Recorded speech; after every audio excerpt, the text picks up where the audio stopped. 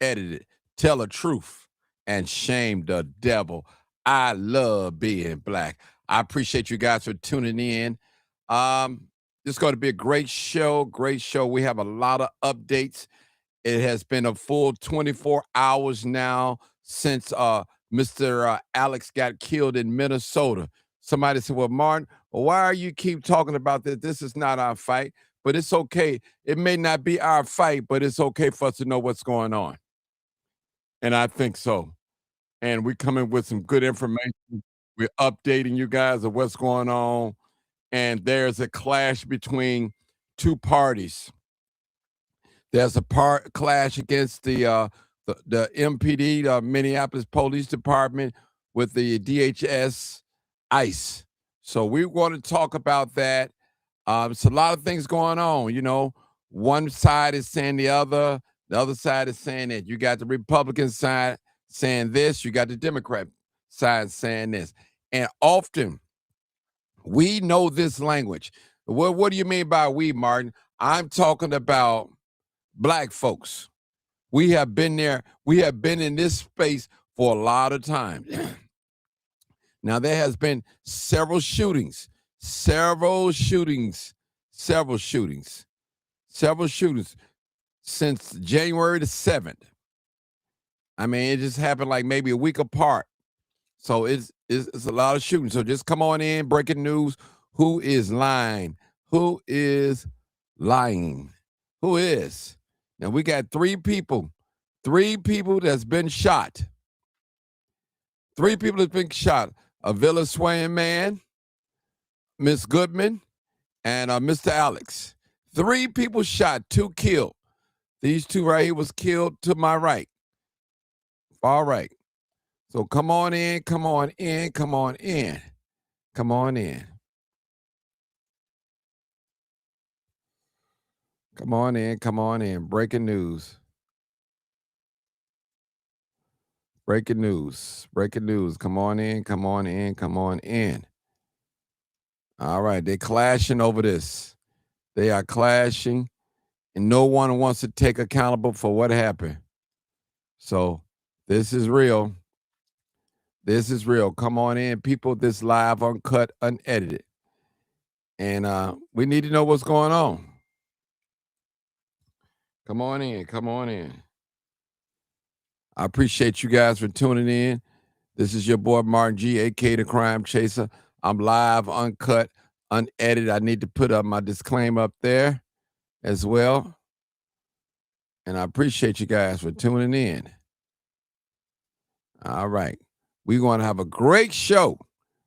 We're going to discuss some facts. We're definitely going to discuss some facts that's going on. All right. I can't see no comments as of right now, but we got our phone lines are open and we want to talk briefly. Come on in. Come on in. Y'all coming in too. And as you guys come in, I'm going to get to talking about some points. And point number one, we want to talk about the core contradiction, terrorist versus citizen. So we all as black people, we know once there is a police involved shooting, when it comes to black people, the first thing they do, they go on your social media page, they dig up your background, and they demonize you. Say, look, he had a background. Look, he was a felon. Look, he had a gun. Look. But you have to know the language. You have to know the language, people. You still can have a gun on you as long as it's not pointed or it's in your hand at an officer. You still allowed to live another day and see another day. What's happening is a lot of officers, they play the judge, juror, and executioner. That's what they do. That's what they do. Now, listen, I'm here to bring out the facts, the truth. That's what I'm here for. Now, a lot of us, we don't like Donald Trump, and we call him a racist, this and that. Now, whatever your viewpoint of Donald Trump, that's okay. Whatever, that's what you choose to believe, that's okay. I don't have a problem with that. But let's get with the facts. That's what I want to get with today. Facts only. all that he said, she said, now he don't like this and they don't. No. Let's get with the facts. That's what we want to do. Get with the facts. All right.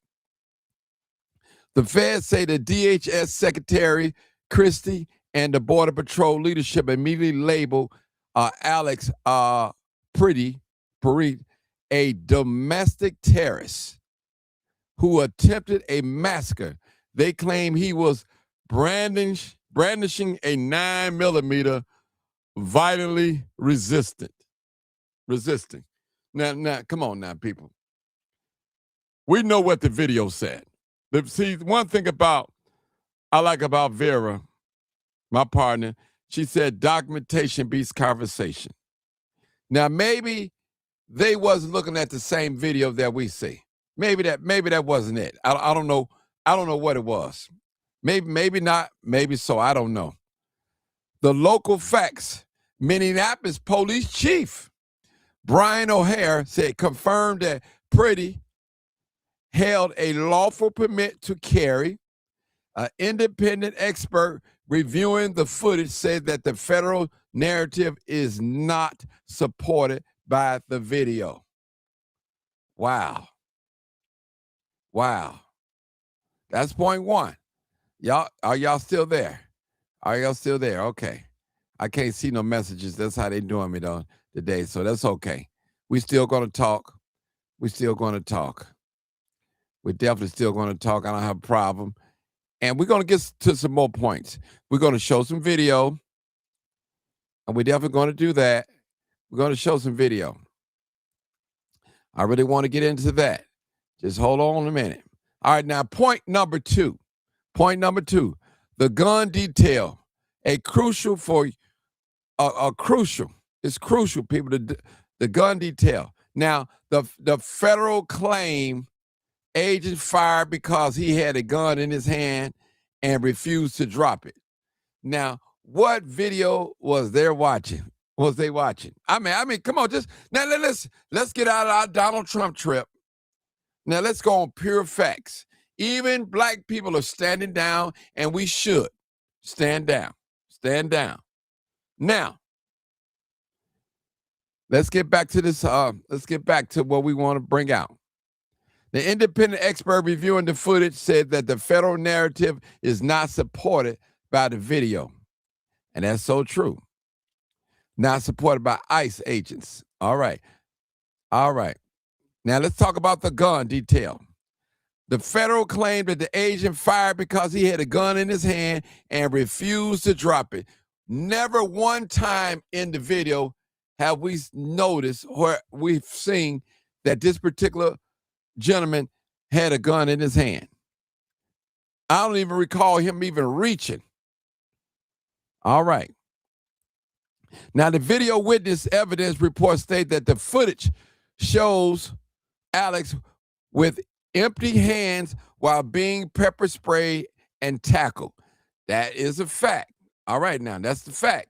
Now, the key detail, an outside policing expert noted that Alex's gun appeared to be holstered on his hip, not in his hand, and when the altercation began. Man, that's deep. All right, we're going to show the video. Okay, why was he there? Now, we're going to talk about that. The federal claim he was there to attack federal property agents. That's what it says. Witness narrative. The witness state Alex was actually trying to help a woman who was being detained or harassed by agents. With the physical struggling started. He wasn't the aggressive. He was intervening as a bystander. Want to get that out there. All right, man, this is a good point. It's a good point. The political spin. They even put the spin on it. Now listen to this. Governor Walz, he warning.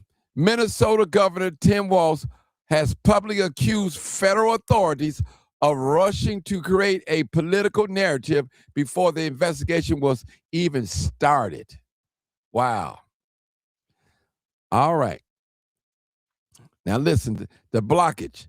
Local prosecutors are complaining that the federal agencies are blocking them from assessing the key evidence and witnesses, creating a jurisdictional standoff. Wow.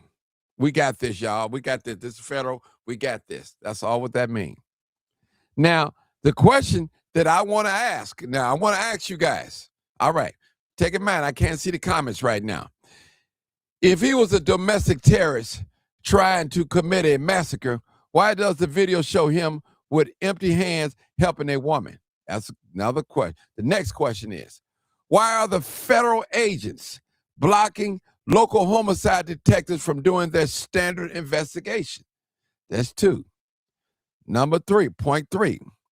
Does having a lawful permit matter if the agent can label you as a threat? Instantly. Okay. Instantly. I'm sorry. Instantly. I'm sorry. Those are the 3 points, and we're going to come back to it. Now, who is really lying? Now, I'm going to read the first question again. The first question is if he, talking about Alex, is a domestic terrorist trying to commit a massacre, why does the video show him with empty hands and helping a woman? All right. We're just going on facts now. Point two. Question two. Why are the federal agents blocking local homicide detectives from doing their standard investigation? I'm sorry. People, this is something to think about. Does having a lawful permit matter if an agent can label you as a threat instantly? Oh, wow. Let's get back to this. Let's see if I can see the screen now. Hopefully I can see the screen now. They haven't came in yet. They have not let me see it. It's terrible, people. I am so sorry, but my phone line's open. Let me put my phone number up there. Maybe I can get some callers. Let me get some callers. Yes, sir. Yeah, I got it. I'm on live. All right. It's all right. All right, come on in, people. Come on in. We're going to show some video, and I'm put the number up, and we're going to talk about Mr. Belvino. He was doing some talking today, and this is a short form of what he was talking. Let's listen. Sure. The fact that he was standing in the middle of the road, there was interaction between him, the bystanders, and law enforcement, and again, follow directions of law enforcement. He doesn't need to be in the middle of a crime scene. Dan, I don't think you would want to be in the middle of a crime scene, or you would want civilians in the middle of a crime scene injecting themselves into something that is none of their business at all. Yeah, again, the officers on the ground, in that melee, we hear gun, gun, gun. So that gun at some point became visible to officers. Pure speculation, and that is why we have an investigation, Dana. That is what we are investigating. You're not going to know that now, and I'm not going to know that now.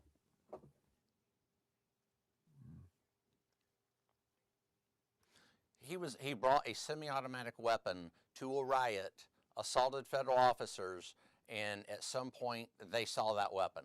So I do believe the secretary is 100% spot on in what she said. Why would you bring a weapon and assault a federal officer if you did not have intent to harm or delay or obstruct that federal officer with a weapon? No, the problem is, as I said several times now, is he injected himself. He put himself where he did not need to be. He put himself in and put law enforcement officers in jeopardy through his actions. These were his actions, not law enforcement officers' action. We had to react to an individual that came there for a specific reason. And again, what that reason is, we're going to find more out about that in the coming days. I'll be interested to see what his reason for being there, while Border Patrol agents were arresting a violent criminal illegal alien doing their lawful, ethical, and moral duties in Minneapolis. That's the question. It's not clear. He wasn't there to clearly document anything. Don't socially engineer the topic, Dana. He was not there to document. He came there for a reason, and he obfuscated and delayed officers there on the scene. That's pretty evident to me. Okay, we're gonna play this video one more time. Then we're gonna go back to the crime scene where it Sure. happened at and The compare fact what that he's he was saying. standing in the middle of the road, there was interaction between him, the bystanders, and law enforcement, and again, follow directions of law enforcement. He doesn't need to be in the middle of a crime scene. Dan, I don't think you would want to be in the middle of a crime scene, or you would want civilians in the middle of a crime scene injecting themselves into something that is none of their business at all. Yeah, again, the officers on the ground, in that melee, we hear gun, gun, gun. So that gun at some point became visible to officers. Pure speculation, and that is why we have an investigation, Dana. That is Be what we are ready. investigating. You're not going to know that now, and I'm not going to know that now. Mm, okay. He brought a semi-automatic weapon to a riot, assaulted federal officers, and at some point they saw that weapon. So I do believe the secretary is 100% spot on in what she said. Why would you bring a weapon and assault a federal officer if you did not have intent to harm or delay or obstruct that federal officer with a weapon? No, the problem is, as I said several times now, is he injected himself. He put himself where he did not need to be. He put himself in and put law enforcement officers in jeopardy through his actions. These were his actions, not law enforcement officers' action. We had to react to an individual that came there for a specific reason. And again, what that reason is, we're going to find more out about that in the coming days. I'll be interested to see what his reason for being there, while Border Patrol agents were arresting a violent criminal illegal alien doing their lawful, ethical, and moral duties in Minneapolis. That's the question. It's not clear. He wasn't there to clearly document anything. Don't socially engineer the topic, Dana. He was not there to document. He came there for a reason, and he obfuscated and delayed officers there on the scene. That's pretty evident to me. Okay, hold on, be read. We got three questions. I have three questions. I'm gonna read them again. If he was a domestic terrorist trying to commit a massacre, why does the video show him with empty hands helping a woman? Question two. Why are the federal agents blocking local homicide detectives from doing their standard investigation? Question three. Does having a lawful permit matter if an agent can label you as a instant threat or threat instantly? All right, go ahead, be read. I want to play a video. I should play before you come in, but go ahead. Mm. I'm gonna make it brief, bro, because I'm in my truck and it's probably noise. Okay, go ahead. You forgot to add number 4.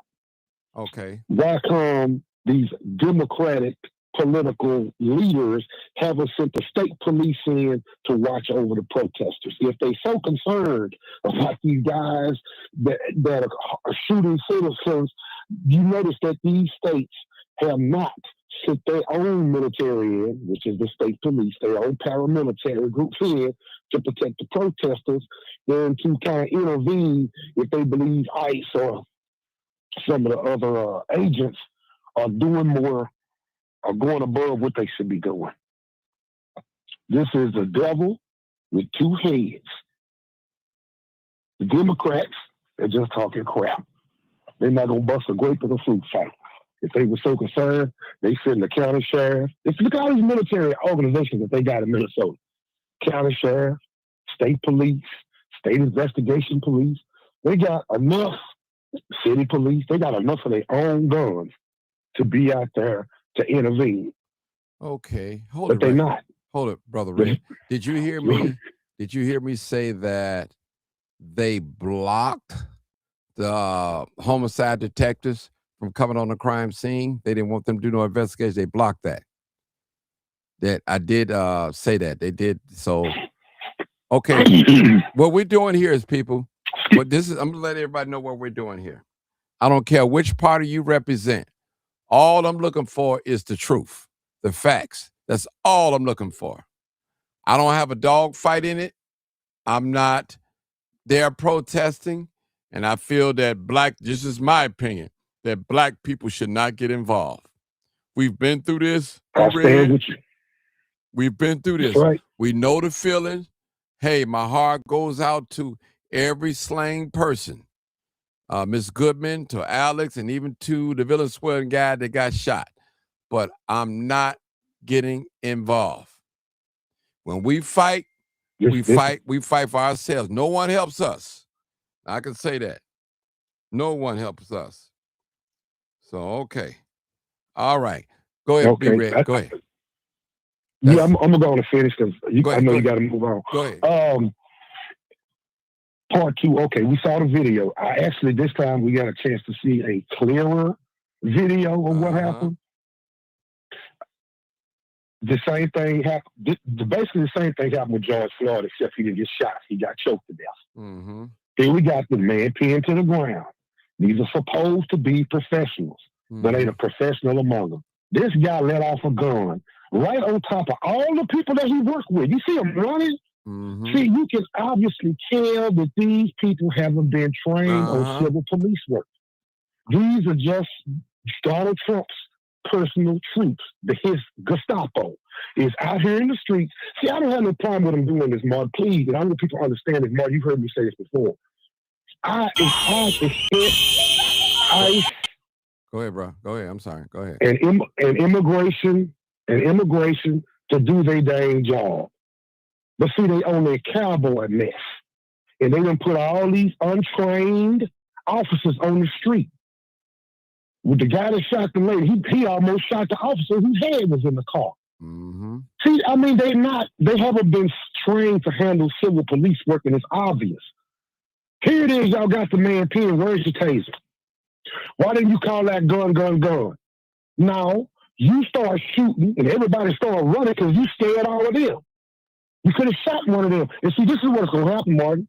One of them jokers going to shoot one of each other. And then they're going to blame it on a protester, but the videotape going to come back and show that one officer shot another one. Mm-hmm. But like I said in my comments, God willing, let the animals kill each other. Sometimes this might be God's way of showing us, y'all step back, let me handle this. They're going to kill each other. We've seen this. This is even in the Bible. We've read these stories before. How one army turned on itself. And this is what they're doing. Black folks stay out of this because they waiting to get you in it. They waiting to kill that right person, that right 14-year-old, that right grandmother, somebody standing on the porch, catch a stray. They want y'all to get in it. No. We're going to be way more strategic than that. Please, go ahead, Mr. White Man, and kill yourself. Go ahead. Because eventually somebody going to have to call in some more police. Some real police. Mm-hmm. None of y'all can't hold a man to the ground. Why? Because y'all haven't been properly trained. When they got into it with George in that same city, probably not even blocks away from where this white man got killed, 4 police officers had George pinned to the ground. They knew what they was doing. But one officer decided, he was going to go and kill a man. We saw that. But if you have to notice the other way they move, it's 7 of y'all. Y'all can't hold one man to the ground. Please. Go get y'all some training. Has joined. Mm-hmm. All right, go ahead, brother. I'm going to land the plane. I'm going on mute. Okay, thank you. Okay, Brother Bill. Go ahead, Brother Bill. Then I'll show the video. Hey, Martin. B-Red just hit on the strongest point about this whole situation is not our fight. All of this has been happening to us. And yes, ICE is handling themselves wrongly. The protesters are handling themselves wrongly. And this is a shift. This is them turning on each other. We have to stay out of this. I agree. I'm going to show the video. I'll come back to you. Show the video.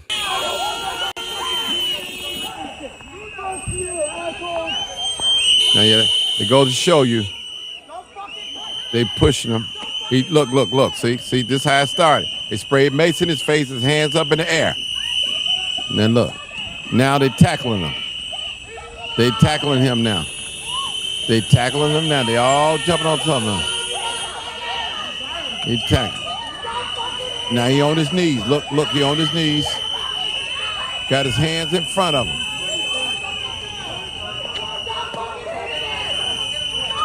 Now, you see that guy? Did y'all see that guy walk away with that pistol? Let me play it in slow motion. I'm going to put another video so we can see it in slow motion. The great guy with the gray jacket. The gray jacket, he walked. Let's play this. I'm going to play it a little slow motion so we can see it. Now look, watch the video. Now watch the guy with this gray jacket.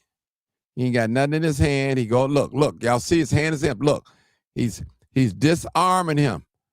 Now, watch it. He disarming him. Watch it. He's going to come out with the gun. Other guys hitting him up top. You see it. Now, he's on his knees. You see the gun on the left-hand side. Left-hand side. Look, now he got the gun. You see he got the gun. He disarmed him. Now, look, now they're shooting him.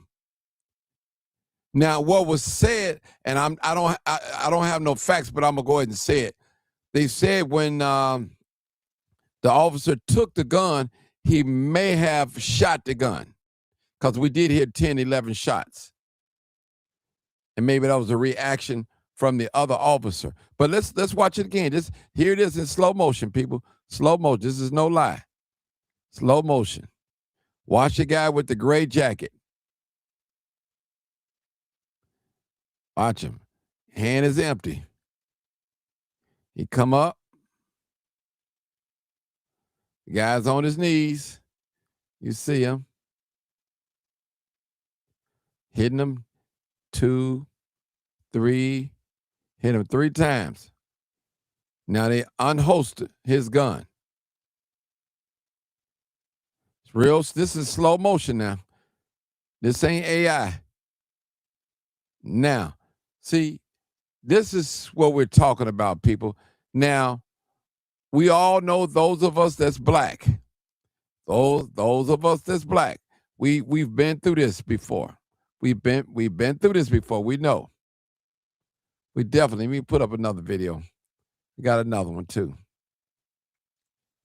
Look, he brought the gun up. Look, see? I'll see. He got the gun.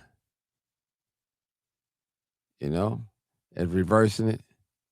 Showing the gun. Look, see how he pulled his jacket up?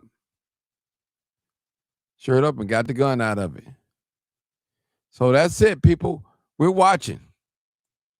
Now we're watching. Now, and let's see from the beginning, but let's go to the beginning. This part right here. Let's go right here. So they said that he aggressively. We seen what he was doing. Okay, now watch. This is the video. That's him in a brown jacket.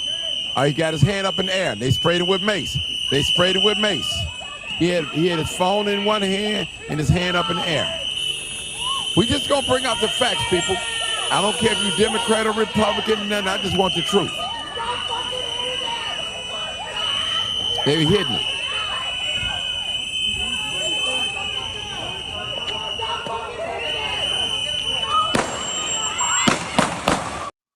Wow. I got another angle too. I'm gonna get that on here too. What do I have it? All right. Another angle that it was sent to me. Okay. Well, this is what we're talking about, Bill. And I don't want this people to get personal. I know we're not fighting. This is not our fight. But I like to know the truth. And that's what I'm all about. That's what we do on here. We tell the truth and shame the devil. That's what we do. And we see that this is, I call it an execution. That's what it is. Exactly what it is. Now, America has a history of police officers shooting folks. Now, here's a chart right here. of different countries. United States, as of 2010 to 2019, over 15,000. We know his number is much higher than that now because this is only to 2019. From 2010 to 2019. Canada is 305, France is 233, Germany is 100, Australia is 53, United Kingdom is 22. Now, what are we doing so different than all these other countries that we got such a high rate of police shootings, citizens killed by police? It's something to think about. Well, now, okay, hold on, let me say something, Bill. I'm not trying to make nobody go out there and riot. That's not the purpose of this. The purpose of this is to educate you, to let my people know what's going on. Go ahead, Bill.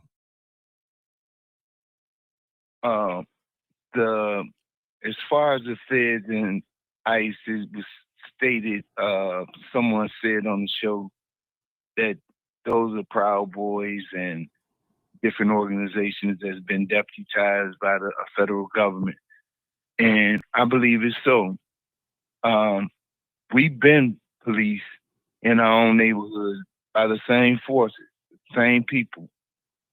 And when you have an idea that you got superiority, and you said yourself, they're the judge, the jury, and the executioner. That's their mentality. Not only against us, against their own in a lot of cases.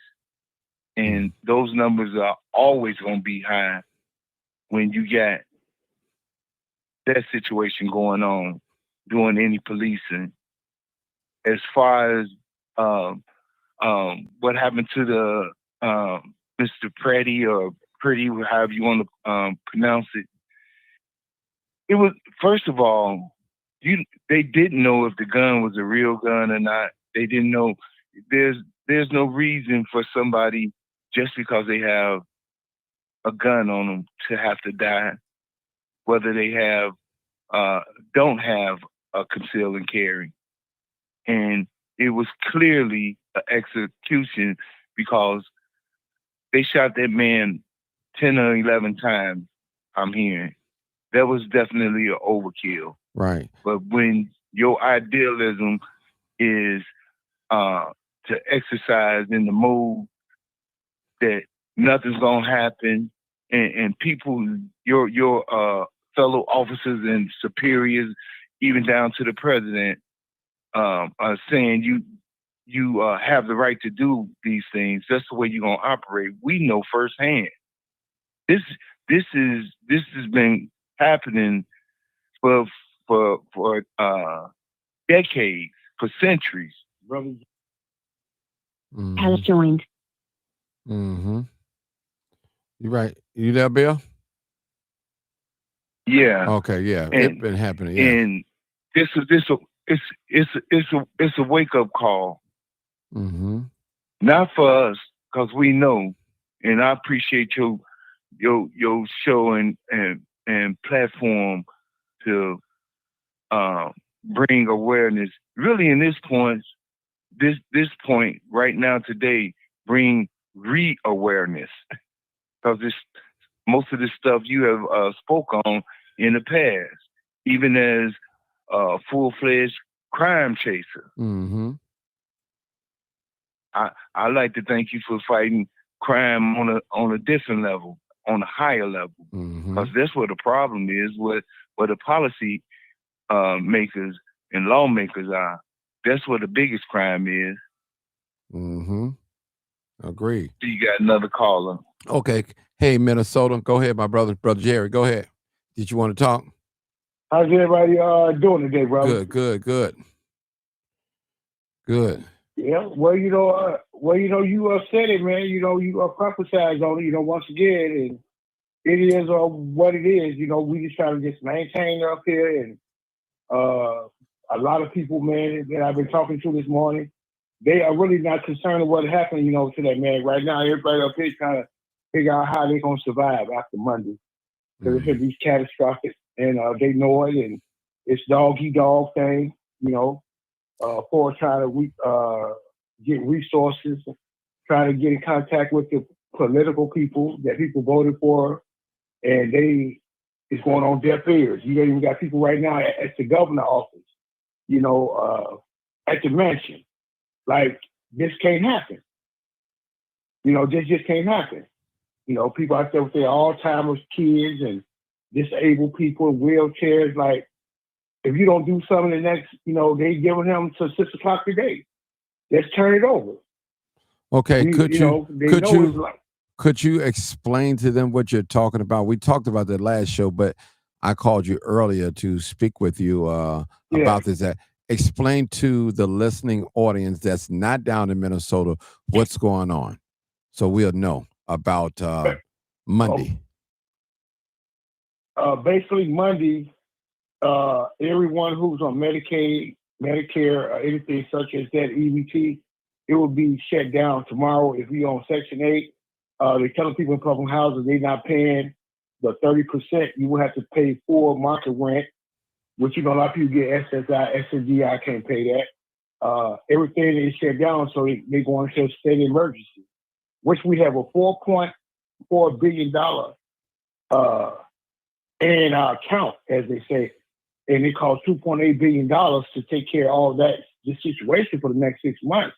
But the governor, he refuses to do it, relying on the government, and they tell him you have to turn it over because it's too much fraud. And he refused to. Dr. Oz is on his way here now. Okay. Now, I had posed a couple of questions, but what I want to do, I want to change the subject just a little bit. I want to play another political video. This happened back in the 90s. And I want to play this and want you guys to listen. Talking about immigration. It's about 5 minutes.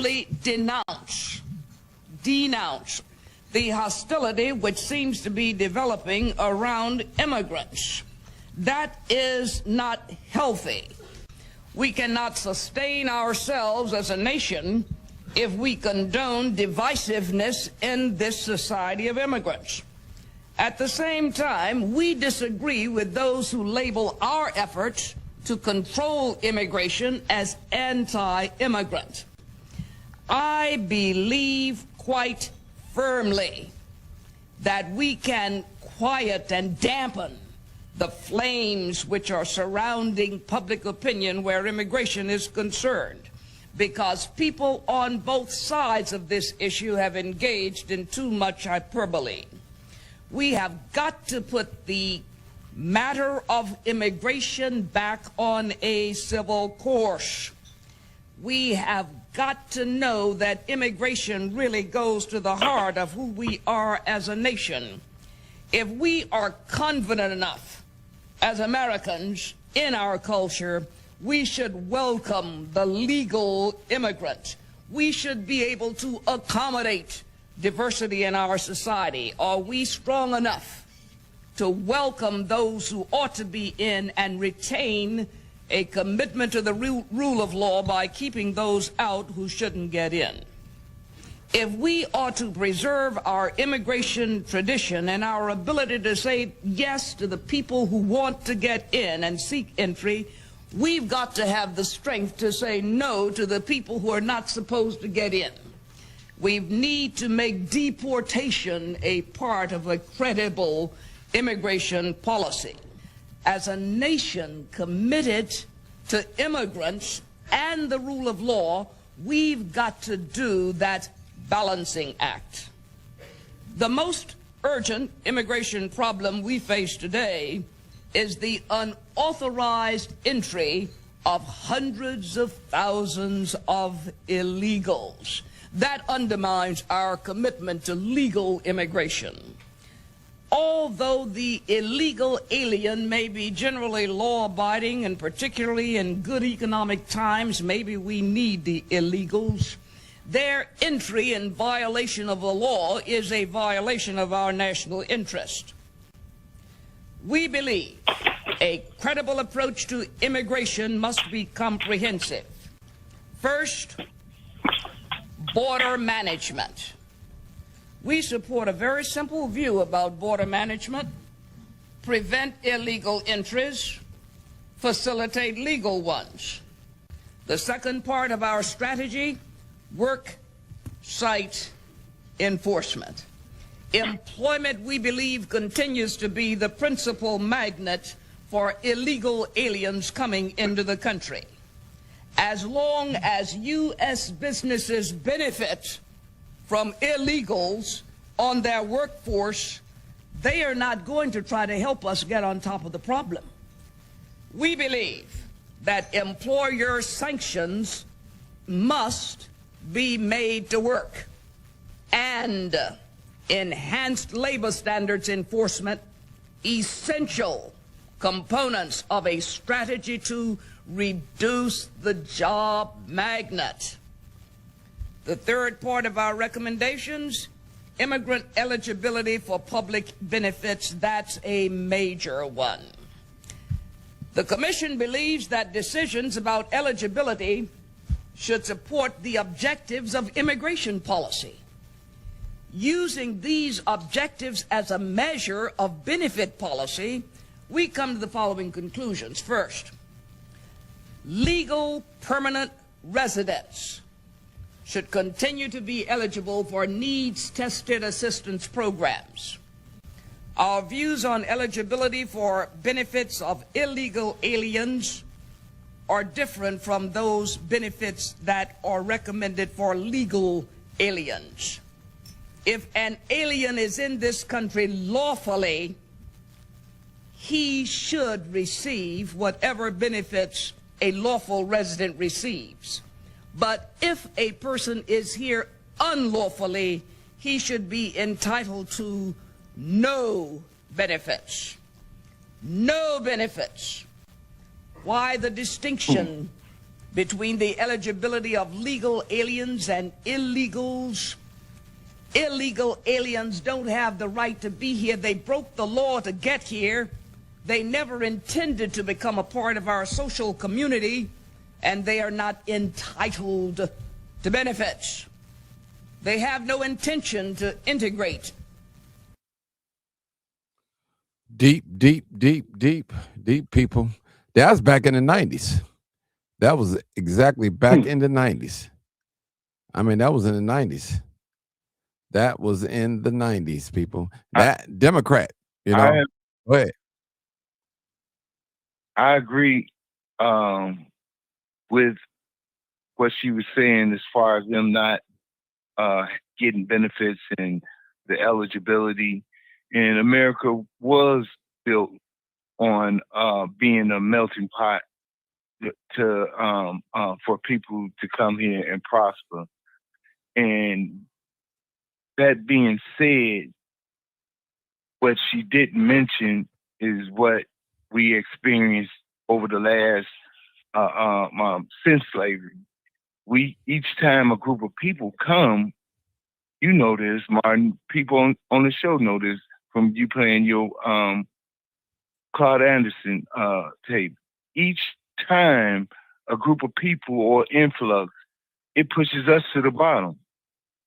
As far as the resources and opportunities, it's us at the bottom.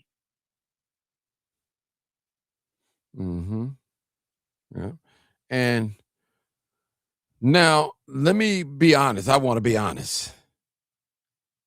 The way ICE is handling things, I don't like it. I'm for deportation. Don't get me wrong. I don't like certain way to, doing things. I want them gone, especially y'all hadn't let me get crumbs on my lip.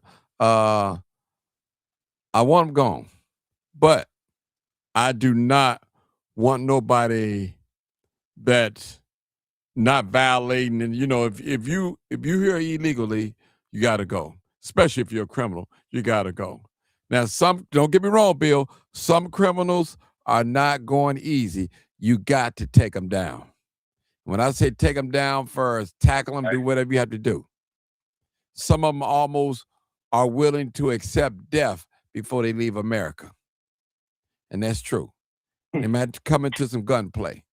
But what I want to bring to my audience this evening or this afternoon, look at the pattern.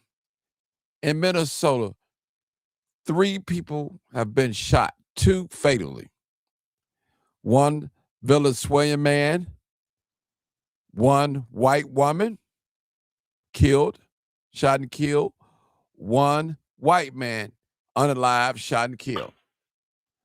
So it's getting serious.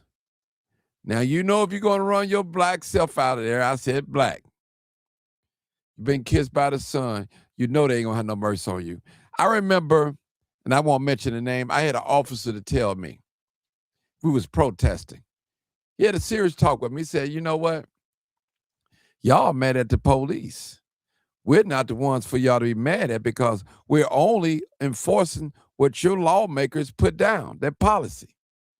That's what we're enforcing. Mm-hmm. Your fight is not really with us. It's with the lawmakers. And that's what that officer told me. He said, yeah, they're the one enforcing the law, but it's the lawmakers that make the law, make the policy. And they are here to enforce what the lawmakers put on the books or on paper. Now, he said, by y'all being here protesting, calling us all types of names and doing all types of little tactics, guess what that's going to do? That's going to make us retaliate. This is what the officer told me. And it ain't good when we get mad. You know, we could do little things. I'm telling you what the officer told me. And this is what we're seeing played out. Now, we had 2 people that shot unalive. They're supposed to be living today. Now, we all know that white people are not quick to shoot each other. They'll try to reason with you before they kill you. Now, with a black person, there's no reason. But they're sending a message not only to people, black people, immigrants, even their own. If you side with these people, this is what we're going to put on you. Death is going to be the penalty. And this is what I see. This real talk. They showing you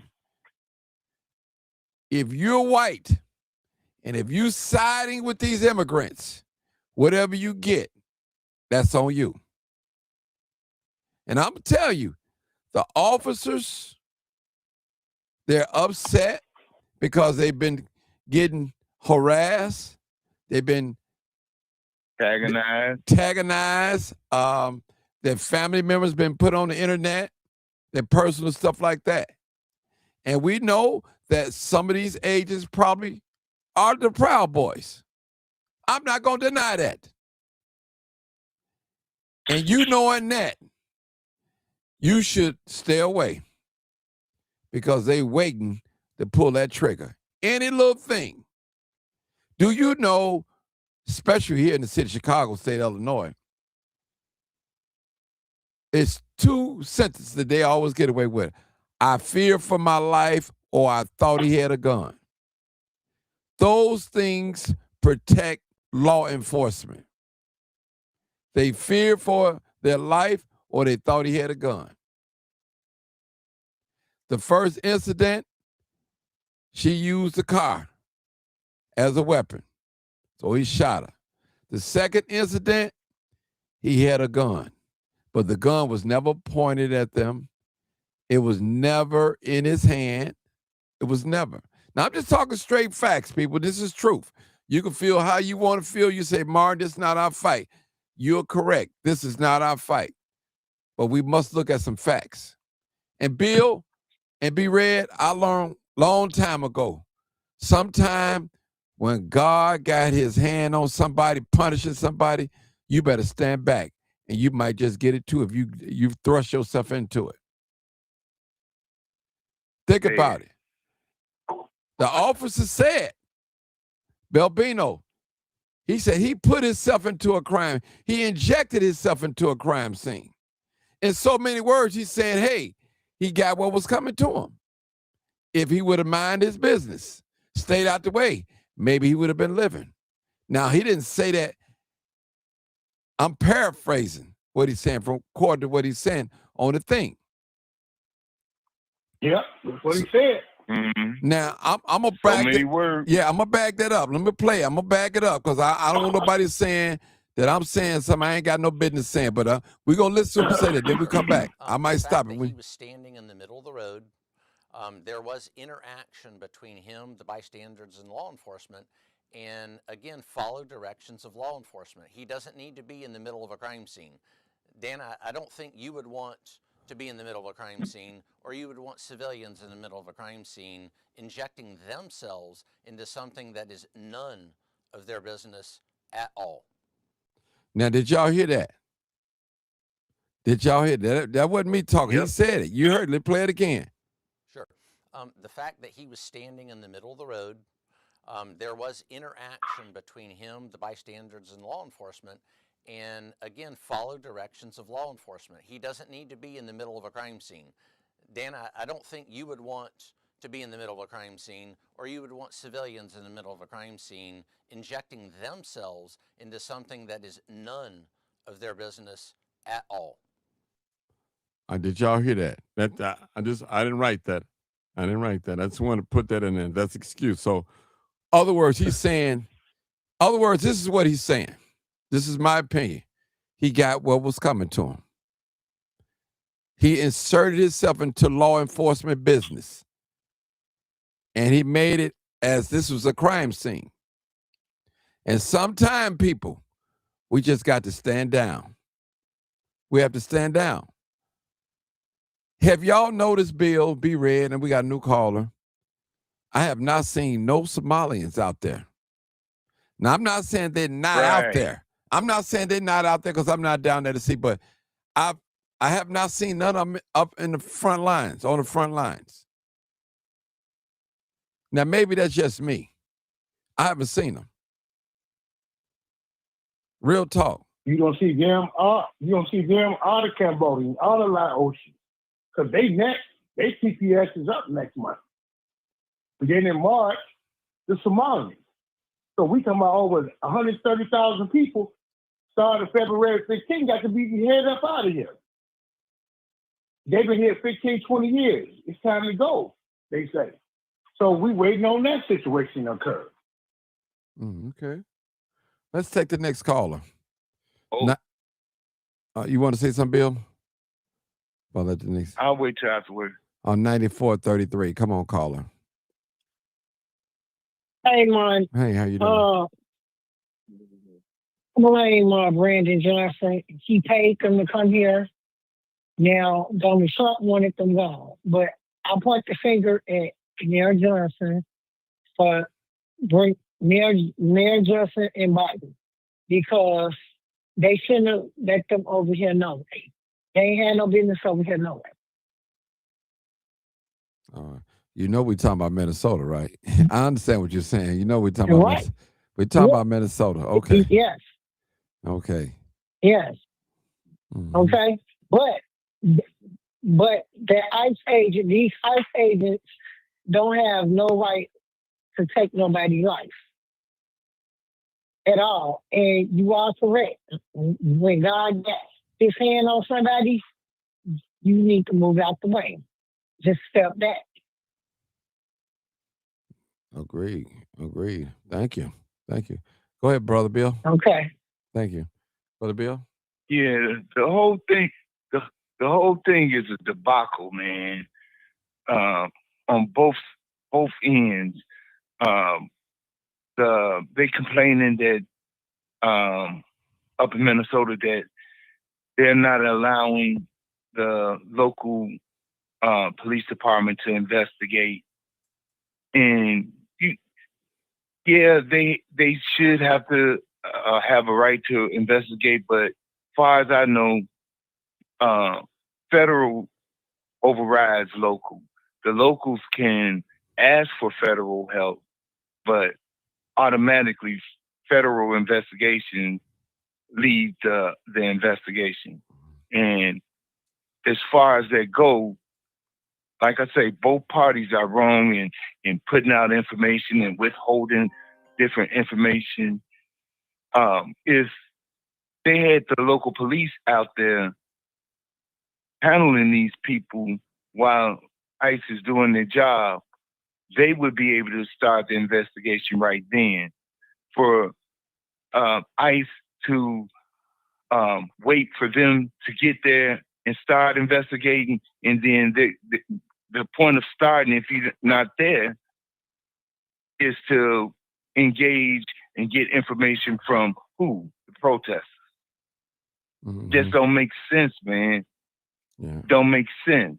If people just do their job and allow people to do their job, but ICE is doing what ICE or police that we know have been doing for decades, man. It's just a debacle. And I firmly believe God got his hands on this man. He's revealing a lot. Well, I need these questions. That's all I got to say. I need these questions answered. If he was a domestic terrorist trying to commit a massacre, why does the video show him with his empty hands helping a woman? Now, this is one of the questions that we're asking. And the next question is, why are the federal agents blocking local homicide detectives from doing their standard investigation? Standard. Okay. Question 3. Does having a lawful permit matter if agents can label you a threat instantly? Now, I'm hearing, I don't know how true this is. I'm hearing that he told them that he had a weapon on him. That's what I'm hearing. I don't know how true. I have not been able to prove that, but it might be true, then it may not be true, what I'm saying. So do you guys believe that Mr. Alex was a domestic terrorist? Now, let me just say something. I want to be real. I want to be transparent. Me personally, I would not go to a protest or participate in a protest having a weapon on me, no matter if I'm concealed or carry or not. That's just me. Now, according to the Minnesota law, that is okay. So he didn't break a law. That's okay. That's okay. I just want to be transparent. I don't have a dog fight in it, but I just want to get to the truth, the facts. We got 2 callers. 206. Hey, 206. How you doing, sir? Hey, 206. Hey, everybody. Can you hear me okay? Loud and clear. Okay. Look, I just, and greetings to Bill and everybody else. Just got a question for y'all.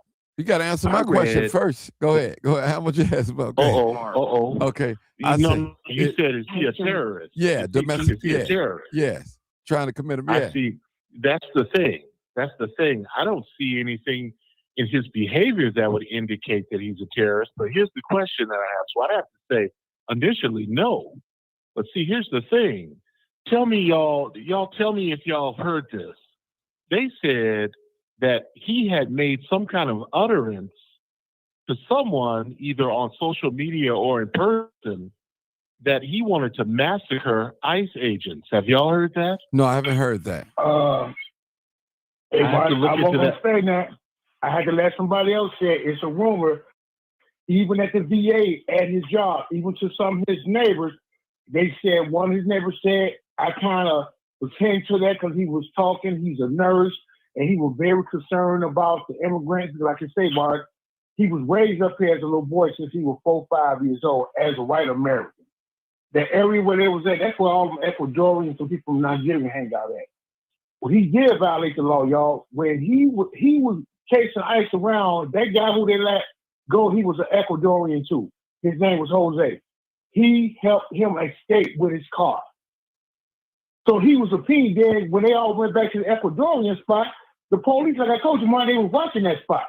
So guess what? When they came over there, he happened just to be there, but he was the same one in his car helped this man get away, who was raping kids.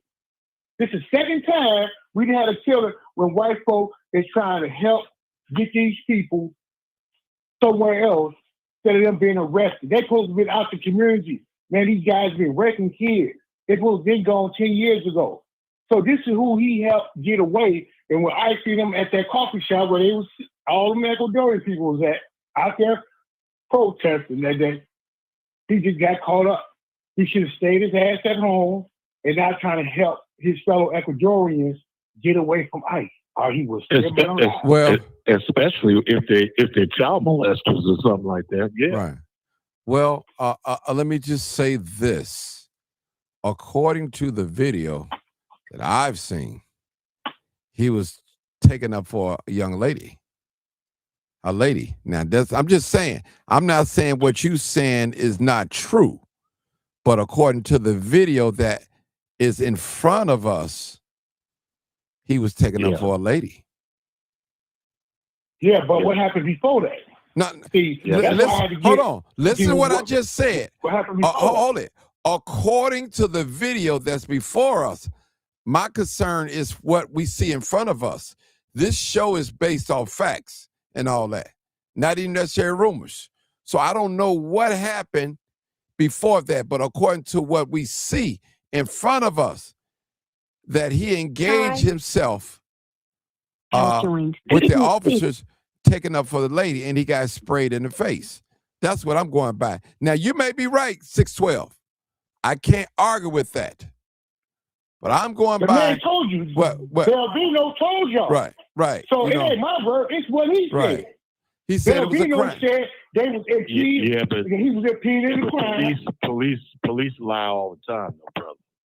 They lie all the time. So we can't just because I can't believe don't mean nothing. Right. I can't believe none of them. Yeah. This is what they saying, because he said, Belvino said him. See, the lady and them, y'all, they've been training these people how to block police and do all that. That's why a lot of these cops is not getting involved, because they might ram into you, whatever. So what they've been doing on these weekends when they off from work, this is what they do. Are people in the game? A lot of these people that is doing that, they taking these crash courses in Farmington, Minnesota, and they learning how to direct ICE. Sir, we're talking about the crime scene right now. Okay, I understand. Let's get back to the subject of the matter. Let's get back to the officers called him a domestic terrorist.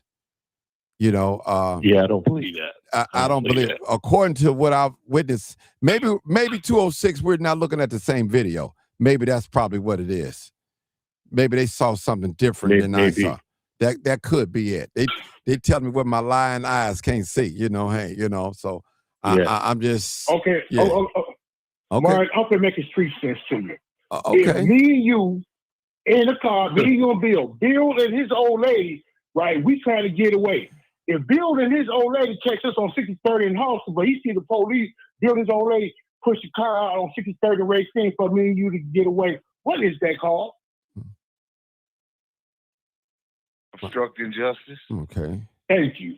Now, they've been doing that for the past 3 weeks. Okay, listen what I'm just saying. According to the video, the officer already said, Belvino said, that he thrust himself into a crime scene. And the picture shows that.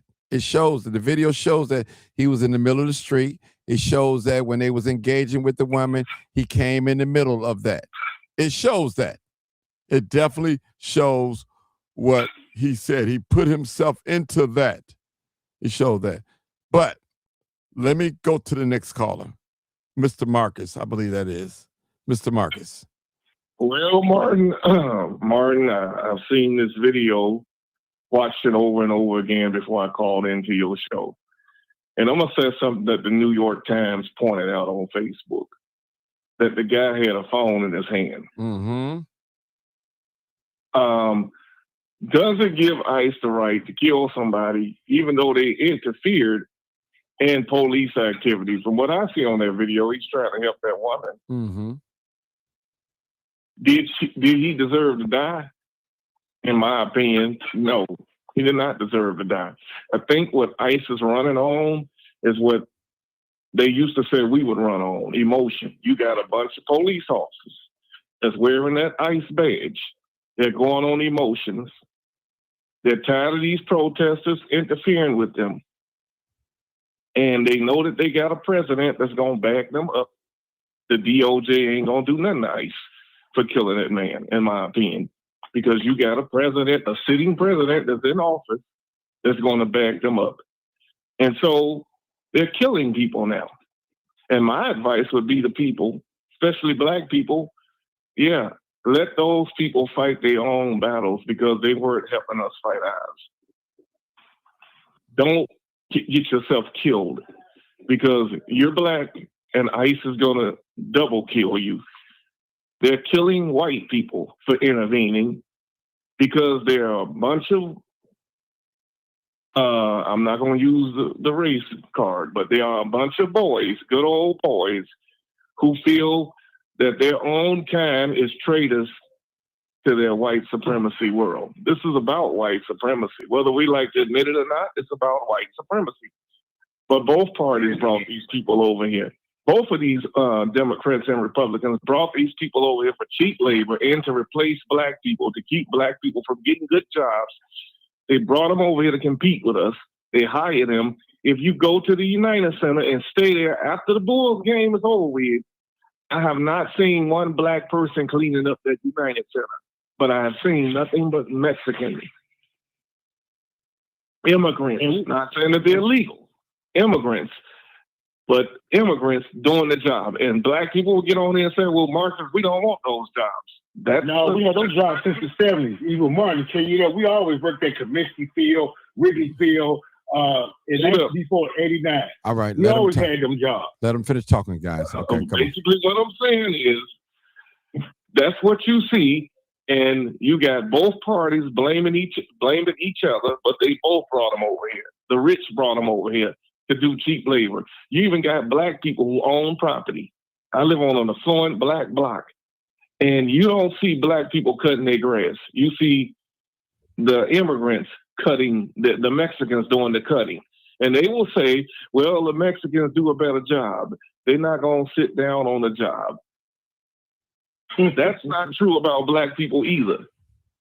Everybody's looking for a cheap way out to pay somebody. So they get these people over here. They brought them over here. Now they done saturated this country, and these good old white boys don't like that. And now they want to build a wall, kick them out, and guess what? They're going to come after us to make us work those jobs that those other people don't work. That's the myth that's going around, right? I don't know how true it is, but you got to study white supremacy. They're going to come after us next. They're going to come after our young men on the street, start messing with them. They're going to come after the ones that are poorly educated when they poorly funded our schools and miseducated us.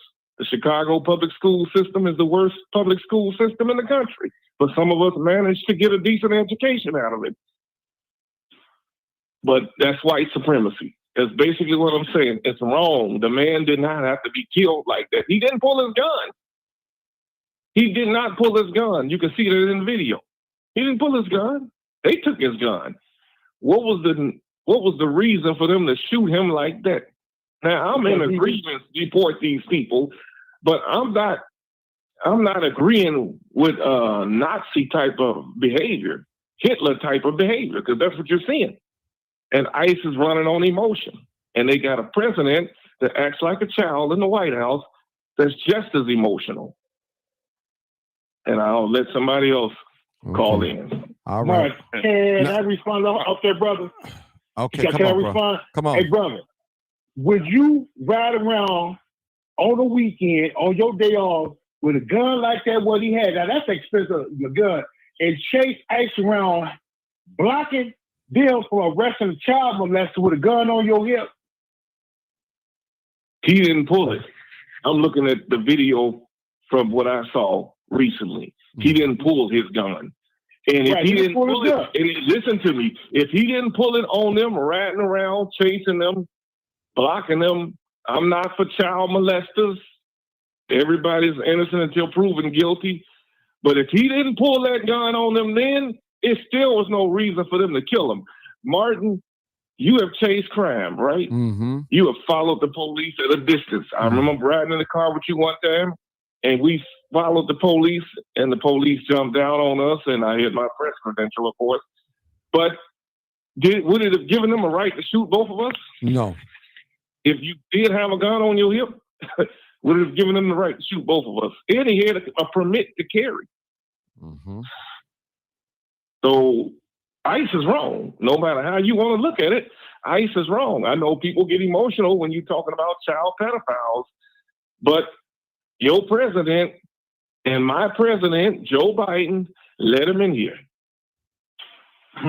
Mm-hmm. Orion Meadows. Okay. Has joined. Okay, we got a couple more callers. Thank you, Marcus. Y'all can hang around.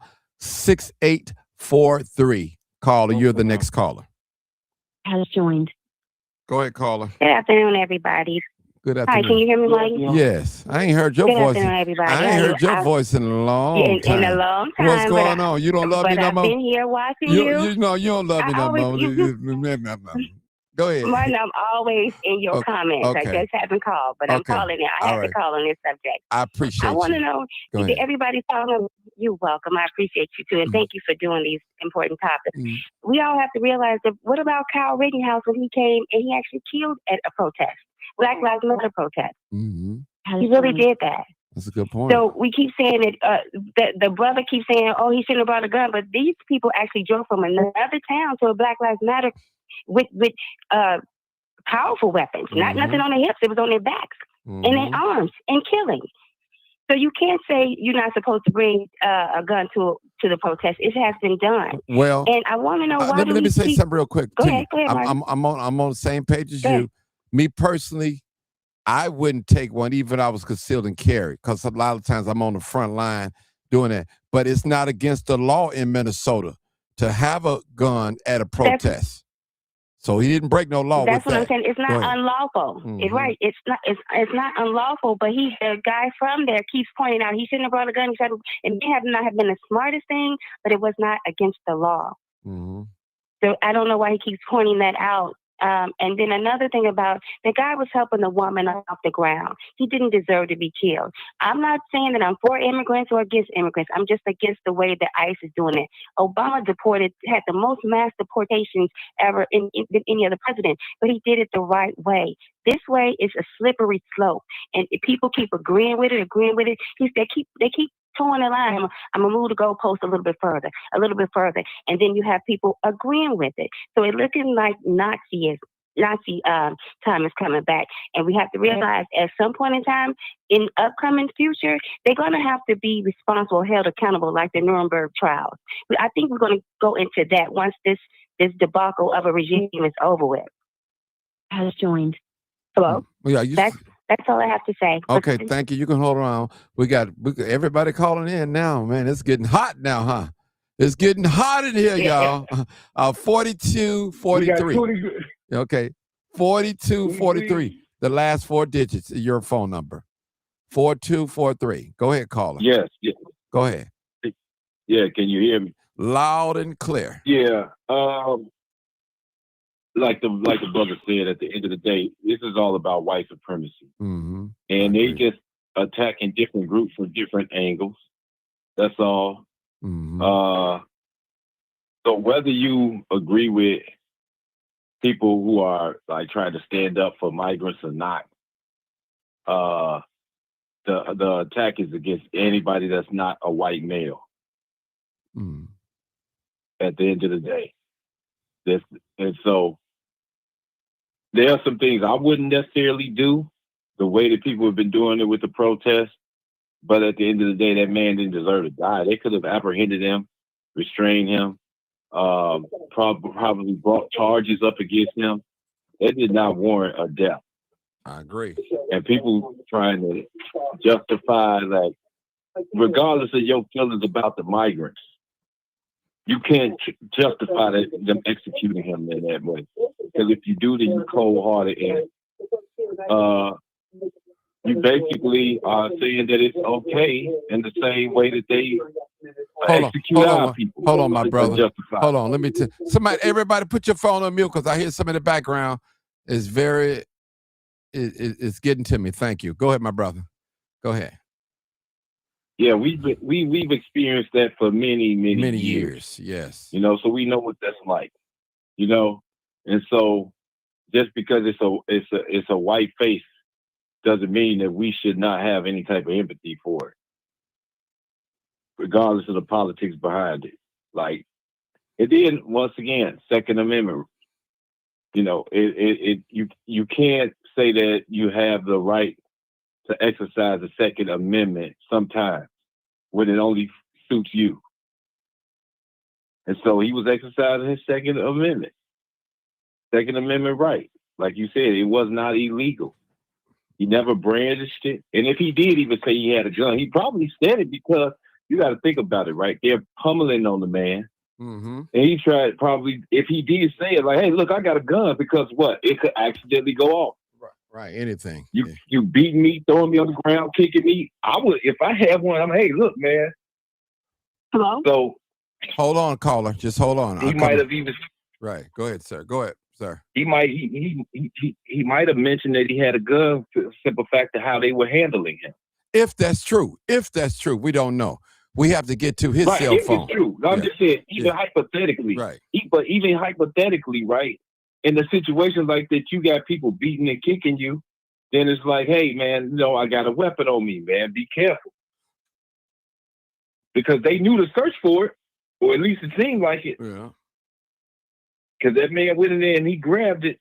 So, like, it's a hypothetical situation, but the bottom line is they removed the gun, they secured it. They could have just put restraints on the man, and if they wanted to charge him for an offense, they could have done that. But that's as far as it needed to go. Mm-hmm. And that's a warning, though, because they're able to get away with this type of murder. Just think about it, right? You have the Minnesota law enforcement, the authorities. They want to investigate it. But then there are people that are even obstructing their investigation. That's very dangerous for everybody here in the United States. Mm-hmm. Whether you are a foreigner, a migrant, or not, that is dangerous. That sets a dangerous precedent for what they could do in the future to any citizen. So I just want people to think about that. It's not us right now, but when they done cleaning up that mess and they start directing it towards other groups, you never know who will be next. All right. Well, I hope we'll be ready for them if they come at us. Mm-hmm. They ain't never stopped coming at us. I hope we'll be ready for them. I tell you, I said it. I said what I said, because we not going to, I know I ain't standing down. None of them. All right, we're going to go to the next caller. 3268. I believe that's Mr. Roosevelt.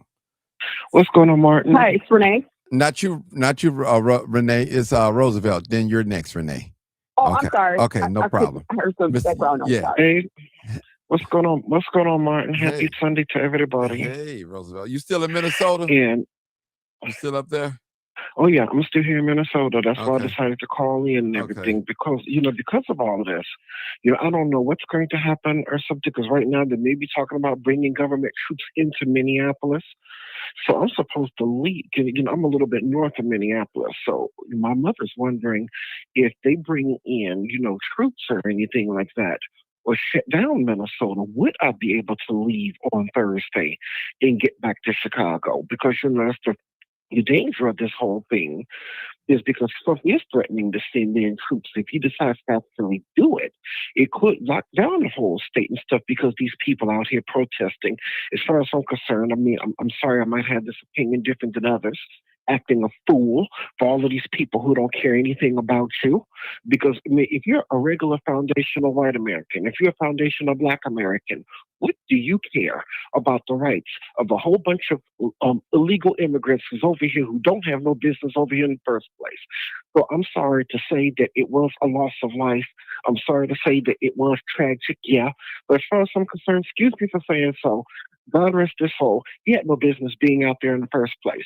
Because anytime you're out there in a certain place where you got no business being, pardon my grammar, then, these kind of things will happen. Because even I saw a replay of the shooting in slow motion.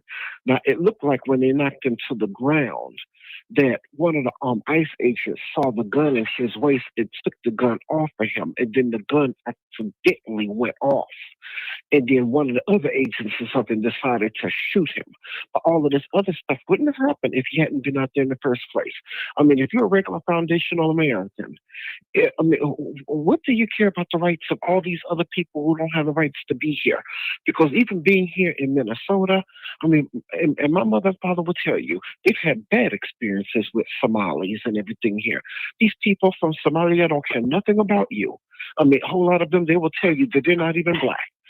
Even if they're as dark as me and you, they will say, I'm not black, I'm Somali, because they don't want to be identified with us at all.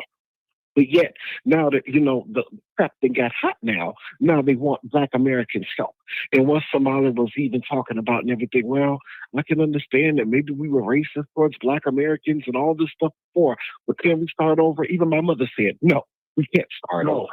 And my mother said she doesn't feel sorry for none of them at all. And she said they have no business out there. She said, stay, if you don't want this kind of stuff to happen to you, stay your behind home. Okay, well, thank you, Mr. Roosevelt. Y'all put your phones on mute. Renee, I believe you're next. Renee, hey. Are you there, Renee? Hey, I just want... Okay, go ahead. Yes, I'm here. Mm-hmm. Once again, I can tell that your callers still, not all, but most, don't know the difference between a migrant, an immigrant, an illegal immigrant. Excuse me, a migrant, an immigrant, and an illegal immigrant. So I think therein lies an issue too. Two, if people watch the videos, Renee, before you go in detail, can many you of them have come out. Renee, can you tell us the difference? No, I'm not, because I've explained. No, I know them, but I've explained them countless times on your platform, and I'm not going to say it again. Okay. I didn't hear you. The other issue is that in the video, which we have seen all of the video now from those who have been in their cars, the woman who was standing on the sidewalk, and on other platforms that you have had, one of the things when CPD releases a video, right? What do we usually hear the police officer say? This person has a gun, let go of the gun, let go of the gun. They never said that. They said that when they were beating him, when he was on the ground, okay, he had a rifle and a lawful permit to carry a gun. Now, I sent you a photo of him where someone took a video of him where he's holding the camera in his hand, okay? So when he was being beaten, right, and he was maced to the ground, right, and they were saying all of these things, and supposedly they found a gun after they started to beat him, right? The photo that is being produced by the federal government is a photo that they found when they did a Google search on Reddit. So your platform audience needs to know what they're talking about before they get on here and saying the gun that they said that he was carrying.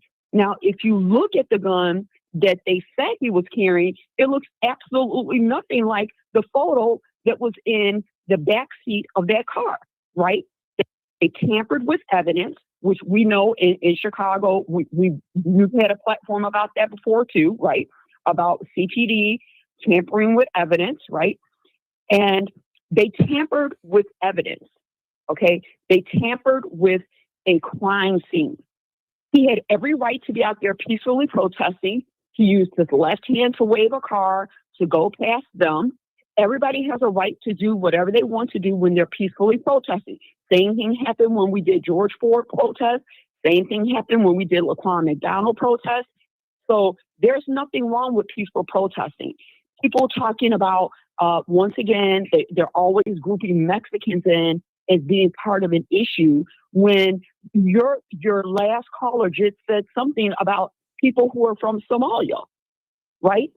And how they don't want to be identified as Black. Same thing with people who are from Ghana. I have neighbors that are from Ghana and Nigerian, and they actually told a Black resident, you're not Black. I mean, you're not African. You are Black. So therein lies an issue too. So I think when people get on here and they start talking about these things that they think they know, or like that one racist that keeps posting Antifa things in your page, once again, they need to get on here and start talking about relevant things that they're aware of or that they know of. because that is not true. Some of the things that are being said are not true. Okay. And that's Same thing. If there are people out there protesting from all backgrounds, same thing happened during the Civil Rights Movement. If anybody has ever been to the African American Museum in Washington D.C. countless times, like I have been, you don't see just blacks during the Civil Rights Movement photos up there. You see people of all backgrounds. You see people from all walks of life, from all religions. So this is not about just standing down because this has nothing to do with you. That's the dumbest thing I've ever heard. This has everything to do with you. And if people are complaining about not having a job because Jack B. Nimble went and took 2 jobs, you know what? Then I guess, you know what you need to do? Go out and work 2 and 3 jobs. There are plenty of us who have done that. No one, he was not hostile to anyone. He did not approach them at all. They sat up there and maced him. That is a fact. And if you look at all of the videos that have come out, right, that is clear as day. You can see that. Okay. Martin, Well, say something. yes, sir. Go ahead, Bill. She hung up anyway. No but disrespect she to hung Renee. up. She listening though. Go ahead. She hung up. this Go is- ahead. As usual. Of course, she As always. She's on here. 8206. Anyway, What's up, man? it's still, That part, she it's always still do that. not. Yeah, that's from Emma.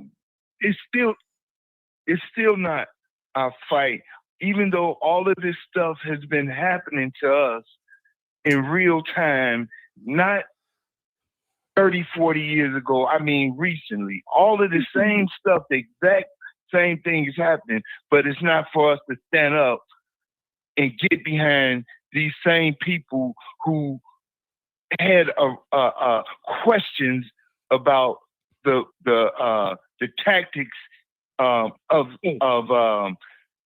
let me make a correction first. I think it was Marcus and somebody else called it Nazi tactics. Let's break it down to recent and what's really happening. They are domestic terrorists, and they have been domestic terrorists, the police department, to black people for the longest. So that's what they are. We ain't got to associate them. ICE is acting like police. That's what they're doing right now. But this is not our fight, man. You can have empathy for what's happening because it happened to us, but we can't get behind these people. We can't encourage. And I'm so glad you got your platform to remind us that we can't jump out the gate and get back and back these people who always question when there was a police shooting. Always, well, what was he doing over there? Tell the truth. Why was he doing And this? shame He the should have devil. complied. He shouldn't even been over there at all. All of these questions, but there's no question behind the same situation. So no, we can't. I agree. That's all. Well, I say stand down. Now, some Can say, I say something? hold on, ma'am. I said stand down. Me personally, stand down. Get out the way. And I gave you guys an example. When God has his hand on somebody and when he's punishing somebody, if you thrust yourself in, you might get it too. Stay out the way, black people. We've seen this over and over and over in our community. Bill said it so clearly that they always question when a young black man, always question when a young black man, what was he doing on the, why was he over? He should have complied. It's all types of excuses. And let me say, I give my condolences to every last one of these victims that got shot and killed by ICE. But it's not our fight, people. It's just not our fight, period. I love being black. And what would hurt me, people, if I see a young black man or any black man or black woman get shot and killed after we've been warning them to stand down? Do you know that when those 2 Black Lives Matter ladies got arrested, they didn't have a crowd of people waiting on them when they got out of jail? at all. They didn't. They didn't have no jail support. Actually, maybe a handful of people, probably their closest relatives and friends. So people, don't be no fool. You have people out here, they hate black people. They hate them. Trust me. They hate black people. And I'm using the word hate. They hate them. They don't like them. And some of them look just like you and I. Period. They hate you. Mark, I'm talking, brother. She lost her job. I'm talking, brother. I'm talking. Thank you. So they hate us. And they're not in agreement with us. You've heard people come on this platform. They've never spoke well of black people. They've always talking down on black people. Always. They love our music. They love to be entertained by us. But they wishing we well and hoping we fail with the same voice. They okay with us drive-by shooting. They okay with us snatching and grab. They okay with that. You know?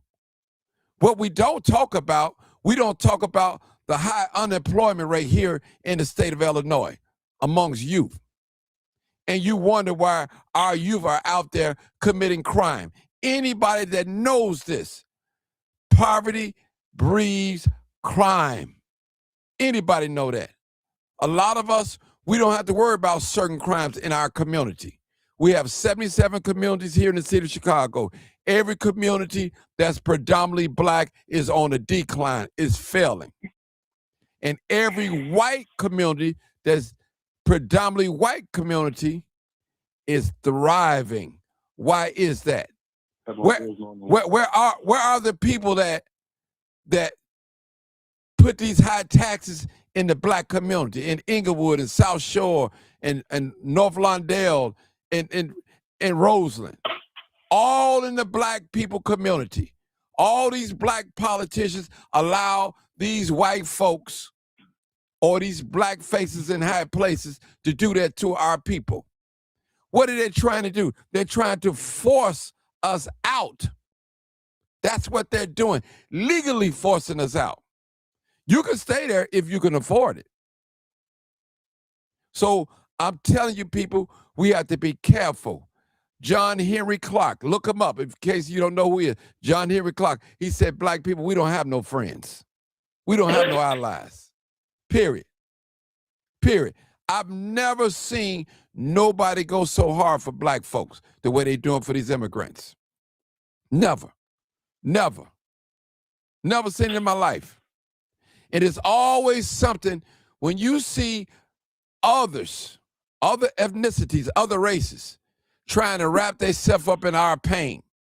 And that's real talk. They try to relate to the civil rights movement. Yes, there were other races and nationalities doing the civil rights. We know the Jews was there. They financed NAACP. They financed it. It's 1921. Yeah. So where they at? Where they at when a black man gets shot in the head? Where are they when a black man gets shot in his back from running away? Where are they? That's what I'm talking about. Where are they? These are our people. We have to have a concern for our people. That's why I always say I love being black. If any of your white friends or Spanish friends, Jamaican friends, whatever, have a problem with you being black, they're not your friend. Period. They don't have a problem with us killing each other. They don't have a problem with our faces all on the news for this crime and that crime and that crime and this crime. They don't have a problem. That's the norm. That's what's expected. Y'all got to be careful about some of these folks that look like us. As they say, all these skin folks ain't kin folks. They can't stand our guts. They pretend like it. They love our music. They love our swag. They love it. But you better not call them black. I ain't black. Come on, Buck. I appreciate you, Buck. Come on, Buck. Man, these lines are jumping off. Morning, all morning. All right. Morning. Afternoon. Go ahead. Yeah. But like the definitely that lady, what's her name? You could call in. She is very out of touch because no politician, white, black, whatever, can ever say domestic terrorism dealing with the history of black people had in America about domestic terrorism. I mean, from the south to the north, wherever we at. And by the way, for the ones that ain't been on the slow bus, black people foundational black people are sovereign to the Americas. There's statues in Americas and Central America and Mexico of Negroid features of black people in here, hundreds of thousands a year before all these other folks even thought about coming here. So we sovereign. This is our land. We ain't got nowhere to go. What I want to comment about the gentleman, God bless him. You know, it was unfortunate, but you got to know the rules of engagement. If he had a gun or didn't have a gun, when they get done with him, he gonna have a gun. So regardless, you run up in the police business, you better stay up out their business because whatever they got going on, you better stay out the way.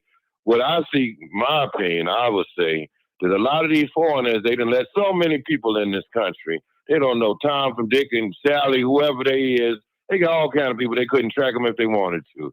And they've been here for years, for like 10 years going forward. But they doing right now is telling them right now, like they did to black people, they putting them in their place. You know, it's unfortunate. We've been doing this forever. We've been in America. Well, since they've been in charge of America, let's say that they will check you and let you know who in charge up in here. So, like with this going down, they shot an unarmed man. That's straight up murder. But they ain't gonna put nobody going to jail for it because this state law, this state rules, and you don't play the book by their book, you gonna get caught up in it. They went to the Ecuadorian. I guess he think he a white man, but technically they don't see him that way. And they got them Asians with them people like the brother Minnesota, say them loud people, they gonna get their come ups too out there. If you in their way, you gonna find out what time it is out here. They ain't up there just be holding nobody's hand. And if you think they up there, if they send them there and talking about National Guard coming in, they ain't there for no conversation. If you get in their way, whatever they business they there, when they was in Chicago, Pritzker all them intervene because they don't want, I guess, the exposure to all these. Most of the time, they're using all these people for financial gain. It's all about money. And they don't ignore, they're either Republican, Democrat, all of them about getting paid, using people from their standpoint in life to gain something from them. They can use these people because they ain't got no complaint. What they gonna say? I'm gonna go on my union. What union? They ain't got no paperwork. They ain't got no name. A lot of them people only deal with cash. So a lot of times when they out here working, they ain't got no mouth to speak on nobody. Ain't nobody back in the day, Jesse Jackson would have worked, call him and let him come up there and put on a show, and you might get some reciprocity, but they don't give a hoot about us in America. See, like I said, we under the suspect of thinking that other people is concerned about us. They ain't never been concerned because everybody know our proper polarity in this world. They know who we are. The white man knows us better than we know each other. They study us every day. They know if they ever gave us a chance to control this thing, they'd be out of here. They wouldn't be a memory. So a lot of times they bring these other people and they put them in the same position. Anybody from a foreign country. Now, Minnesota got a different lot of grief because I know my nephew used to go with a girl from Trinidad about 20 years ago. They got people from Trinidad, from all kinds of walks of life over there in Minnesota. So everybody, it's like a cornucopia of people all up in there. You don't know who in Minnesota. So a lot of times, but they sending them people up there for the ICE and stuff to enforce a lot of these illegal, because if their word is sweet up there, they're going to bring other people up there. If the people are from Laos, the people from over there from Somalia, it's sweet. Everybody coming there because they know it's a good, they get over there. So they ain't finna play, they ain't finna allow this. So that's why this is a time for a wake-up call. They think they can do what they want to. They can get involved with that. And, hey, these people ain't players. Unfortunately, that man that loses his life to show other people, that's an example right there. Don't get in our way or this will happen to you. No matter what they doing, if it ain't your business, you better get about that stuff because you're going to be the next victim out there. Because you look at America, they always claim about terrorism. You had Saddam Hussein, a man they put in charge to get rid of the Ayatollah back in the 80s. And then all of a sudden, when it came back, he was a terrorist, but they gave him everything to work with to put him in charge. So they'll put you in positions to get you to do what they white supremacy thing. But once you get out of too big for your britches, you got to go too. So like I say, for anybody, I feel sorry. Nobody deserves to get killed, but common sense should be common. They say black is not a color, it's a conscience. Being black, we ain't got nobody up there coming to rescue us. There ain't no cavalry with no white horse coming to save us. So if we don't stick together, we already sinking on a sinking ship out here. But for those people out there, anybody out in their way, you better learn something from that. If it ain't your business, you better get up out the way and stay out of it. Because them people, if you get too close sniffing or getting there trying to fool with them, they're going to show you what time it is. And that ain't, that, it's unfortunate that, a lot of times they don't care nothing about us. They didn't kill Fred Hampton in his bed laying down. So we look at, do these people care about? They don't ever care about us. Sometimes our own people don't care about us because it's about the money. Everybody driven by financial capitalism in America, imperialism.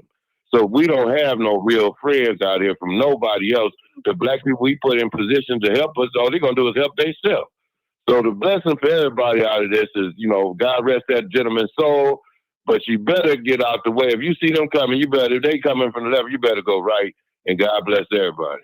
Thank you, Buck. Go ahead, my dear brother. sister. I appreciate that. Go ahead, my dear sister. She wanted to say something. I'm sorry. Go ahead, my dear sister. Oh, I wanted to say money is the root of all evil. And Biden, I'll point the finger at Biden and Brandon Johnson. I really do. Now, the truth is the truth. They brought them over here, and half of them got our housing. They still in our neighborhoods. Half of them is on the train, riding around on the train trying to sell candy. It's just time for them to go. And it's really not our fight. So we need to sit back and watch. That's all we need to do. Well, I want to address something real quick.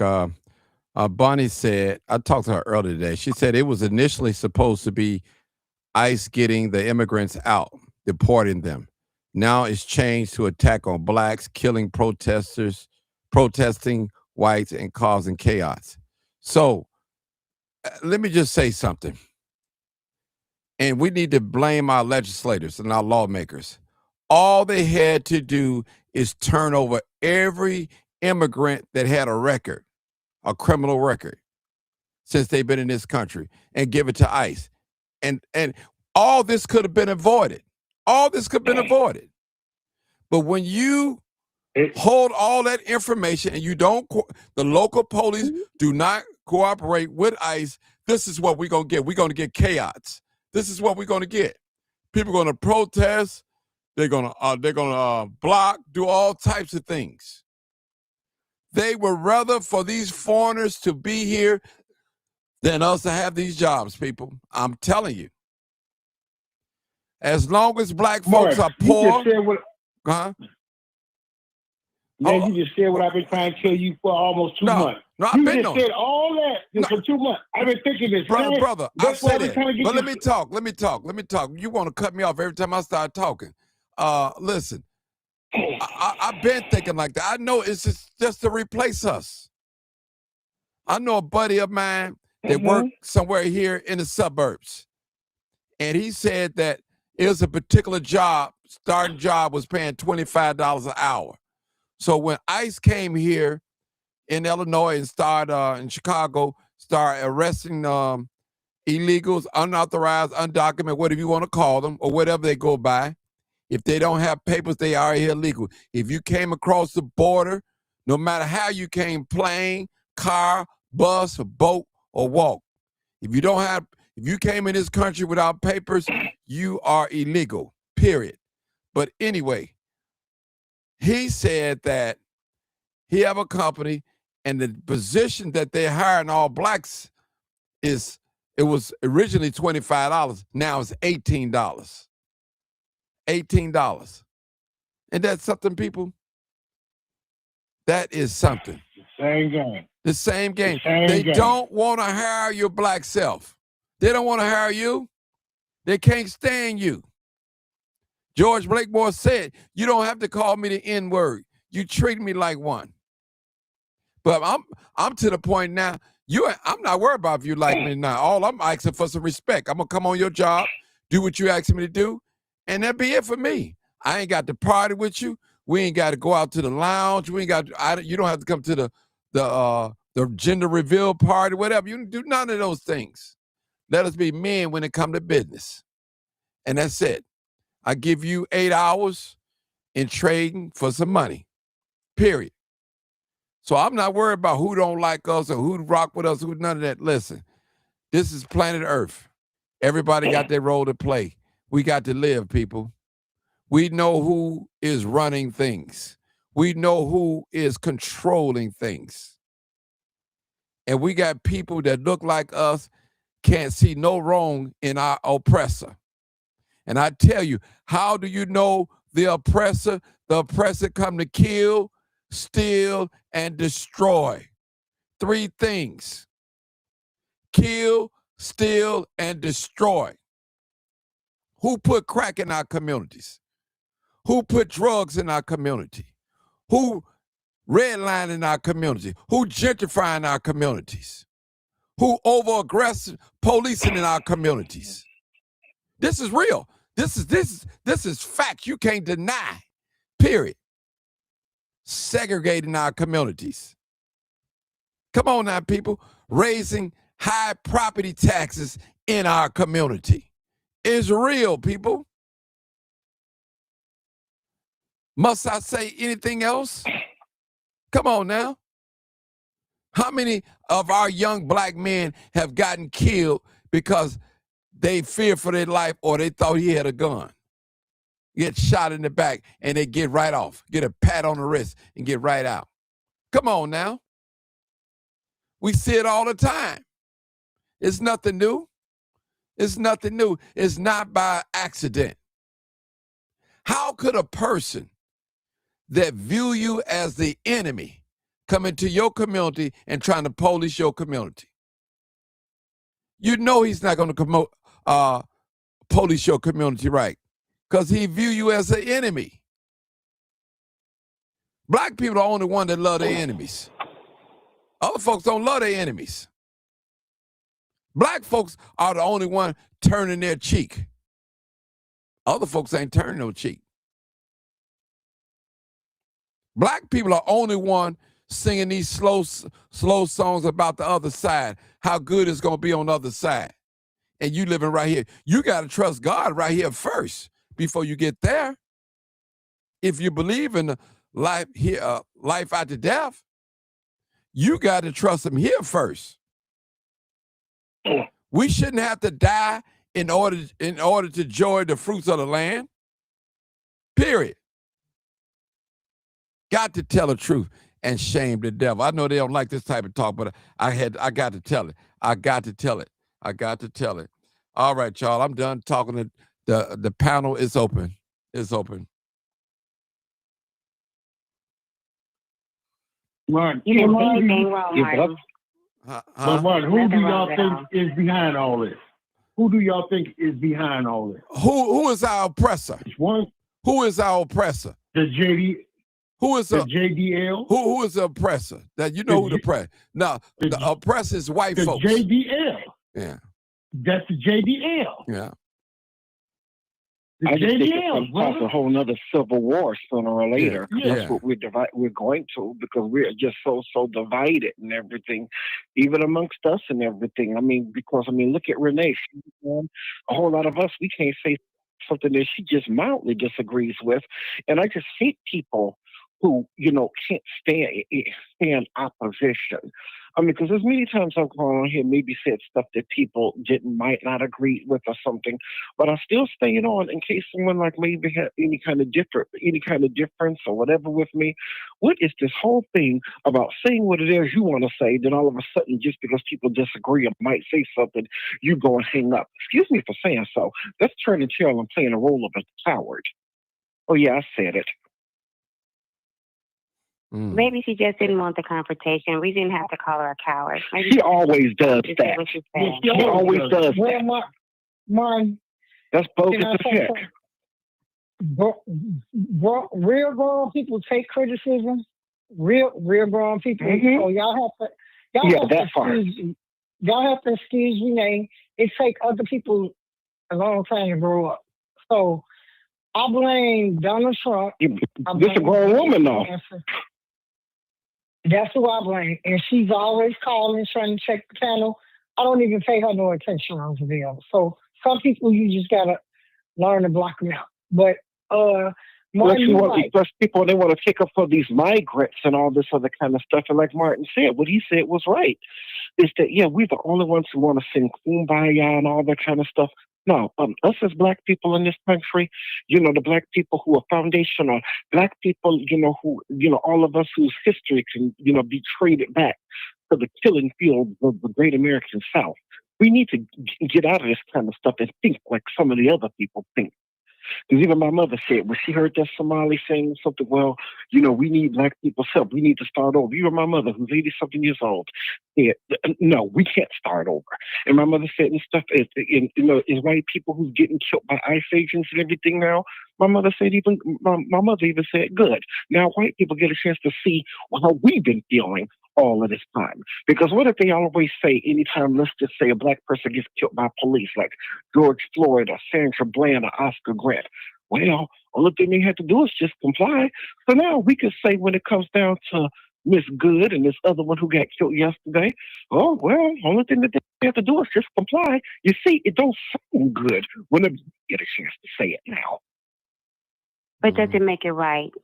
I'm just asking about the video and the government putting out false information. I understand what you're saying, Roosevelt, and most of us have that same feeling. Like it's kind of a relief to say now you get a chance to see what we're saying. We wasn't lying. You always making excuses. I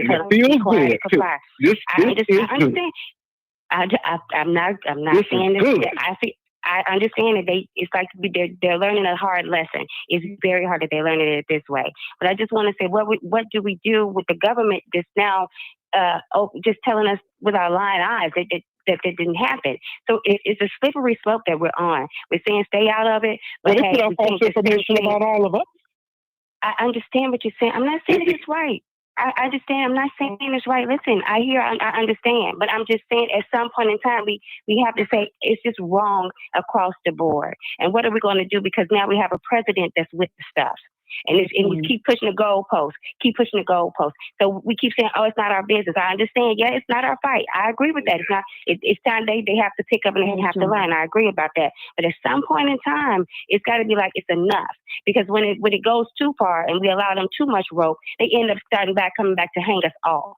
So I just want to know, what do we do at that point? We keep saying no guns at a rally. He shouldn't have had a gun, but Kyle Rittenhouse running around killing people.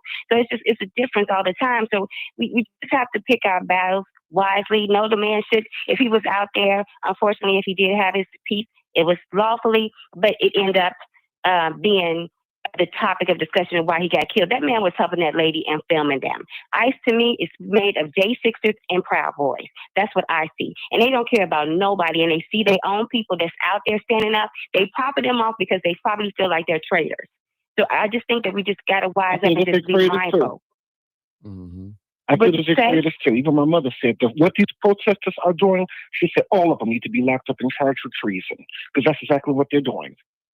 For what, Roosevelt? Can I ask you why these people are? What makes it treasonous? These people are taking up for illegal migrants. They're taking up for illegal migrants, getting in the way of federal agents. And last week, they really went too far when they invaded a church in Minneapolis. Talking about, well, the pastor was affiliated with ICE and all this other kind of stuff or whatever. They really went too far and everything then. They just keep on going and going and going and going. I mean, so they just didn't, to protest is one thing, but to step into a church, but is there a point that ICE will go too far for you? How far can ICE go before you say ICE shouldn't do that?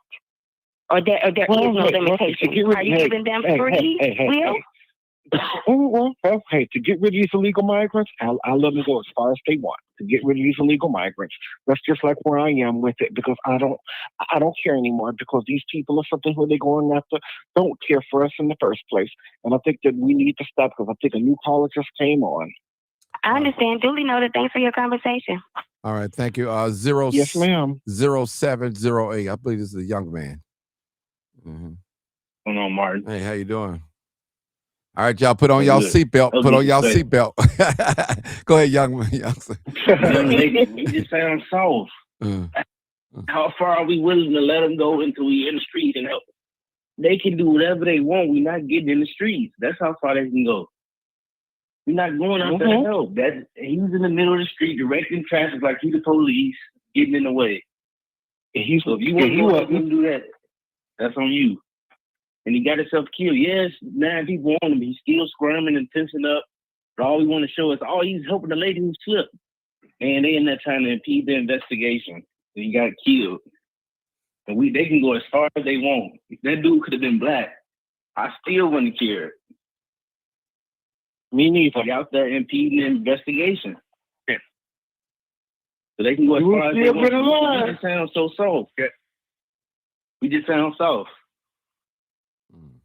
Or do I sound compassionate? Make a comment. You can go ahead. Can I make a comment? Go ahead, Martin? Yes, sir. Yeah. In response to what the young lady's saying and what I know this show is about, we in the healing process. There's a lot of stuff that's being revealed. What the federal government is doing is what they've been doing. What the Democrats are doing is basically what they've been doing. And the Republicans. Let's get that first and foremost. Yes, they're wrong, but we don't have to respond to every wrong that the Democrats or the Republicans are doing. Right now, we in a good space. We getting our strength together for when we got to come up and face a situation that makes sense, not that doesn't make sense, because all in all, the bottom line, what ICE is doing is beneficial for us. Their tactics, some of it is wrong, but you get people who want to side up with either party or whatever else instead of being black first. The whole thing is a debacle, as I've been saying. We got our own fight that's coming up. Wasted energy, especially when it's energy used against your own self, against your own demise, about a part of the government, the president or whoever is fighting that's actually fighting in your favor. Yes, some of the tactics is wrong, but everything ain't gonna be 100% of what you expect in life, period. But he's doing exactly what he said he was gonna do. And it's beneficial for us. I don't care how anybody look at it, it's beneficial for us. Now we getting our strength. We're becoming more aware. We on platforms like this, sharing ideas and getting strategies together because we know what we up against. Not to be sit back and be worried and fearful of all things. Well, they gonna come and do us next. They gonna no. When you got the spirit, when you let people use fear tactics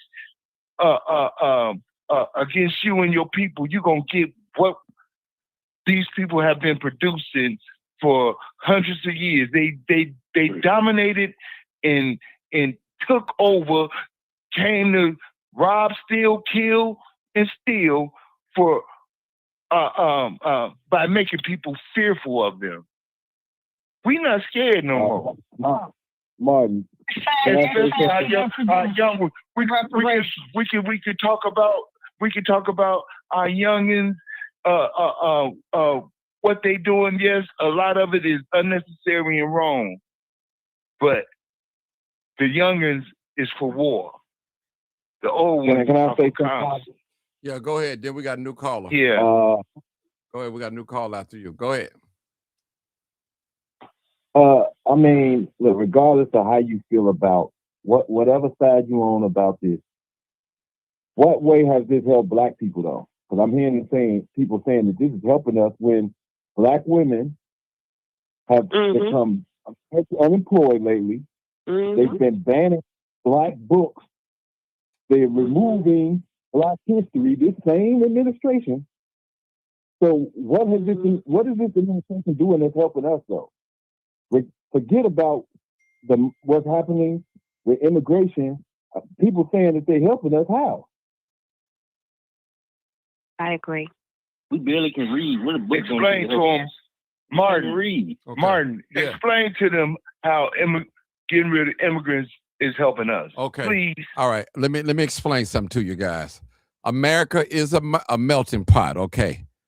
It's not the fact that immigrants over here like that, but it's an influx of immigrants. And you know, when we have an influx of some, what race is going to get hit the hardest? It's the blacks.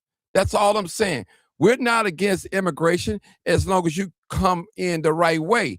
But an influx of immigration will tear us down, people. I mean, it was prophesied. Let me play it. Let me just play it. Let me just play this real quick. Y'all know that my favorite. I always play it when we talk about this. I hope I got it on here. I think I have it on here. Yeah. Oh, yeah, play that. Yeah, I'm finna play it. About 30 years ago. Yeah, let me just the black system, Martin. Yeah, let me play it. Let me play that, y'all. And this is what we're going through. Listen, I'm not against no immigrant. I don't hate no immigrants. I'm gonna let y'all know that right. The thing that blacks were producing. Hold on, before you get started. I'm not mad at the immigrants.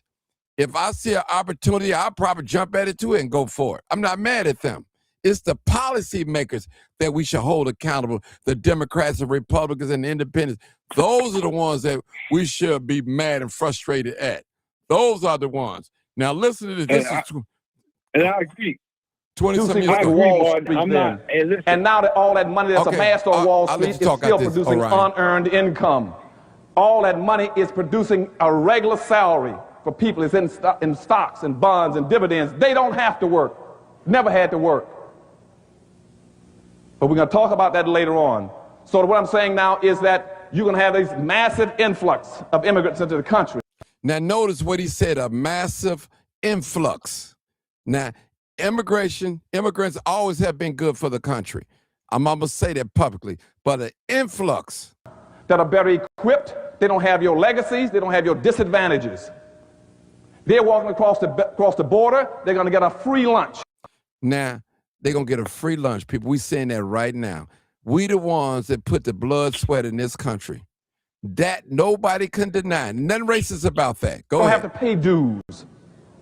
But you got public policies in this country that are equating them to... See, public policies again. Go ahead. They're equating them back, and what we've allowed them to do starting in 1970 is to wrap themselves in black folks' suffering and pretend somehow they suffered along with black folk. And therefore, whatever program is created under this misguided label called minority, that they are equal to you and over you. And we're going to deal with that whole concept of minority in a few minutes too. So that's the problem with the influx of immigrants. And what they are doing is coming into the country and doing what we've never been allowed to do and we've never been bright enough to do in some senses, is to build your own communities. You got to build your communities. You see, every group that when they leave their homeland, the last thing they do is look in the mirror. They look in the mirror and says, I'm going to America. And I'm going to go to America. I'm going to find me a community or neighborhood. Or I'm going to build one with people who look like me. And so that's why you go all over this nation, where they're coming out of Asia. You will find Vietnamese towns all over California, little Cambodias. You'll find a Chinatown in every major city. You'll see the Hispanics come in. They'll build a little Mexico, a little Havana, a little Hialeah. You find little Italys, French towns, German towns, Greek towns, Polish towns, but you cannot find one black town.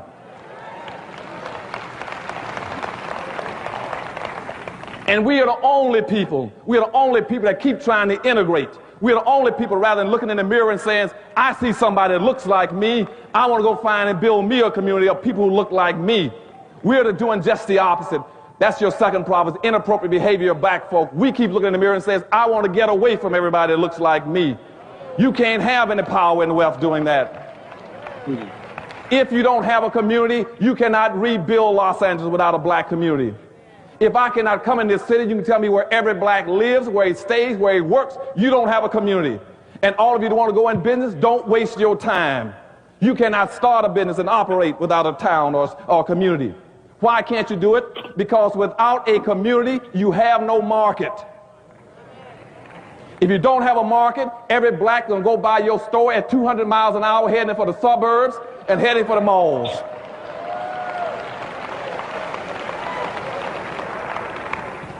And that's why you got this major displacement of capital out of the black neighborhood. And I tell black folk, if you want to go in business today, don't do it. Give me the money. I need it.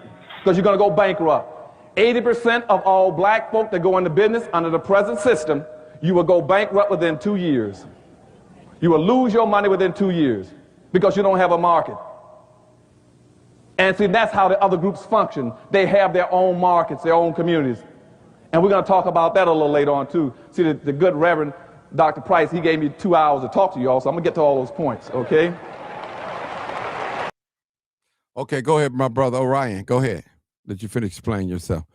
So, listen, everything that Dr. Anderson said, right, is right. Like, I don't disagree with that, right? But this is what I'm saying, is that, like, we should not be applauding what they're doing, whether you want to get in it or not. I'm not telling people to get involved in it, but but what I'm saying is that they're still attacking us.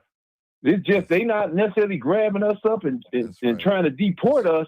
But listen, look at what they've done with professional degrees, right? There are degrees now, social work, nursing, other degrees now that they're saying it's not professional. And these were degrees, these were careers that black people, especially black women, were thriving in.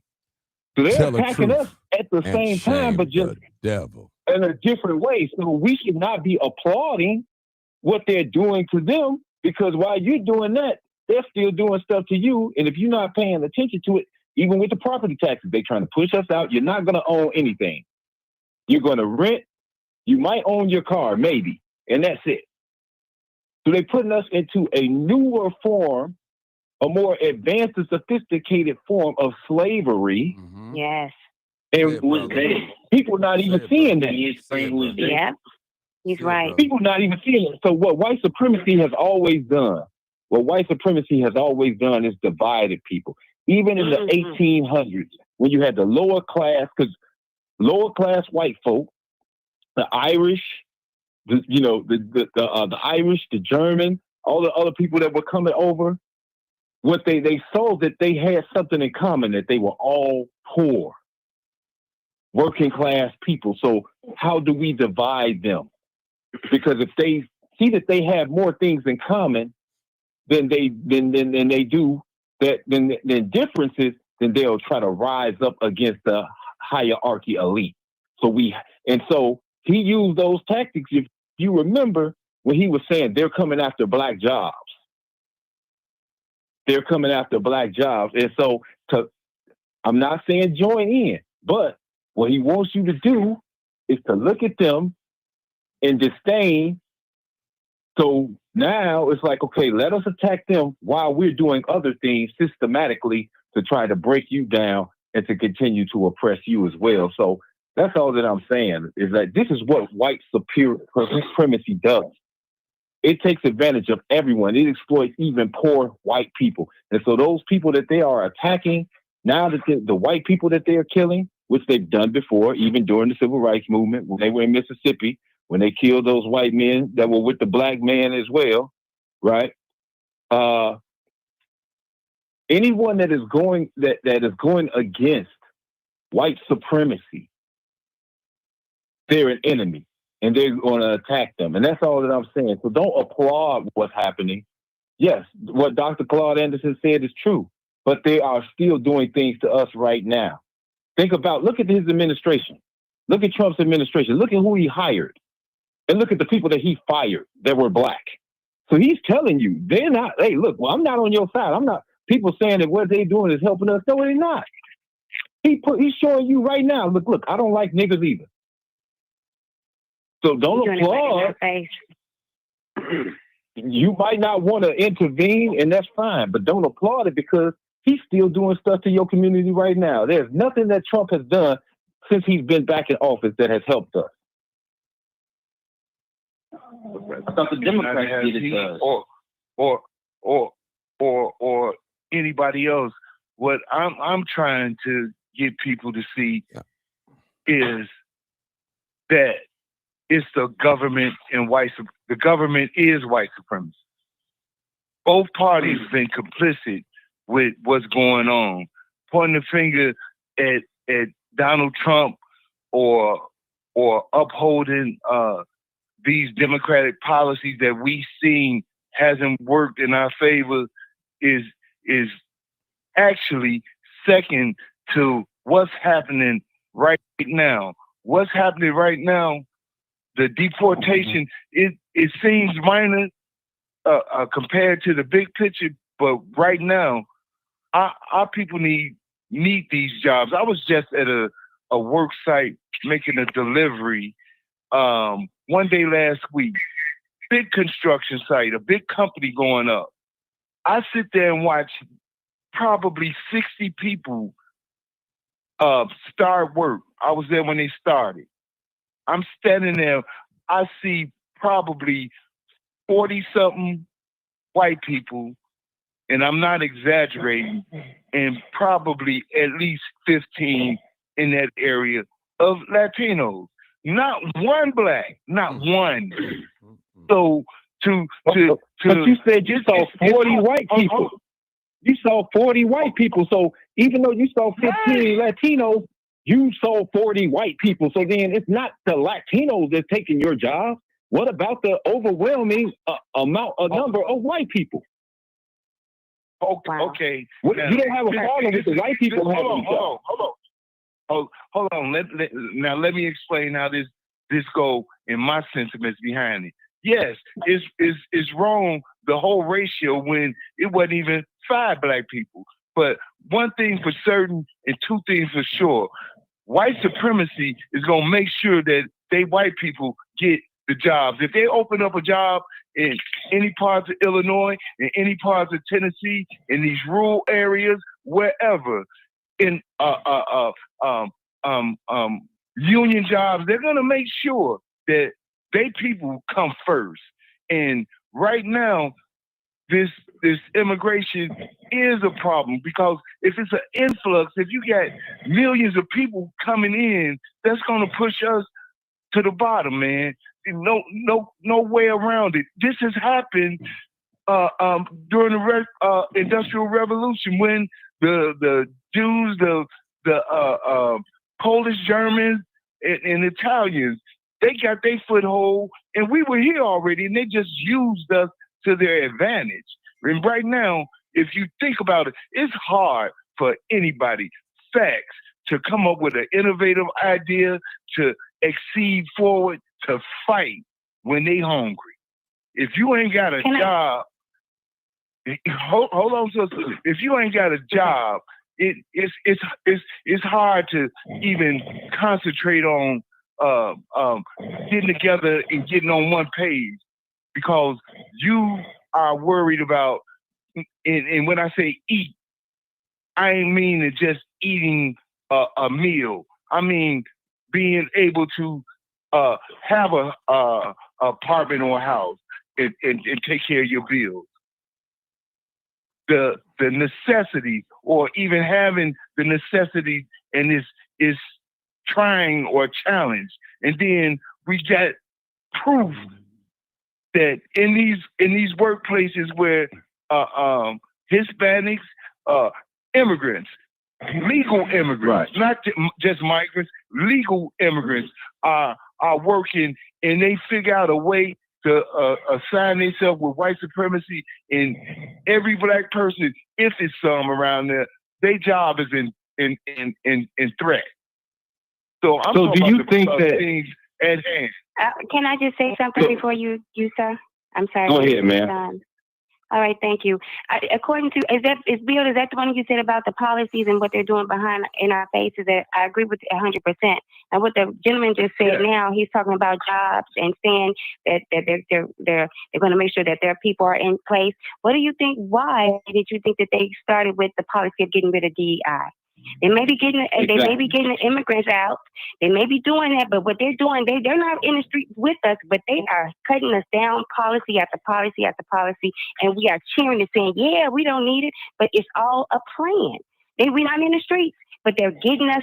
We got our eyes on this shiny ball. They keep saying, "Look at the immigrants. Look at the immigrants." That's what you should be mad at. And while they're doing that, they're doing a whole bunch of policies. They're taking away a lot of our things that was put in place for us to get those jobs. So now that if DEI is gone, when they do leave, get the immigrants out, you still have a challenge because now you don't have that in place that said you got to hire you got to have someone. Yep. Now that's gone. Yep. So that's what he's saying. We're looking at the shiny ball, but they're doing a whole bunch of stuff. I am a nurse, and when he said that about my profession, I was like, oh my God. Yeah. He's doing a lot of things to us that we're not actually paying attention to because we're too busy fighting about immigrants and getting a job at the construction site. Not saying that that's bad, but we got to think it's a bigger picture. They're doing a global thing here in this world. You see it messing with all different countries. They have a plan, and we're just not a part of it. We're not a part of it. So we shouldn't be angry. Yes, I'm listening. Y'all, we got another caller. I agree. I agree 100%. And if you've been paying attention to the show, we not pointing the finger at Donald Trump. I know I'm not, and I believe several people on the panel, and especially Martin. He's bringing truth to power. We know who is doing this. It's not one party, it's two parties that's complicit. If you listen to understand, I'm not defending none one of these suckers.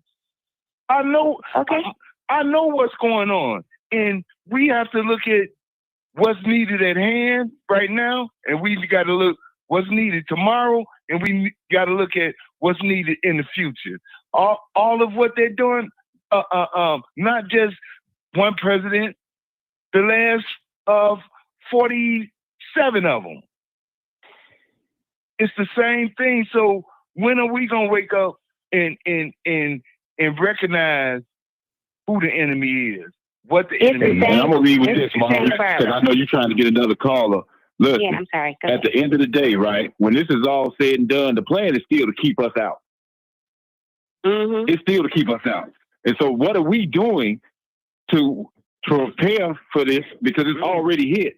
And I just say, look up LSD, the Lower Stones and Disciples, and what they did when they were shutting down those construction sites because they were not allowing them in to get those jobs. And I'm going to leave it at that. All right. Come on, 281. 206. Oh, I'm sorry. No, go ahead. No. Let him go. Yeah, because he's been waiting for a long time. 281, I'll come to you next, 206. 281. Come on, my brother. Thank you for holding, man. Thank you, Mark. Thank you, Mark. Please, no one interrupts him because he didn't interrupt nobody. Please, go ahead, my brother. Excellent show. Everyone's over here is right. It's very clear what the empowered is trying to do to us good old Americans that don't fit in the same classification with them. I heard a lot of people use the word plan. That's a good word. That's something that we should have been doing a long time ago. It's unfortunate that what's going on got us all divided. That's another thing. We're so divided. This is not for everybody. And I didn't beat up on anybody that had what they had to say, and I hope nobody do the same to me. I worked hard to be in a position to be able to move around freely. And it took years to be able to do that, blood, sweat, and tears, and a whole bunch of anguish. But I will say this to say that we need to start planning on what we are going to do in America. No one is going to give us anything to get out of this place. They got it set up for where either you're going to get in where you fit in, or you ain't going to be here. It's just like the gentrification thing. If you, not gentrification, but how they regentrify areas. If you can't afford to live there, they raise the taxes and you have to eventually move out. I'm saying that to you all to say we got wonderful, great people in this country that are builders, scientists, doctors, nurses, you name it. But we have to have a plan other than this place here. It's not for everybody. Everybody can't get up and leave. It's just like Moses leading the Exodus across the sea. He split it, and a whole bunch of people were able to make it. Some of them wasn't. Some of them were wealthy, some of them wasn't. But at the end of the day, we got to have a plan. Are we going to stay here and put up with everything? Or are we going to 86 this place? It ain't for everybody. Everybody just don't have the money to do that. And I don't think America is going to step up and give us anything to either help us better educate ourselves, better help us in our commonwealth, or better help us in just being human beings trying to do something in this place. I'm not going to fight with these people anymore. I made a decision that I'm going to live here, I'm going to live there, I'm going to live there. Whichever one of the three places that I feel comfortable in, where I can earn a living, honestly take care of my family, and don't have to worry about what we've been dealing with for all of our lives. I'm an old man. I'm not a young man. I don't want to spend 25 more years of my life fighting with these people who look, they don't want us to. We've been the greatest example of how the world is going to treat people that look like us. They use us to make this example, to set it. Now that they have set the tone, they showing the world, this is how we're going to do these people. Now, do we stand here and do we take it? You can fight back if you want to. Go right ahead. I'll watch it on TV. No disrespect to the people who want to stand up and fight. I believe in standing up and fighting. When you can't beat an army, you sure ain't gonna beat nobody who owns the water, the food, commonwealth. You ain't gonna beat them. I ain't saying join them. I'm saying get a plan. Everybody can talk about everything that's going on in America, Chicago, taxes, immigration, and everything else. But I ain't heard nobody say a plan of how we are going to get up out here if that is the next case. No disrespect. No disrespect. I respect everybody on this panel. Y'all some brilliant people with great ideas. Let's not fight each other no more. I ain't saying love me. I respect you. I'm gonna open up the door for you. But I'm not gonna go to a protest with a gun. I'm not gonna go to a protest. Because I know what's there. I know what they're trying to draw me into. I know the example that you're trying to set for me to show the world. I won't be that example. Well, maybe I will be when I decide to go here, there, and there. Thank you, Martin. I land my plane. 206. Go ahead, 206.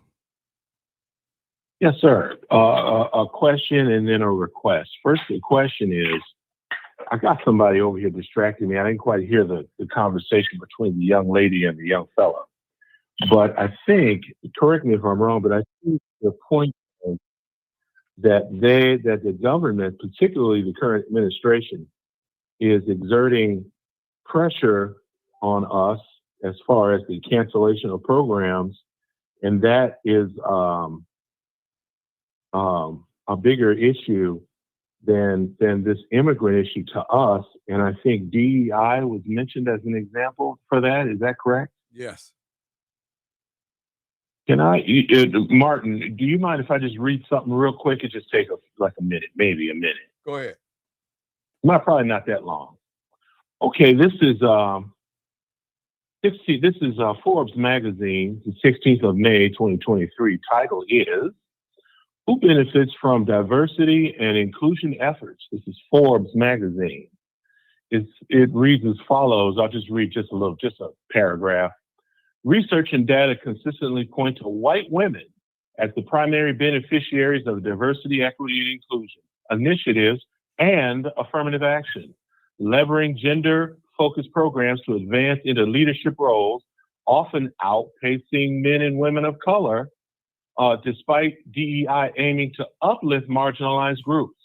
While these programs benefit various groups like veterans and people with disabilities, white women have seen the most significant career gains, holding a disproportionate share of C-suite positions and benefiting from family-friendly policies, according to studies by organizations like McKinsey, Catalyst, and Deloitte. And the second thing that I wanted to run past you all is from the Seattle Medium, that's a newspaper here in Washington State where I'm at. And this concerns immigrants and why the immigrant issue, this is part of the reason why the immigrant issue is a problem. And in my opinion, what we're doing is exactly what we should be doing. And that is not supporting these immigrant situations. Briefly, this is November 2004, and this is Detroit. This is Mama Doris mentioned this, and this gets to what Claude Anderson was saying. Listen carefully. Title is Detroiters Pondering Boycott Over Africa Town. And it says, it reads as follows. A university professor is calling for a boycott of Arab, Asian, and Hispanic businesses if those groups continue to oppose resolution for the building of an Africa Town in Detroit. Lynn Lewis, a civil rights expert at the University of Detroit Mercy, said opposition to Africa Town, an idea generated by young entrepreneurs in the Black community, and elaborated on by Claude Anderson, means opposition to Black dollars. Speaking passionately, Lewis said the recent uproar against resolutions demonstrated what she called Negrophobia, meaning some groups fear that the economic empowerment of Blacks could hinder their businesses. She said all other ethnic groups have benefited from Detroiters who serve as their majority customers. And in the latter part of the article, it says too many Detroiters, the idea of Africa Town is reminiscent of the days when there were Black business districts such as Black Bottom, Paradise Valley, and Hastings Street before they were wiped out by the construction of freeways in the city. There's one more. Let's see here. This is actually from the Final Call, which actually does very good reporting on issues such as this. The Final Call reads, what served as a strong progressive plan by, this is 13 November 2004, and the author is Nisa Islam Muhammad. I forgot the other authors on the other articles, I'm sorry, but this is the last one. What started as a strong progressive plan by Detroit City Council 14 July to create a Black business district, right the historical and present day wrongs facing the city's majority underserved Black population, has been weakened by a new resolution that bowed to pressure from opposition groups calling it racist, racist and reverse discrimination. The resolution was vetoed by Kwame Kilpatrick, and the veto was overturned by the city council. It received a 7-2 vote in favor. The district, a proposed district to be called Africa Town, which Anderson was just talking about, was to be financed with $30 million from 3 casinos. All that was left was for the land to be allocated by the mayor. Before the ink had dried, the plan had received criticism from immigration groups and the dissenting members of the city council. I won't call them traitors or anything like that, but I'm trying to think of a word. They named them here, Sheila Crockett and Kay Everett, for being racist and reverse discrimination. It was also called illegal, and lawsuits were threatened. What's my purpose? What's the point that I'm making by reading this? And I'm going to say this, and I'm going to open it up for comment from you all. I'm very interested to hear what y'all have to say. In America, we as African Americans, we have a tough road to hoe in this country. And that is due primarily to the white collective, whether it's governmental, economic, cultural, political collective in this country. I would much rather, and let me see if y'all agree, I think it's better to have to deal with one enemy than have to deal with also subsequent enemies from Mexico, Ukraine, Russia, Honduras, Cuba, Somalia, and all these other places. So maybe you all would disagree, but I do support the actions of ICE. I know that this, and people who've listened to this program, I'm going to say this and I'm going to shut up, I promise. Those of you who listen to this program know that I'm very, very suspicious of the federal government and federal law enforcement. And there is a history of these groups and their initiatives setting out to do Plan A when it turns out the real Plan B is against us as a people. So I'll open it up to if you all want to comment or listen to the next caller. Okay, I just want to quickly address what you talked about, like when you were talking about DEI, right? As far as the statistic about white women, I'm aware of that.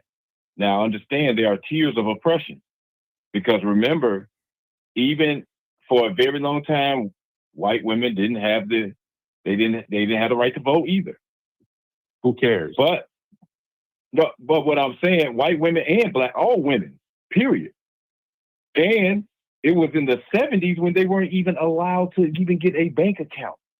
Who cares? So there are tiers of oppression. So when you say that capitalism, white supremacy has allowed some tokenism in order for them to continue their agenda. And examples of that, Snoop Dogg, Nelly performing, while at the same time they are cutting programs that directly affect our community. So it permits tokenism. Clarence Thomas is a perfect example. And so they'll allow a few people from this. So the Pam Bondis, they are the tokens of white supremacy that they allow to be able to benefit and profit while they continue to exploit and oppress the masses. That's all that I'm saying with that statistic there. Can I ask you a question? Or first of all, were you done? I don't want to interrupt you. Were you done? Yeah. I'm done. I'm done. I'm just using that as an example. But I'm liable to say something stupid at any minute, and when I do so, I'm sure you'll have a whole lot more to say. Let me ask you this question. In the history of the United States of America, can you tell me one federal or one white-sourced program that benefited Black folks exclusively, where we can look at it and say that our lives of ourselves and our children were increased by this program that was put in place? Hopefully the question is clear.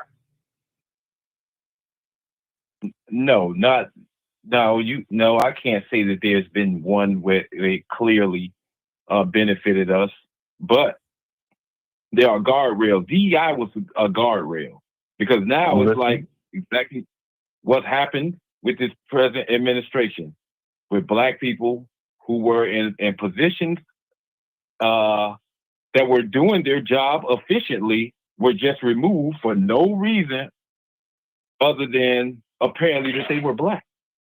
And then people that were put in there, Linda McMahon, RFK Jr., all these people who were celebrities and his friends that had no prior experience, but they were put in there just because they were his white friends.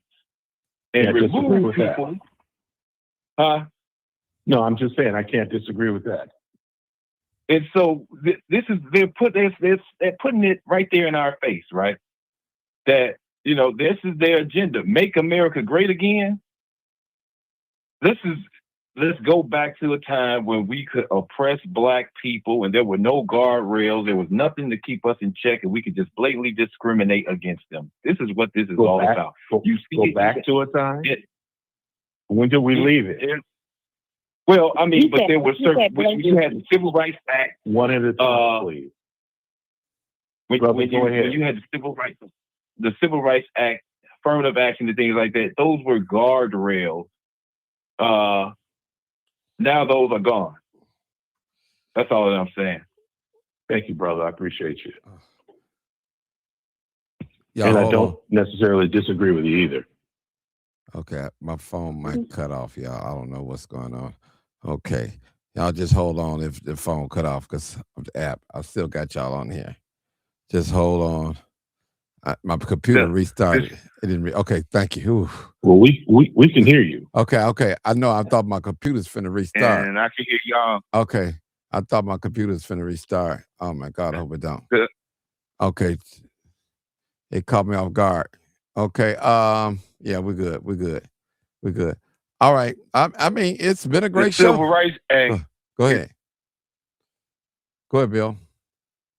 The Civil Rights Act is a single thing that benefited us as a whole, and it was nothing. It was special and something that was necessary to us, but it was merely just us getting the rights and liberties that we deserve that anybody else in America had. But we have a host of people who have been taught when we get to talking about immigration and or migrants that have been taught before they even got here to hold white supremacy points of view. And like 206 said, why would you advocate for not knowing who one enemy is, but champion 5 or 6 other enemies that's joining them? Okay. Doesn't make sense. I have a question, people. That's all I got to say. Good. I got a question that's posed to on the if you look at the screen, those of you that can see the screen, it said if these black women were fired due to racial discrimination, then why haven't the Democrats given them the same legal aid they gave the immigrants? I'm gonna read it again. If these black women were fired due to racial discrimination, then why haven't the Democrats given them the same legal aid they give the immigrants? I thought that was a good question to pose to you guys. That's a good question. That's a good question, but it's kind of one-sided. It's kind of one-sided. It's one-sided, Most though. white people want. Yeah, most white people want to know that. Okay. It's a great question, but most white people want to know that answer. Well, let's see what the sister has to say. It's a great question. Let's see what the sister has to say. She was answering, so I want to hear her response to this. She said it's one-sided. I said I think it's one-sided. It says Democrats. It's actually like a parade for feelings instead of over facts. Instead of it being Republicans, why Republicans or Democrats? Why isn't everybody out fighting for us? Civil rights was put in place for a reason. Those jobs are going for a reason. Not only did they do the removal of people in government, they did the military. They removed high-ranking black people in positions there. They're positioning things that is going to be a problem. The fact that I do agree that we're putting our eyes on a shiny ball. They have us looking at the immigrants. I understand what you're saying, that we only want to have one enemy. But are they really our enemies? I understand what you're saying. But the thing about it is, our enemy is making a way that we're fighting and doing this and fighting what we're doing now, and then we're fighting the immigrants and it's them. We're pointing the fingers everywhere, but we're not looking at what they're doing. I can respect what you're saying as a DI. Sure. The immigrants not Hold on, the Bill. enemy, Hold it's it, the Bill. policyholders. Bill, hold on, bro. Hold on, Bill. Hold on. To the young lady that was speaking, yes. Let me ask you just a simple question, sure. Quick, and you can go right ahead. Now, I'm Black American. I'm assuming you are too. Would that be a correct assumption? I'm an FBA. Yes, I am. Okay, so my question to you is, are white people our enemies or are they not our enemies? Ooh. I believe white people are definitely our enemies.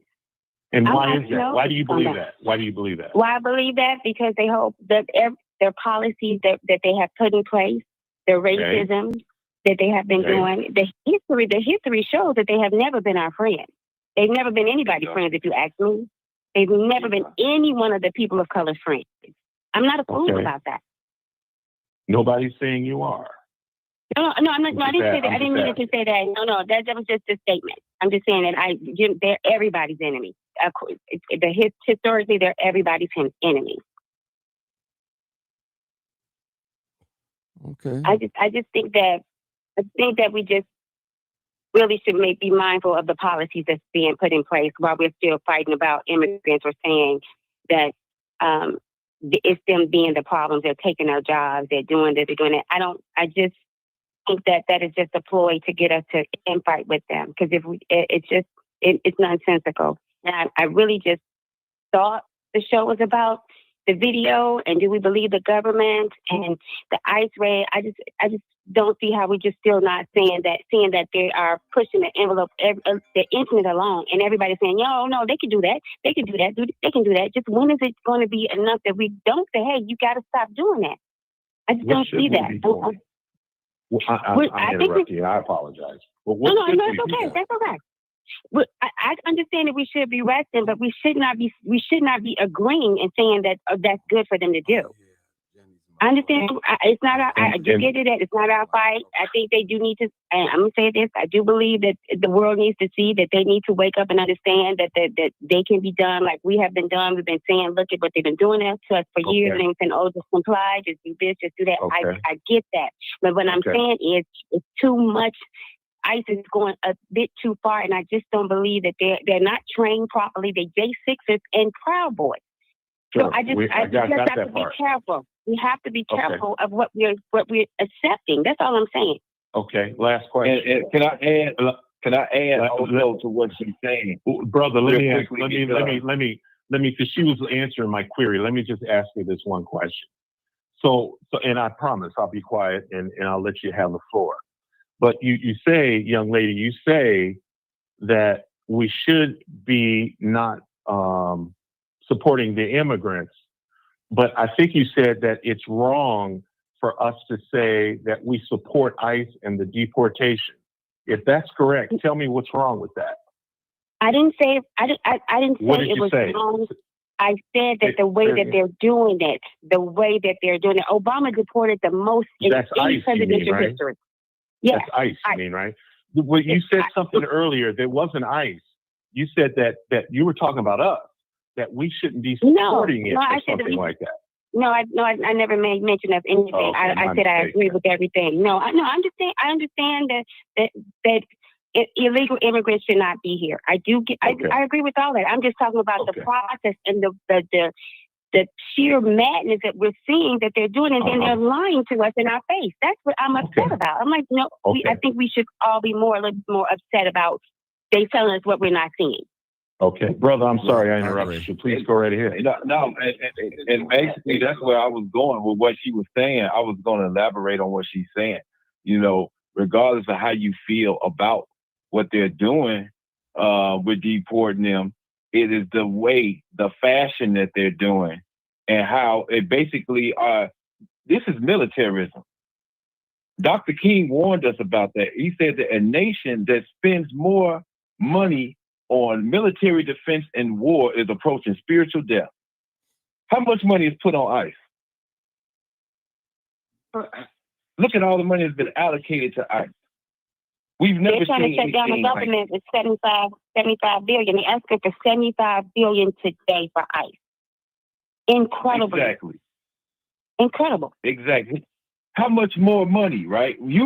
So we're talking about all this money that's allocated towards deportation. And like she said, Obama deported more people than anybody else and never spent all that money on that. So what is he really doing? It's not just about this.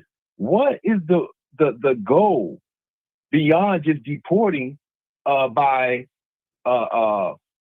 funding ICE in a manner that has never been done before? It has to be. I believe that there's more to it than that. I got a question. This is just the beginning. Someone said on this show, I don't know if it was you, 206. Someone said it, and I may not be saying word for word. When Obama deported so many millions of people on the border, he did it from the border. They checked in and sent them right back. So they didn't get a chance. I said that. That was you. It wasn't. Explain that to us. Explain that to us. Well, it's real simple. You can get rid of unwanted people from inside your country if they get in your country, or if you have a functional border, you can get rid of them as they're trying to come across your border. And those people, when you catch them trying to climb the fence, those are called turnaways. So what the Obama administration, and I'm not taking nothing from Obama. Obama was badass on the deportation. That's one thing about him that I do like. But what they were doing, they were counting people who were discovered within the country and deporting them, and they pile up those numbers. But then they took the people, a significant amount of the deportations are people that they turned away at the border. But instead of calling them turnaways, they just classified all of them as deportations, which is why his deportation count is so high. But he was doing exactly what he's supposed to do. He was doing what a president is mandated to do when he takes his oath, and that's exactly what he should have did, and I applaud him for doing so. Okay. All right. Okay. The only thing I think about when we keep saying, can I say just one thing, please? What I'm seeing now, we keep saying the illegal aliens. Yes, we understand that they should be gone, but he's actually going after all of them. He's adding to the bunch. It's just not illegal aliens. He's taking away protective orders that's in place. If you will show up to your immigration appointment, they're taking you. It's just different things. So I just don't see that he's doing it in the correct manner. I just think it's all bull crap. He just want them out. Sister, yeah. Tell us, when it comes to immigration and getting rid of these immigrants, you mentioned 3 methods that you didn't like, and that was, I'm getting old. My memory is so bad. But you said that they're getting rid of people don't show up to immigration hearings, so they deport them. No, I'm sorry. I said when they show up, they doing everything right, and then they still take them. Okay. I'm saying that. So I'm saying that's not an illegal person. That person is doing what they're supposed to do. That's one point that you disagree with. Give me some other points you disagree with. I said I don't like the way ICE is doing to snatching people off the streets and just deporting them. If you look at it, if they are deporting Americans that they have to go back and get, there's no due process. So they just snatch you up and you're on the plane. If you can remember in the beginning, they were just putting these people on planes and shipping them out immediately. And then the court has to say, you have to bring those people back. There was no due process. So how can you just say, because they don't speak English or they have this, that they're illegal? So they was doing that and they were just shipping them off. So I'm saying they're not giving these people due process. That's the second thing I don't like. Okay, second thing. Okay, what else was it? What is she done yet? Or before you start talking, is she done? That's all I said. I just said those two. So due process. Do you, if you were the president, you would have the government provide these people with due process before you would get rid of them, right? That's in the Constitution. Okay. It's not just the president. That's our law. Okay. But I'm not so sure legally that they get due process because their deportation is not criminal; it's civil. There may be a different. I need to do research on that. But if there's hold on a sec, if there's 10 or 15 million, if their numbers are correct, 10 to 15 million people in this country illegally, or those who are legally but who have committed crimes that rise to a standard where they should be deported, and you give all of these people due process, how much time do you think it would take before you got rid of 10 or 15 million people who all get due process? Well, let me ask you this. So if they are not you can't answer a question with a question, but go ahead. But I'm just a point. So you're just saying just prove them all up, no matter if they're illegal or not. We don't get them due process. We don't need to know. They're just Mexicans, so send them back to Mexico. I don't think that's right. I didn't say any of that. When did I say all that?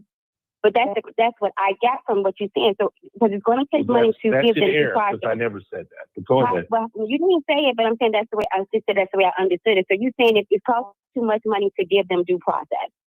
I didn't say it costs too much money. All I did was ask you how long, and if that was a time question, and also since you mentioned it, how much money you think that will cost? I'm just saying, but what matters of time or money if it's due process and it's in our Constitution? What matters of time? Yeah. Well, what if it takes 30 years? Then it's 30 years. I sent it. I mean, go ahead. Come on. You got a call, Mark. Go ahead. But you have to understand that's why they have to bring them back because they was not doing due process. I understand what you're saying. And how many people had to be brought back because there was no due process? Give me numbers. I don't know how many, but it's been plenty. And how are we questioning? God dog. Are we questioning how much the exorbitant amount? Okay. Are we questioning the exorbitant amount of money that's being paid to ICE agents? I think they just asked for $75 billion for them to continue doing what they're doing. No, he's saying how much would it cost? No, he's saying how much would the due process cost, but he's not questioning the exorbitant amount that's being paid. Some of them are making more money than doctors. Brother, I didn't actually ask that. That's a point she brought up. I asked how long would it take? No, you said the money too. You said how much would it cost too. After she mentioned it, yeah. I just asked it. Right. No. I'm just bringing up like you mentioned how much it would cost, but there's an exorbitant amount of money that's being spent on ICE. There's an exorbitant amount of money supposedly stolen by Somalis in Minnesota too. Have you heard about that? Okay, but maybe not. Okay, Brett Favre and the welfare thing. And if we're going to start talking about the volleyball and the volleyball project for and they still never prosecuted. They still didn't prosecute Brett Favre. I'm not surprised. Are you? Right, but I'm just saying. So when we start throwing out, well, this, there are many things that we could look at. That people that were not illegal aliens who were involved in fraud and stealing that still have not been prosecuted. Sure. Gotcha. Okay. I want to say something. I want to say something. Hold on, Bill. Yeah, hold it. These I like these intellectuals. I like to say this is a conversation I don't mind having with you guys. I love it. I want to say this. I said this at the beginning, and I can kind of agree with my sister earlier.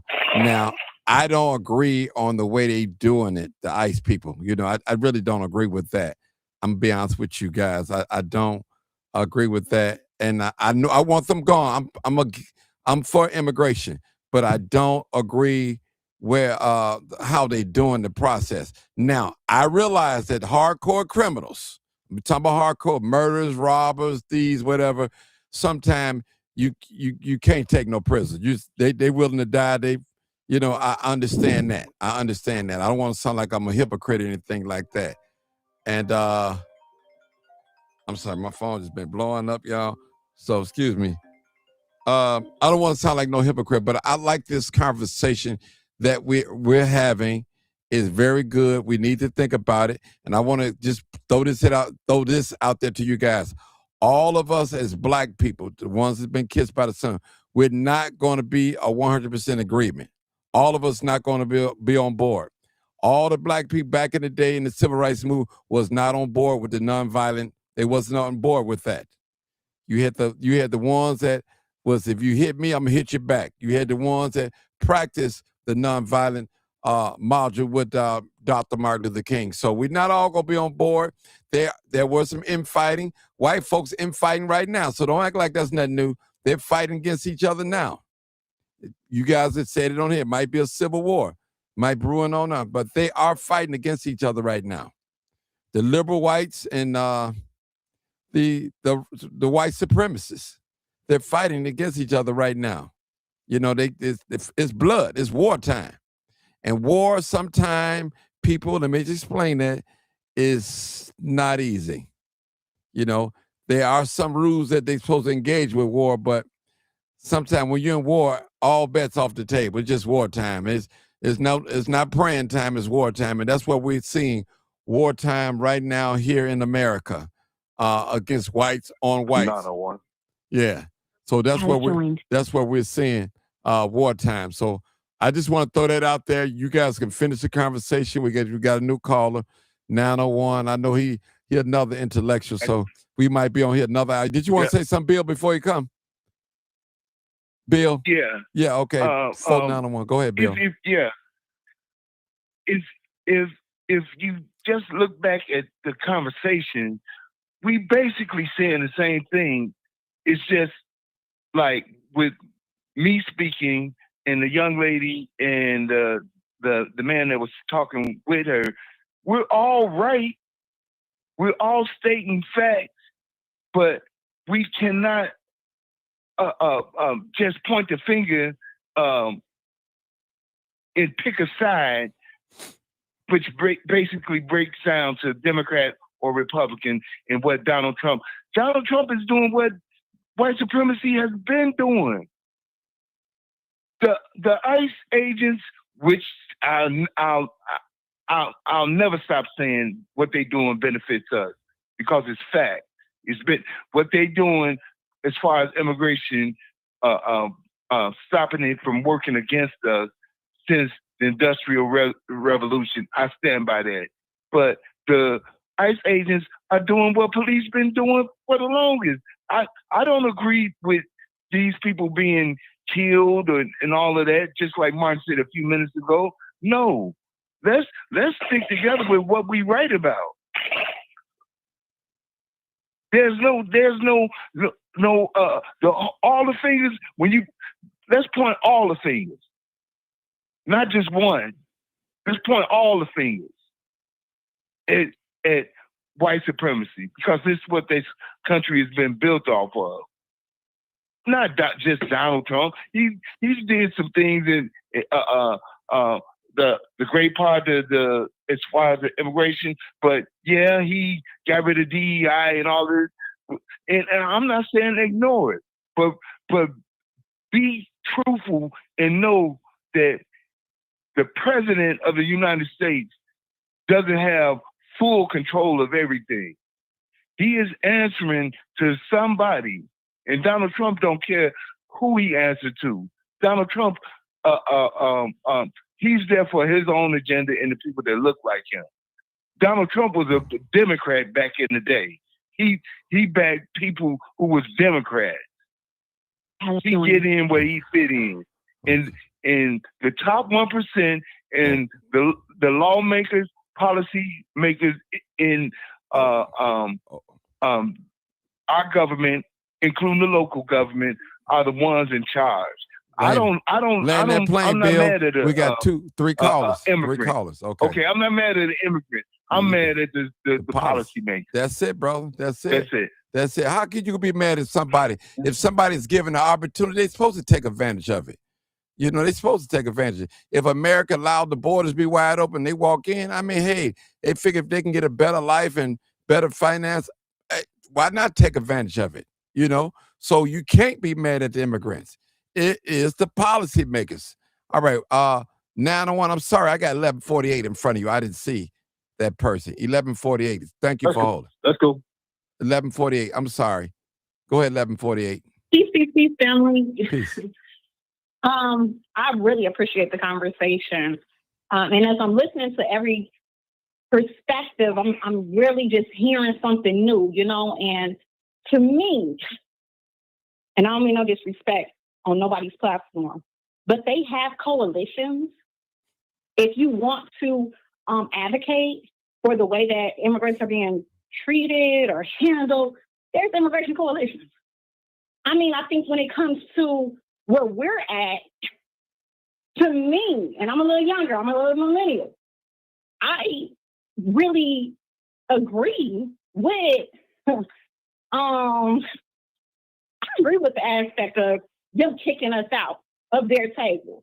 If they don't want us to be involved or be included no more, I don't care at this point, because at this point, I'm waiting for us to start our own. The biggest enemy I see is the biggest enemy in us.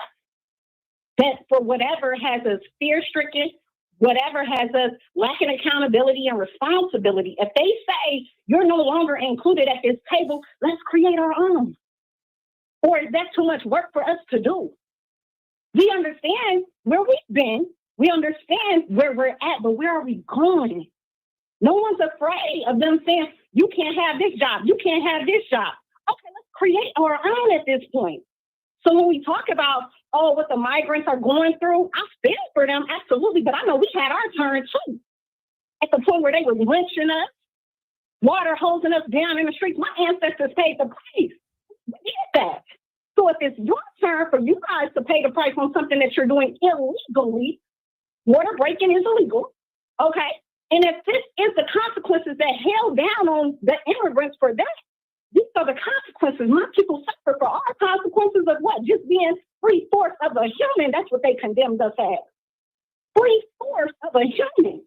So I do think that if we want to advocate for the immigration mission, there's a coalition for that. It's the Immigration Coalition that they have created, organized, and act in order to help them.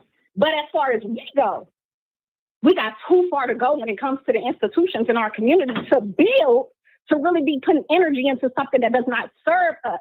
Even though it's like, oh, it's them today, it'll be us tomorrow. It's been us for 400 years. It's been us. So I think at this point, if we take the time, the energy, the collective thought, the think tanks, and say, when they do kick us out, we'll build schools. When they do say, oh, we're no longer funding education at a federal level, great, give it back to the states, great, give it back to the communities, great, because we got teachers in line. Where are our hospitals? We should be building right now. We should be, a coalition for Black hospitals, a coalition for Black grocery stores, a coalition for Black schools. That's where our focus should be. And let their focus be on their immigration coalition that they have already had in place. They already got it in place. So let their systems work for them. While our systems are yet to be created. What are we talking about yet again? I agree with the sister. I agree with it. Listen, I don't disagree. But if you know history, we have done that before. And what happened? Oh, yeah, we know what happened. Now we know what happened. Now we learn from it, and now we do something different. Again, if we would have allowed them to keep putting fear tactics on us, we'll stay in the same position. But it's a new generation that's here. It's a new generation that's fearless. Okay, we got to keep building. Regardless, I get what history has shown us, but we learn from history, and then we'll say, okay, we'll do something new today. If we're willing to go and put a Black Panther in front and say, oh, we're going to fight for immigration, then we should still be standing up and fighting for our education system. There's Black boys and girls dying in the street today. There's Black boys and girls on heroin, meth, and all right now. But I don't see their protection. Black Panthers is protecting immigration. They're not. Those are not Black Panthers. Whatever you want to call it, whatever you want to call it, whatever you want to call it, whatever you want to designate it as, it's the point. We still need a lot of building to be done today on this side. So I think at some point we got to say, when they do kick us out the table, because they didn't kick us out, we have to start building our own. We need our own infrastructures in place. And we need to do it 3 years ago, 10 years ago, we needed to do it. So I think we're not serving the next generation if we're not building today and talking about how does it happen? Where are our contracts? Where are our connections? Where are our funnels, our systems? That's what we have to be focused on. How can I live with you? I want to say something You said our contract. Wait, hold give me on, my 1 minute. sister. I don't agree with you I don't disagree with you at all. But you asking where our contracts? They got rid of all those contracts. That Write them up again. Paper is disposable. Write them up again. We need to make contracts with each other. To say, man, sis, when you finish your A, I'm going to start my B. When you finish your B, I'm going to start my C. Write the contracts up with each other again. We need funding. Internal contracts, internal infrastructures that make this thing go round to where we cannot longer say, oh, well, they destroyed it. They destroyed it. Why we got to stop building it, though? Why we got to stop writing up the contract? Keep writing them up. I want to say We'll something. find any way to dismiss it. I want to say something real quick, interject real quick, and I'll let you guys go back. Because we know, everybody hit their phone on mute or some noise. Because we know what they did to us at Black Wall Street. Do we stop building because they killed Martin Luther King? Do we stop having a leader? Do we stop? People, we got to adjust. If somebody tears something down, we got to go back to the table and readjust. Somebody put their phone on me. I don't know whose phone that is. Thank you. Hey, my goodness. Put your phone on mute. All right. So what I'm saying is the sister is right.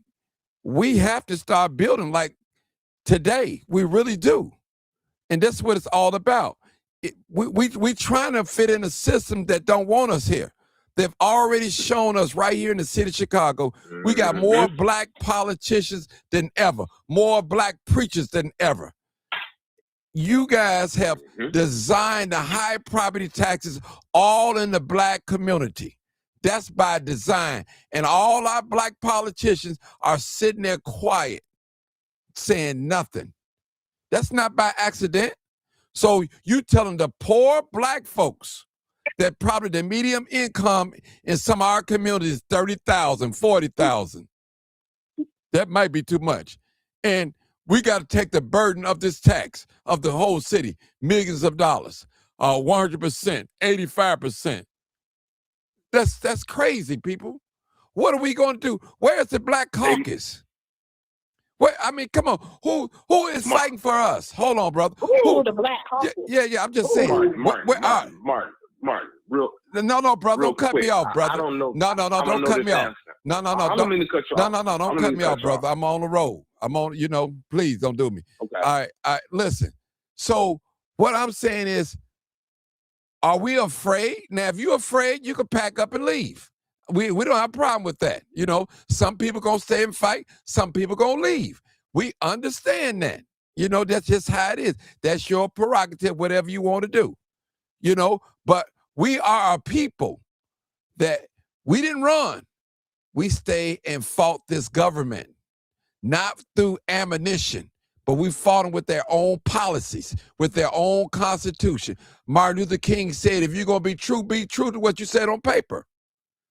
He fought them with their own policies.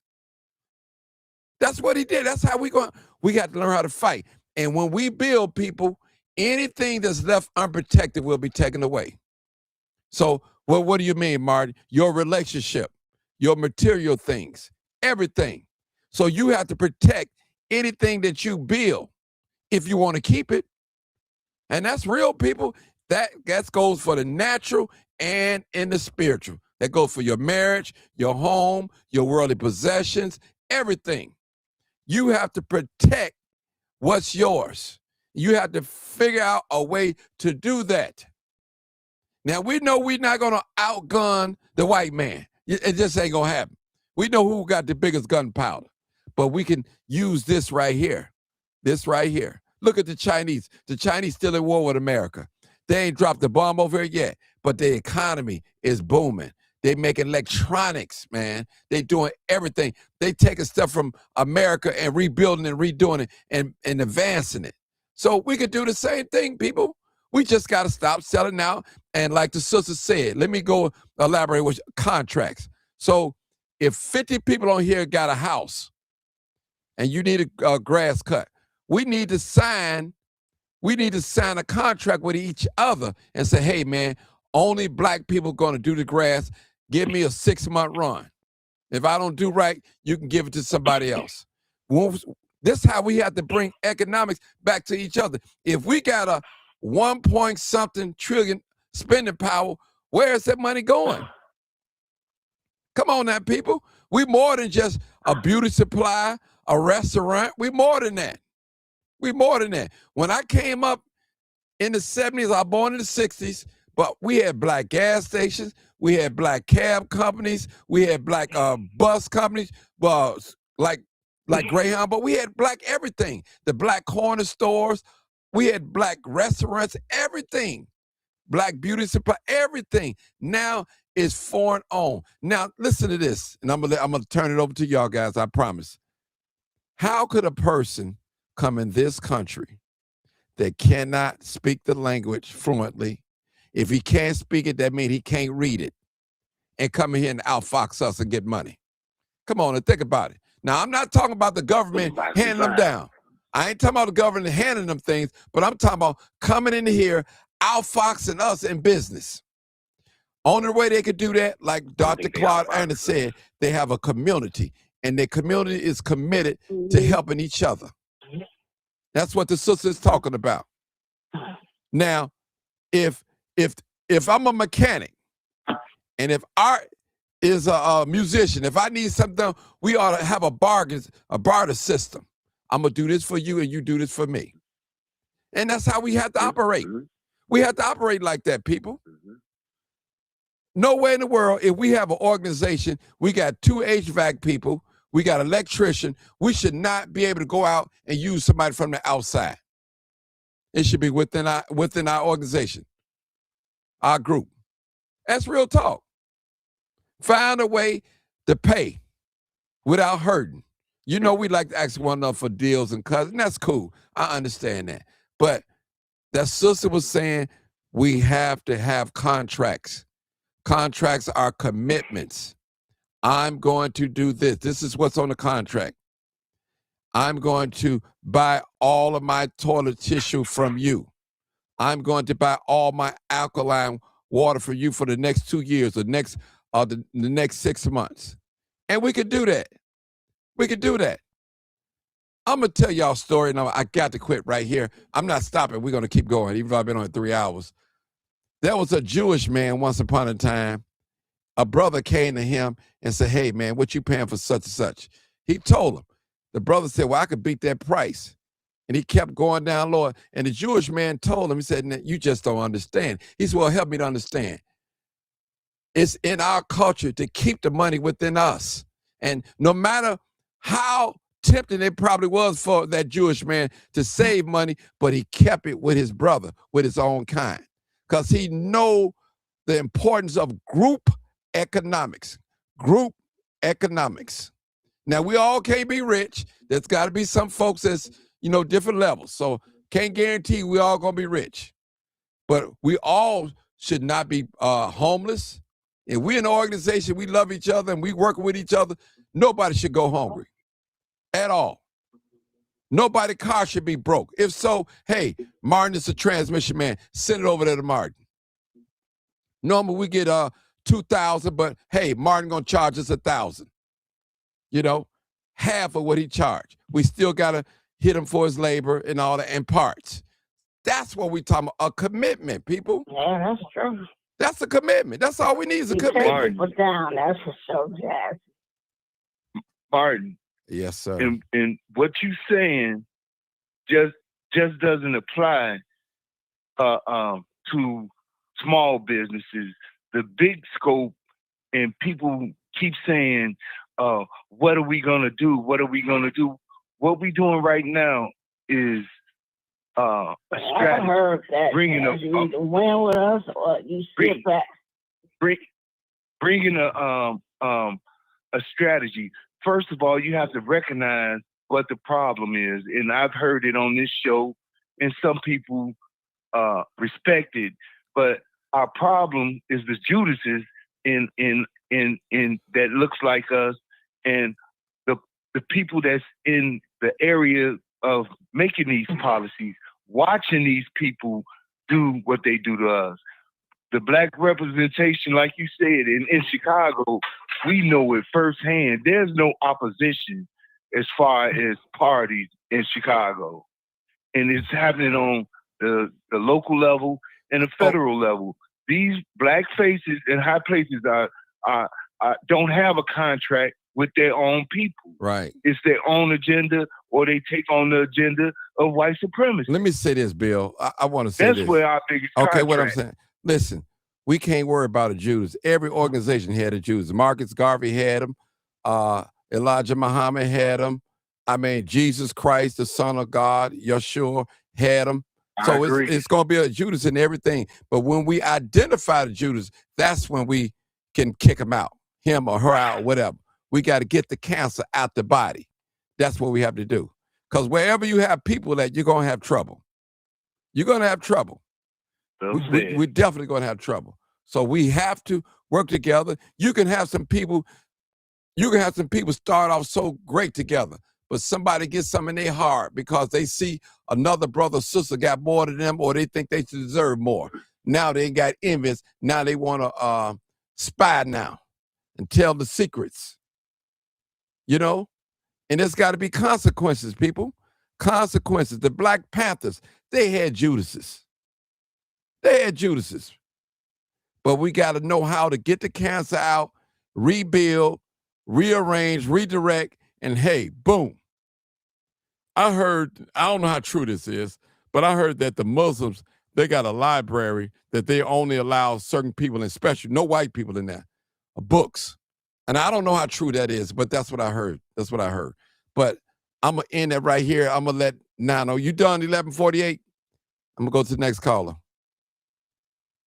1148. Yeah, I appreciate it. You know, I'm gonna yield the floor. I appreciate it. You know, you said you hit it right on the mark, Martin. And I think our real issue is we don't have a unity issue. We got a commitment to the unity issue. That's what I want to yield the floor with. We have to intentionally commit to the commitment of what we're trying to do moving forward. Peace, family. Thank you. Come on, Nano One. Y'all, by the way, Good show. Hold on, 901. By the way, y'all, 901 made me stay on here. I said, now it was 249. Come on, man. Come on. I said, all right now. So y'all better have some real good intellectual on here so I won't get bored. Come on, 901. All right. Go ahead, my brother. All right, here's the thing. Good conversation. So the people who are enjoying this conversation, everything like that, Martin is actually giving us time for us to be able to discuss these things that we're talking about. And this brother needs to be compensated and everything like that. Let's start sending some super chats and everything like that, show our appreciation, because we're talking about coming together and doing those things. And this man, he's giving up his time, and nobody's sending any super chats or nothing like that. So, I mean, we can start right there, because this platform is very, very, very important, very important. And honestly, I'm not trying to be alarmist or fear-mongering people. It's not fear-mongering when you see it. It can't be fear-mongering when it's happening. And it's happening right now. And understand something, I would love to hear on this platform for us to put the migrants out of our conversation right now. Because as Trina said, and as the gentleman said, this is way bigger. My people, I understand. And I want to tell everybody from Chicago, our heart is with you all. And I understand that y'all going through a whole lot. And we ride with y'all, we rock with y'all. And I understand, don't take this the wrong way, but you all have been traumatized so much, and the anger that you have is justified. It's justifiable anger. It is. But also you have to look at, this is bigger than the immigrants. This is way bigger than immigrants. The truth about the matter is, over 75% of the American people agree with the immigration, and something needs to happen. So that's a non-issue there. The Democrats and the Republicans, everybody agreed to that. So the arguments of trying to convince others about the immigrants, we all agree on that. We have to look beyond that, because as Trina said, and as the gentleman said, that's a shiny ball. Look at what they're doing behind the scenes. They're actually passing legislations. They're passing legislations that affect not only Black people, but every American. And the problem is, like 1148 said, the time is now. We don't have time. And I'm going to say this right here, and it's going to be harsh, but it's thing me and Martin talk about all the time.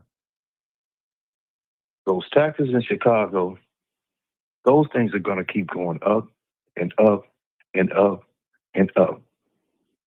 This is like a person in an ocean that's grasping for his last breath. That thing is a done deal.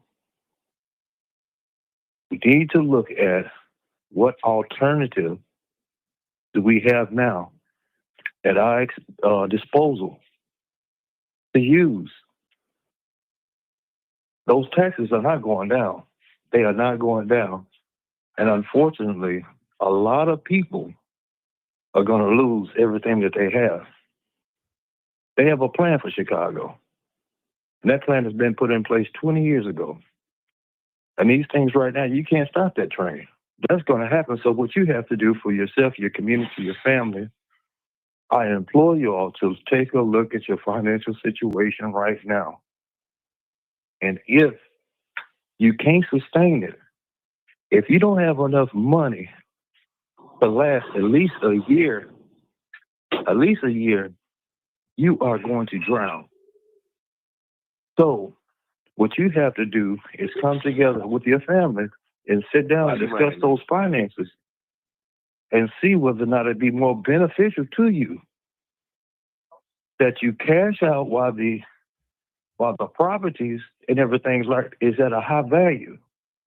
And what 1148 is saying is true. And establish your own. There are towns, black towns in Mississippi, Carolina, Louisiana, down south, and understand the reason why the Great Migration happened for African Americans from the south to the north is because there was no jobs in the south. And basically what's happening is those jobs are going away, y'all.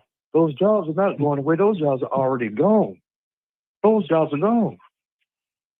So what she's saying and what Martin and I talk about on this platform all the time, a co-op needs to be founded.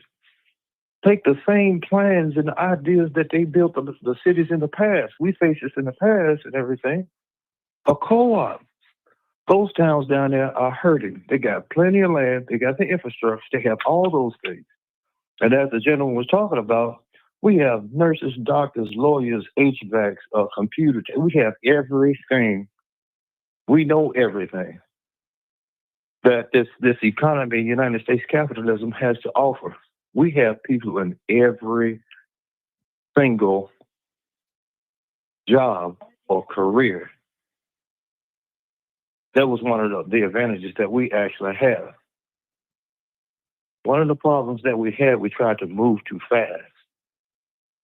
We tried to use, when it comes down to economics, we tried to use a first world approach to a third world problem that we actually had. We tried to play the game like they played the game. And we moved too fast. We sold grandma's house, moved out there to the suburbs with them. And the average time is 2 to 7 years where people from our areas moved out there to the suburbs that lost their house. So we gave away our wealth. The time is now. And I'm going to say this not to be alarmist. I spoke about this the other day. And we have to look at what's going on. The truth about the matter is America is an economic sinking ship.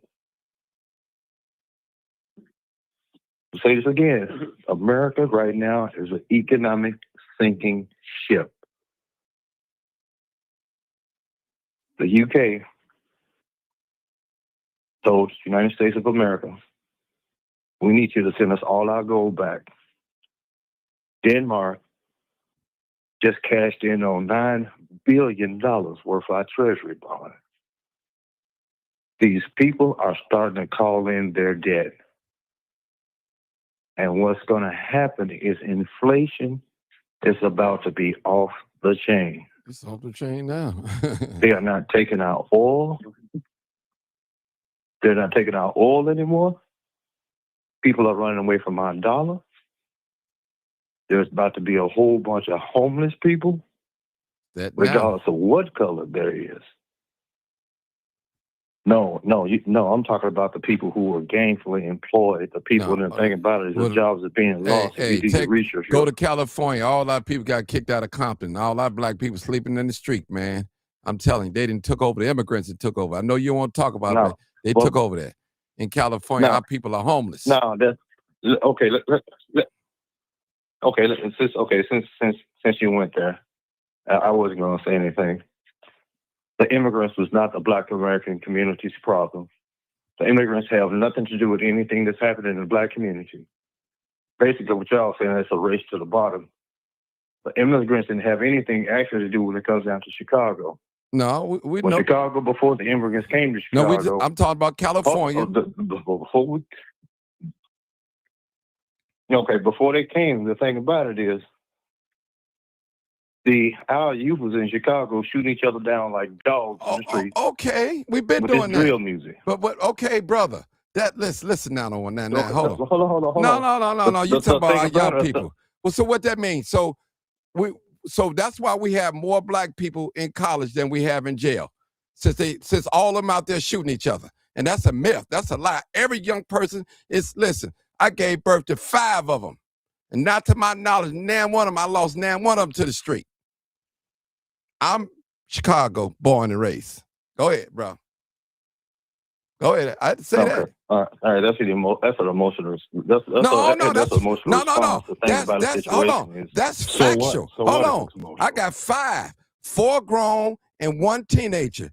I've never lost none of my children to the street. None of them. That's factual. That's facts. Okay. I guarantee you, if my son walk down a dark alley and he see you, you ain't got to worry about him putting no pistol up to your head, robbing you. I guarantee you this. If you dated one of my daughters, you ain't got to worry about them going to your pocket, stealing your wallet either. Because, hey, they got raised right, brother. I'm telling you, that's factual. Nothing about that is emotional. Nothing. Go ahead, my brother. Go ahead. No. What I'm saying is that, understand what I'm saying, Martin. You took that, you taking it personal when I'm speaking. What I'm actually saying is that, let me tell you the reason why the things you said happened. It wasn't because your son and your daughters had that knowledge and everything like that. The reason why that happened because their daddy raised them. That's why that happened. Because their daddy set a standard for them. So that credit goes on to you. That's all I'm saying. That goes to you. But how many are not like that? How many of them didn't have that? They don't have that direction. But that's a topic for another day. Well, let me reach on. Let me explain something to y'all real quick. The Constitution and the founding fathers established the Constitution for one reason only: to protect its citizens from tyranny from the government. What we're basically seeing is that tyranny that the Constitution actually tried to protect against. The fight is not about the immigrants when they come down there. The fight is about the protection of your rights. Everybody's rights. It's way bigger than the immigration. Somebody else said it also. We talked about this the other day. This is a practice for them to be able to put these troops in the streets. That's what this is about. And I asked you all the other day, when the immigrants are taken away from here, they're gone. We snap the finger. We Thanos snap the finger. They're gone. Ain't no more immigrants here. Will they stop doing what they're doing now? The answer is no. It is not about the immigration that people are actually saying. Basically, what you all don't understand is that the people that's out there protesting, they're actually protesting for you, for your rights. That's what they're doing. And another thing, I don't know about when that. it comes down to that gentleman who lost his life, the gentleman who lost his life, he's a veteran, a combat decorated veteran, who fought for the rights for some of the people on this panel talking the things that they're saying. And as a veteran, regardless of his color and all the rest of those things, that man gave his life. We have an oath that we take for life. And that oath is protection against enemies, foreign and domestic. Mm-hmm. Foreign and domestic. The tyranny against the government, when they break down, hold on. When they break down and start violating all our rights, what group do you think is going to stand up against those soldiers? Will it be citizens or will it be veterans? It's going to be the veterans who do that. Stand up for us. So understand what's actually going on here. The thing about it, it's a bigger picture, y'all. It's a bigger picture. The veterans I said all this to say this right here. Can I say something to what you're saying? Could you please?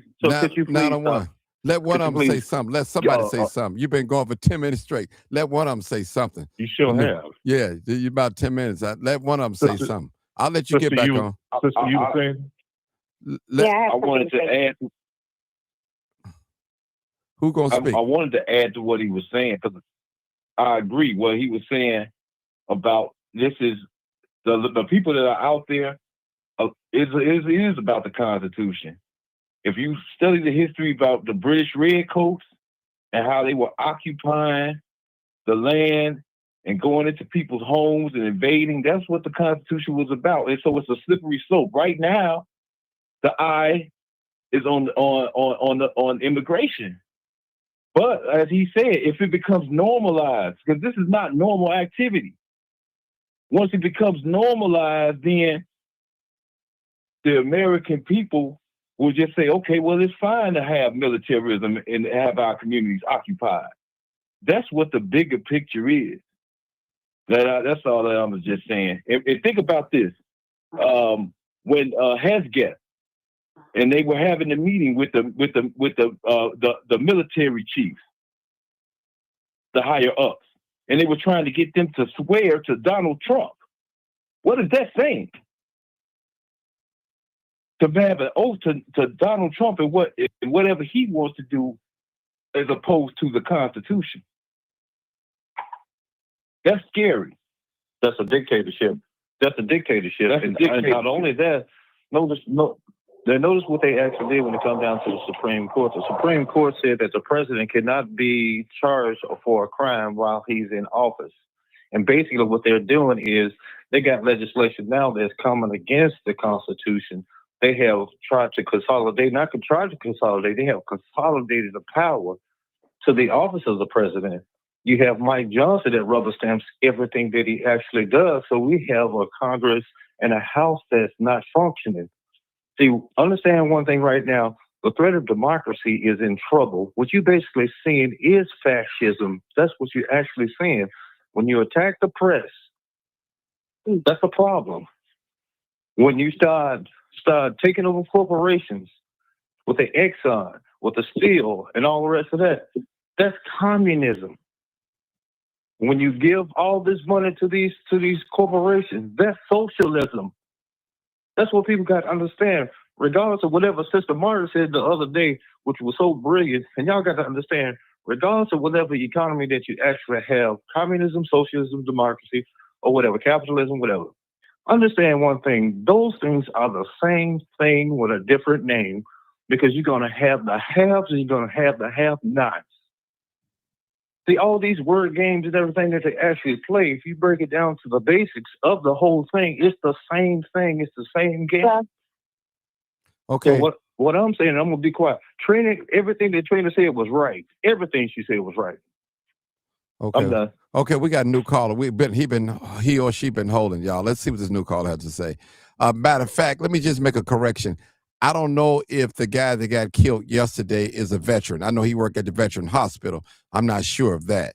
So we got to do a little investigation because I didn't. No, he's a vet. He's a vet because I didn't hear that. But if he's a vet, we'll just do a little investigation on that.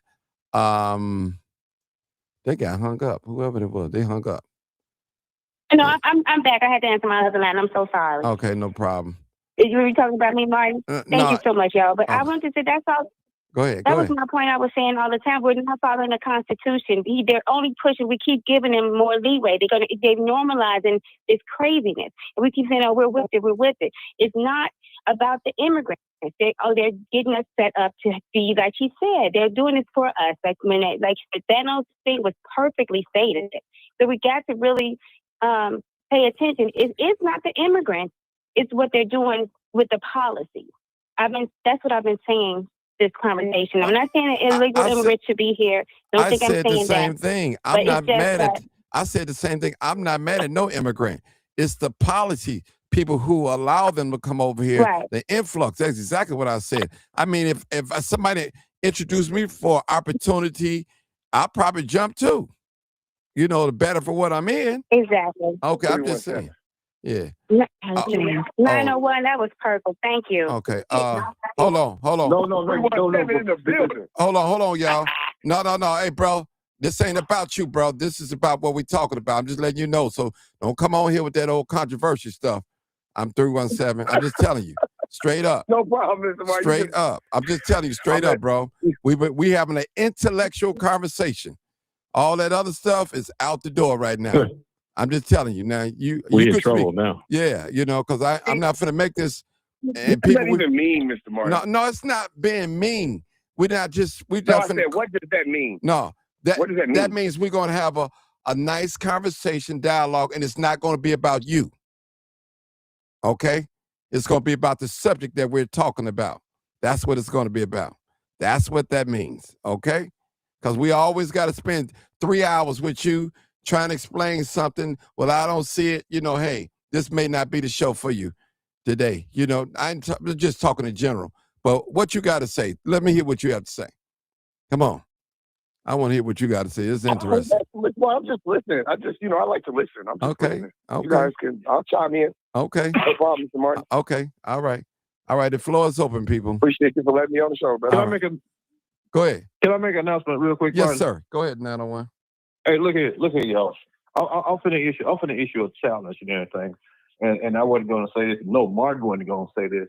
I'm sending Martin $250 for his time. Now, what I'm asking everybody to do is to match. Put your money where your mouth is. Match. No, the reason why I'm saying this and everything like that, because this man come on here day after day, day after day, day after day. No support at all. This is only one of the only places we can go and have an intellectual conversation. And he's moving us actually forward. Match my offer. As a matter of fact, I put it to you like this here. For every dollar y'all send, I'll double it. I joined for $5.99 just a few minutes ago. That's monthly. So I'm not going to take my That's good. That's good. My membership away. That's good. That's good. That's good. Every little bit helps. That's good. Not $599, but she talking about $5.99. You joined my membership. Yeah, that's good. That's good. That's perfect. Oh, I ain't worried about the $5.99 either. Right. That don't bother me. The $5.99 don't bother me. Mm-hmm. It's not like I'm saying. If y'all send him $500, if y'all send that man $500, I send him $500. Whatever y'all send, that's what I'm gonna send. Oh Lord! In addition to the $200, $250 I already told. Martin, what's your Venmo? What's your Venmo? Okay, I'm finna put it up. So here's the thing. Here's the thing. Go ahead. People actually think that we don't have the money. People think we don't have the money. The things that the gentleman was talking about this being a signature with Trina saying and all the rest of those things. Understand one thing, y'all. We own the same thing, the same dog bit you bit me.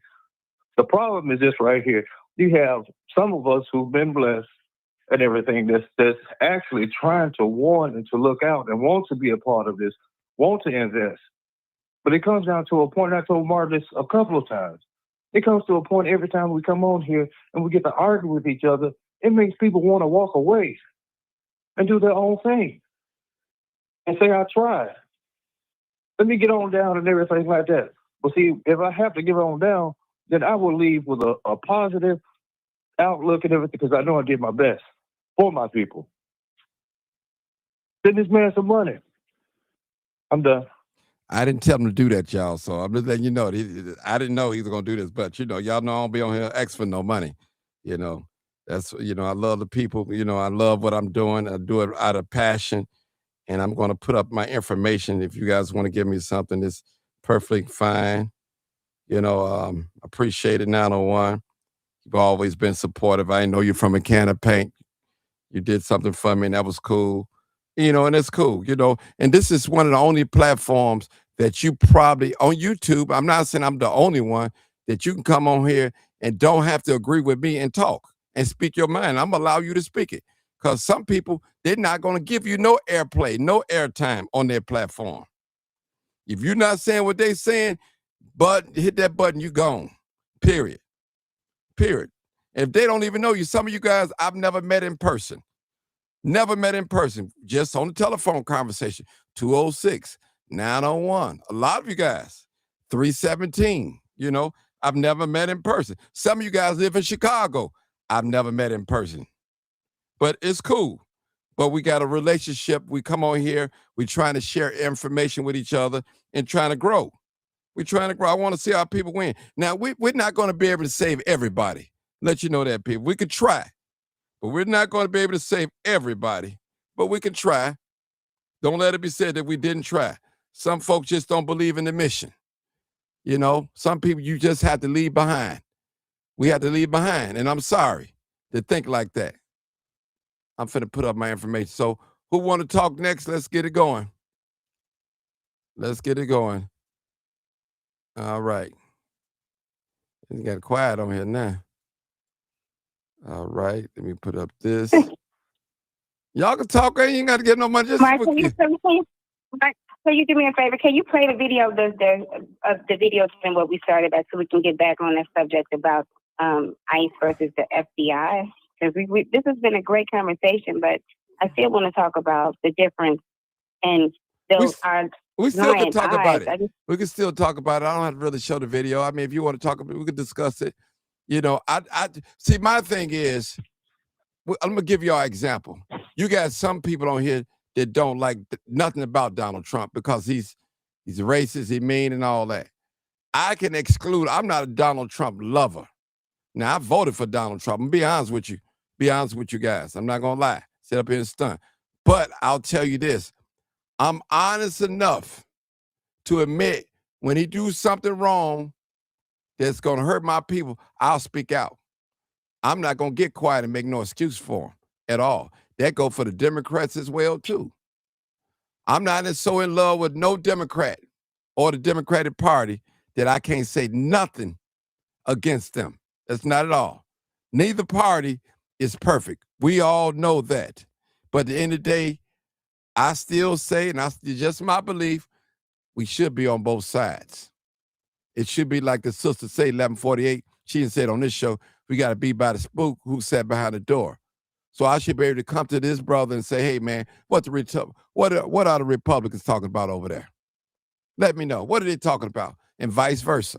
It should be like that. Really. It should be like that. We're the only race of people think that we're supposed to be blue. That's what I don't understand. You got whites that's Republicans. You got whites that's Democrats. You got whites, Mexicans, they whites. I mean, they Democrats and Mexicans, they Republicans. But we the only race supposed to be blue, no matter who. And I don't understand that. I just can't get that. These Democrats that we're dealing with today are not the Democrats of yesterday. They're just not. Everybody is looking out for their own selves. They're not looking out for the people that got them in office. I'm speaking about Chicago. I can't speak for the whole world. 901, so I can't speak for the whole world. Now, you got to organize. Yeah, that's the thing about it. Yeah. And that's the thing about right. Go ahead, brother. Go ahead. Sorry, go ahead. Go ahead. No, go ahead. No. See, that's a problem, Martin. What that's a problem that and you're absolutely right about that. Those things, but I would say that if you take immigration off the table, for some reason, Black Africans, we think that that's a win. What policy have Trump done? And how does it affect the Black community? No, take immigration off the table. There's no policy that he's done. As a matter of fact, what they've actually done, they've taken away, they have basically gutted everything that we gained in the civil rights movement has been gutted. If you want to know what's going on, look at the New Deal. The New Deal was designed to help people after World War II, World War I, World War II. I forget which one it was. And basically what's happening is your assistance that's needed by the citizens, all those things have been taken away. I don't know if y'all know this or not, and Trina will tell you this right here. She probably was working, probably didn't hear this, but Trina, they have committed $1 trillion to contract with the VA. Basically, what they've just done is to privatize the VA. They have privatized, they're about to privatize the Postal Service, all your parks and everything, Yellowstone National Park and all the rest of those things. We don't own those stuff no more. They done sold all that stuff off. And the thing about it, the reason on these SNAP benefits, they're requiring these people to work 40 hours, which I can understand and agree with. But as I told Martin, I guarantee you within 6 or 7 months, what they're going to say is that if you can work 80 hours, then you can work 120 hours. But the problem is this right here, y'all not understanding. and I'm not trying to be alarmist. That's why I ask you all to take a look at your finances and all the rest of those things. They're firing people at a rapid rate. And they cut these programs right now, not for the people who's actually on the programs. They know this pain is about to come. They cut this stuff for the people who are actually losing their jobs. This is for future. So you will have no help. 1148, she's telling the truth, y'all. She's telling the truth. We have to create our own economic coalition together. Because if you don't, we done. And honestly, this is the last chance to get this thing. Check out these small towns. These small towns, they already have the infrastructure that's already set up, already built. We have to start thinking about that. I'm done. Okay. I have a question somebody put up here. I'm starting some, y'all. They said, name one policy, just one policy that the Democrats have implemented that help Black people in America. I'll wait. Can somebody do that? They should be able to do that. Okay, let me say something real quick, y'all. When you start talking about Democrats and Republicans, whites and blacks, you losing the game. He's not even hearing anything that we actually saying here. He's not listening to anything we actually saying here. And let me give you another what you call. Do you know that what they call the Democratic Party is abandoning the Black community? Because y'all don't understand. We are dead last when it comes down to Hispanics are the number one minority in this country. The number one. We have no leverage. We have no leverage. The Latin, the Latino community have built businesses. Some people got their own car lots. They have their own banks. They buy their own house. They rent to their own people. And what Martin was playing by Dr. Todd Ellis, what he was basically saying, he said something about the immigrants, and they focused on the immigrant part. What he was talking about is us coming together, that we can survive. Yeah. And like he said, man, we trying to run out there toward those people and everything like that. That's what he's talking about. But the thing about it is another thing when it comes down to it, when those people do come over here, and the majority of those people came over here on a plane, they just overstayed their visas. Those people established their own. But the problem is, let's just tell the truth. He's saying the devil. We just don't want to be around our own kind. The trip part about it is we is under this mindset the white man's ice is better than ours, but the trip part about it is we're the ones who invented the damn ice making the first damn place. It was a black man who did that. And the refrigerator.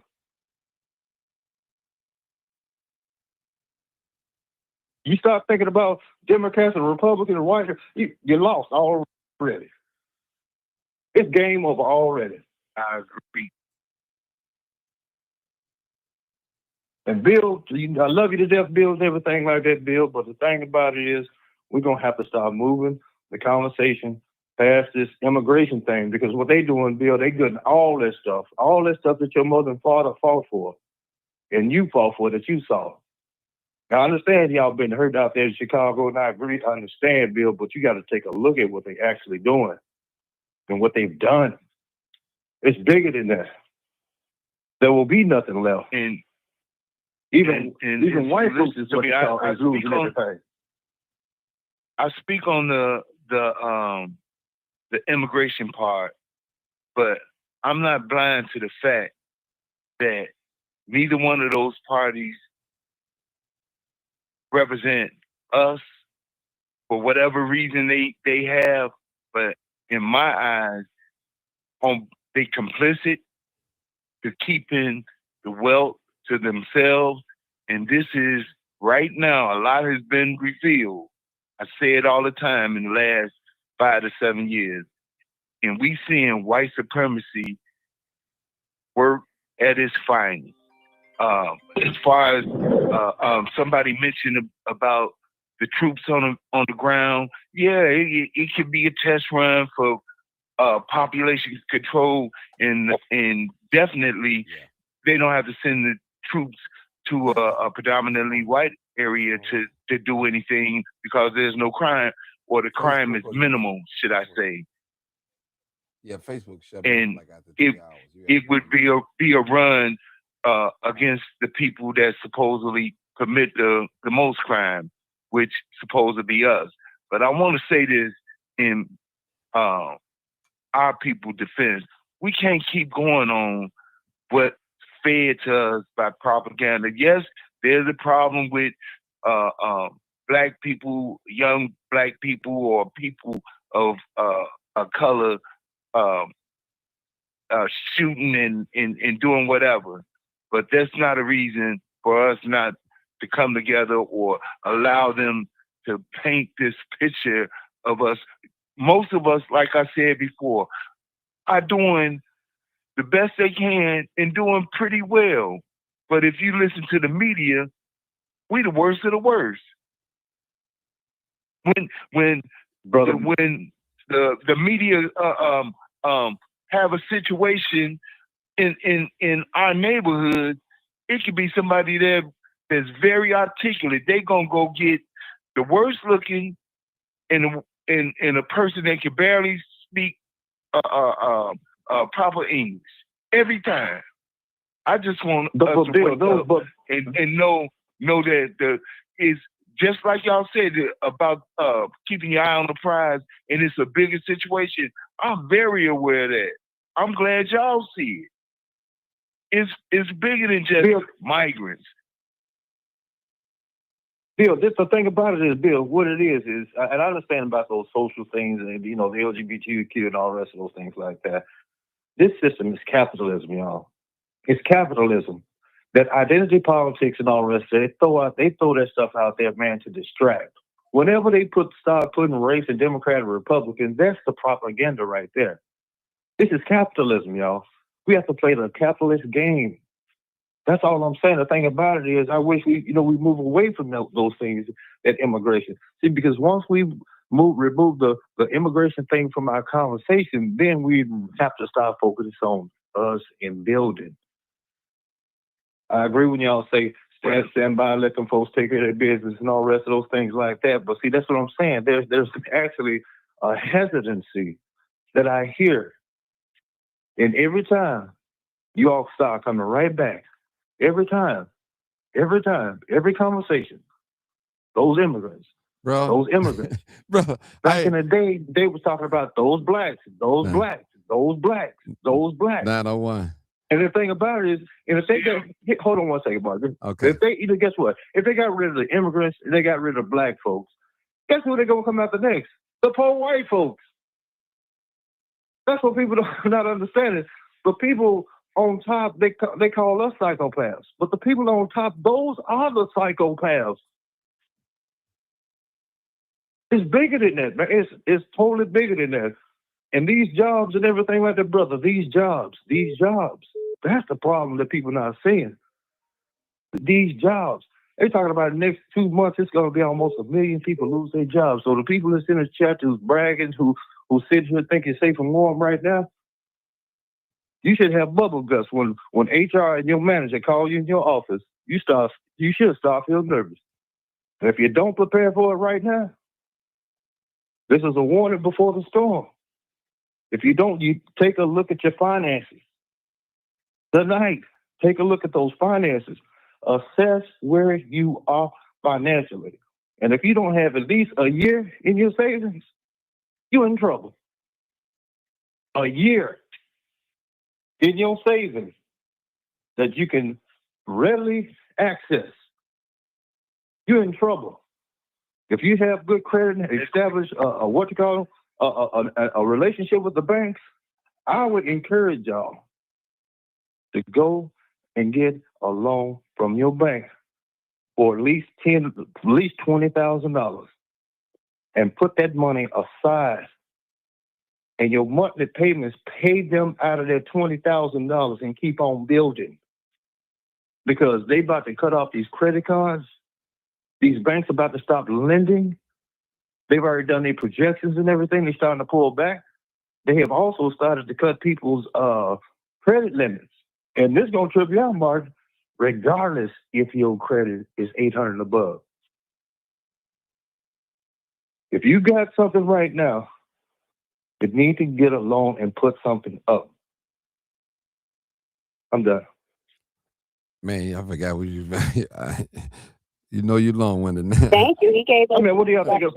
Okay, Thank you.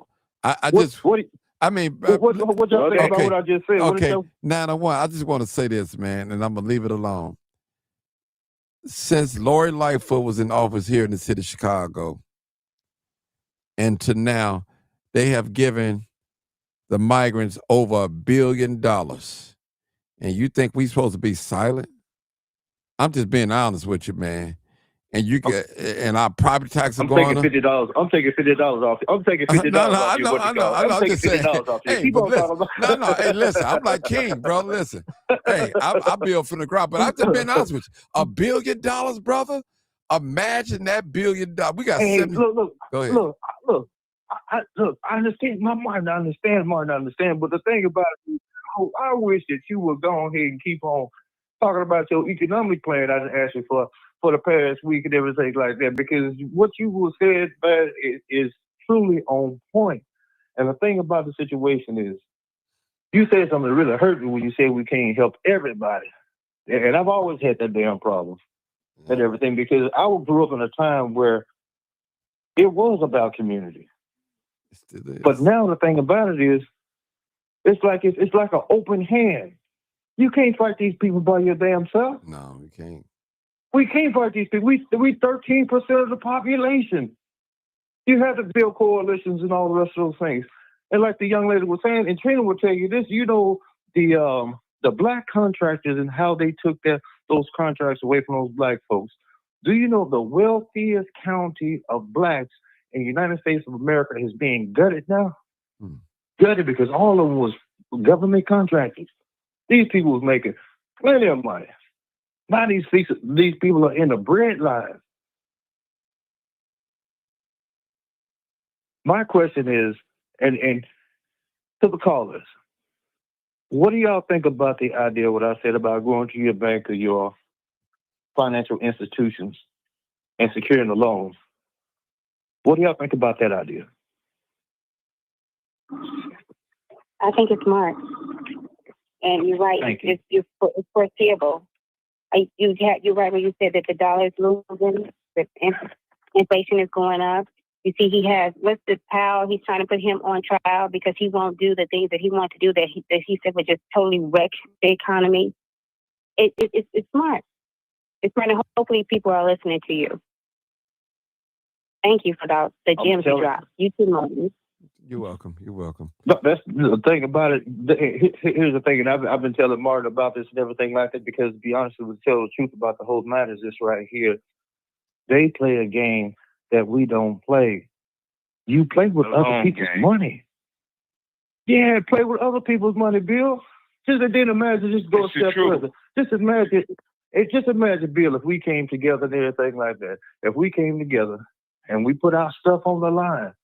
I'm talking about if you're not willing to put your stuff on the line, then I don't even think you should call it even talk. Because this is do or die. We put our stuff together, 20 of us, 100 of us. What if 20 of us in each state or 50 of us in each state came together and built a co-op and put our stuff on the line and went to a bank and said, okay, we got $2 million. We got $3 million. We're going to need to, we're going to need to borrow $3 million against this $3 million. So we got $6 million. Could be close up to $10 million. I'm talking about in each state. Each state. And then we used to go in and start getting that land that those black towns are suffering from and those dollars and everything. And then when you start moving in, building your business, you are the tax base. That means you start running your own candidates. You control your school boards. You control the mayor's office. You control the city council. And you keep on building that way. Then you start running your your representatives, your Congress, your representatives in the House on the state level. And then you start running your government. See, that's power. The problem is we've been trying to ask these people, and which they know they owe us. But power never gives anything. Power take. I ain't never seen power give anything. Power never gives anything. That's the thing we have to do. And the thing about it is, 100% Bill, I right. understand, Bill, I didn't want to tell you this, but look, y'all, all of us, we're older. But 1148 is actually crying out to us. Because on the real, let's just keep it real, Gen Xers and boomers and everything like that, we have left those youngers with nothing. We left them with not a thing. We have left them with nothing. Some of us are older in our age and everything like that. This is what you do on that situation to try to help them. Let's put some insurance policies on ourselves and let's sit down and write and lead them something. Because the average house now is $400,000. Those babies are trying to work. Those babies are educated all outdoors. The cost of living is not what it used to be. Let's do those things. Then when we pass away and everything, what we'll do, we'll write stipulations. We're not going to release the money till you're 25. You get this amount of money. When you're 30, you get this amount of money. You want to start a business, then you get half of the money. Has joined. What do y'all think about that idea? You see, That when is I'm because talking about those things, white people been doing that for years. I'm talking about the insurance. I'm talking about the insurance policy.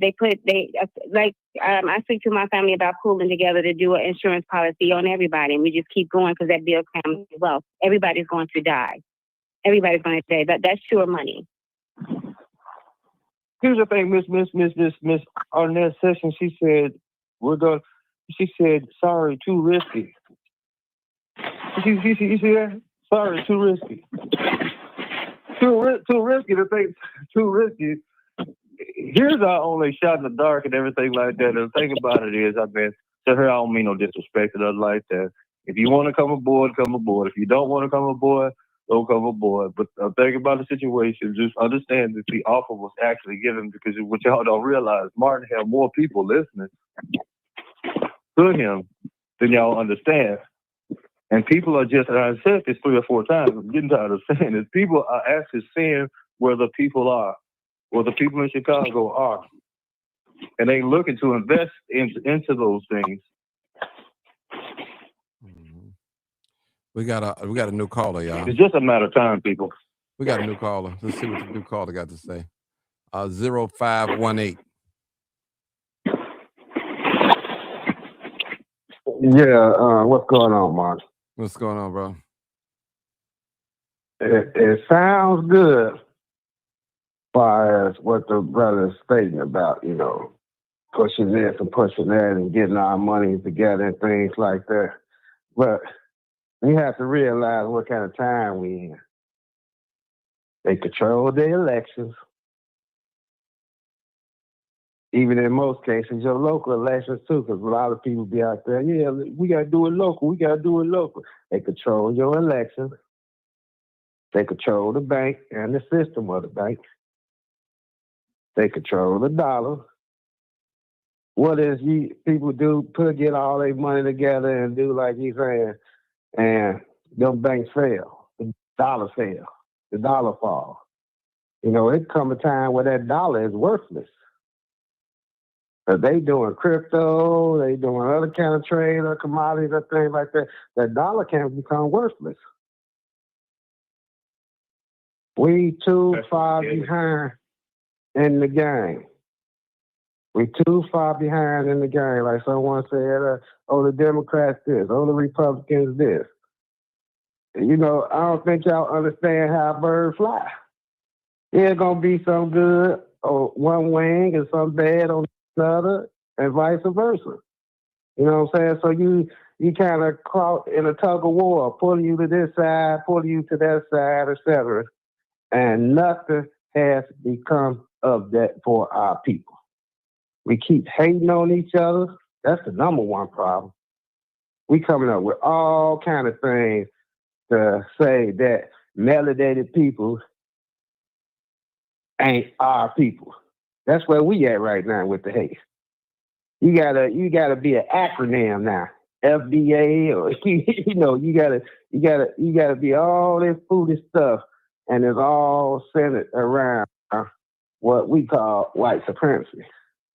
All that hatred. That's why I keep saying on here things like that. Man, we gotta love each other first. Because if it hit the fan tomorrow, we'll be all over the place, man. You'll have people all in the clubs and things like that and not knowing what's taking place right outside their doorsteps. Because we too ignorant. We hating too much. We hate each other so much that we'll say that this person, oh, they don't look like us. Or they, man, our melanin skin go all around. You know what I'm saying? So it ain't about some Pan-Africanism that somebody done put up there in the chat. It ain't about none of that. It ain't about none of that. That's why I sent the super chat, man. United we stand, divided we fall. You know what I'm saying? And so, and another thing I want to point out, Mark, they already done did stuff to, as we say, the poor whites. They done got them up from off the north side. They done took their homes, etc. Yep. They done got them up out of there. Even they shelters, they took their tent city first. That was all on the news back then when Lori Lightfoot first got in there. You know what I'm saying? They took their tent city first up north under the Vadlock and stuff of the Lakeshore Drive. You know what I'm saying? We so busy focusing in on the wrong things that we ain't even looking at everything. Even when the Father put it out there to us. Stop hating on each other. You know, we a lot of us screaming out Trump and this and that, etc. You know, and we praising man more than we is the Father. Man, we better wake up and understand what's going on. But we way behind. I'm a hold fast, man. Thank you. That's what I'm talking about. See, I knew you had it in you, bro. I knew you had it in you. Just got to break it out. That brother very knowledgeable there. I always tell him, man, you got to stop being hostile. You got the word. Just got to, you know what I'm saying? Man, put it out there. You know, now, don't get me wrong. Some things you need to put some scorch on, some fire on it. But not every time. I agree with that too. Sometimes you got to just go right in at it and don't have no mercy. That's it. Anybody else? Y'all, I mean, we here. Miss Arnett, Miss Arnett, hold on one second. Miss Arnett, I want to apologize, sister. I didn't mean to, offend you or anything like that. My thing about it was just, the too risky part about the situation. So if I offended you, I apologize to you. That was not my intent at all. My thing about it is I just think, I will bet on you, sister. Like if you want to build a beauty shop or whatever and everything like that, I think we would, So, and as far as scamming, I don't need to scam anybody. Martin will tell you that. Mm-hmm. Go ahead, Martin. Sorry. Okay, go ahead. Hey, Martin. I was thinking 901 had made some good points as far as the finance and dead on with the smart people and not only smart people, powerful people. They don't use their own money when it comes to investments and things of that nature. But also he said something about Yellowstone Park being privatized and VA. And it brought to mind, I'm sure you remember when Mayor Daley, this was probably 15, 20 years ago, sold the Skyway. And they sold, this is what happens in Chicago, sold all of the parking meters to foreign entities. I never understood that, but this is what we go through here, They sold the Chicago Skyway and all the parking meters. Why would you sell something that's profitable? Because you're selling it to an entity that backs, that you back in, or your proteges and friends or whatever. It's been going on a long time, yeah.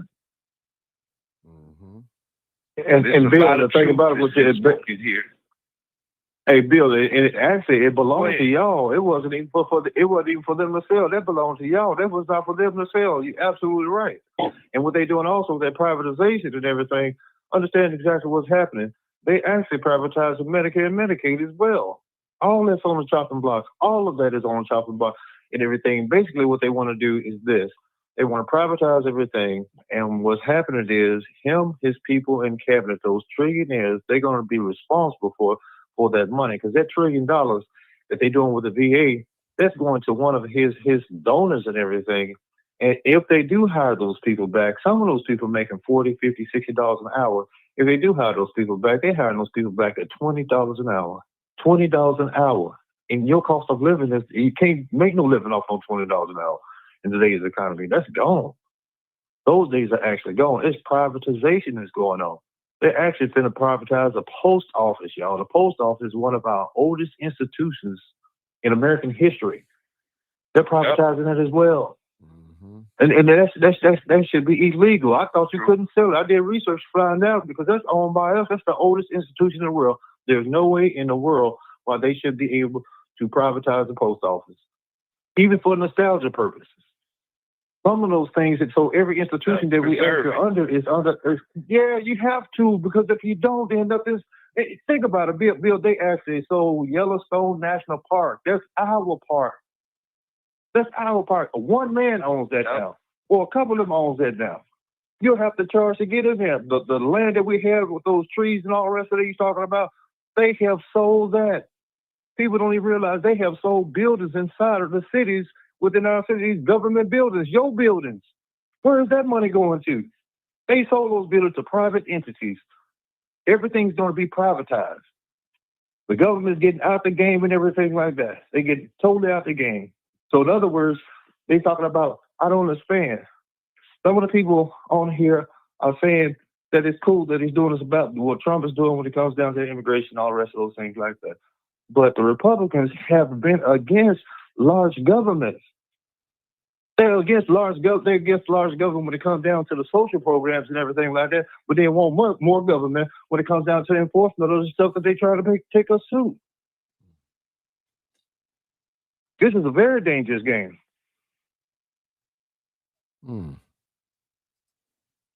That's all I'm saying. See, and here's the thing. When we look at, my friend, oftentimes we start looking at things from. Hold on one second. Brother 901. We start looking at things from. I said, Brother 901. For a second. Brother 901. Hold on for a second. Brother 901. Hold on. Brother 901. Listen to me, Brother 901. I need a clarification on something you said. It's very important. I will give you a clarification. I'm looking at Yellowstone National Park is not privately owned.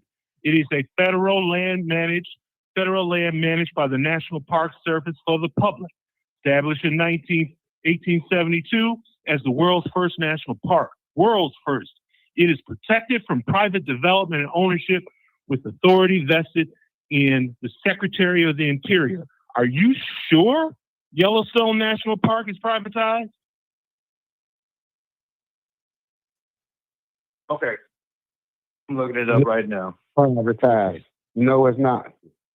Trump even did a thing on there last year. Prevented it from being privatized. Exactly. It's not. The hell you talk? What are you talking about? You've been talking for a half hour. It says that the recent discussion of proposals regarding the sale of the National Park and public have raised significant concern about environmental groups and outdoor enthusiasm.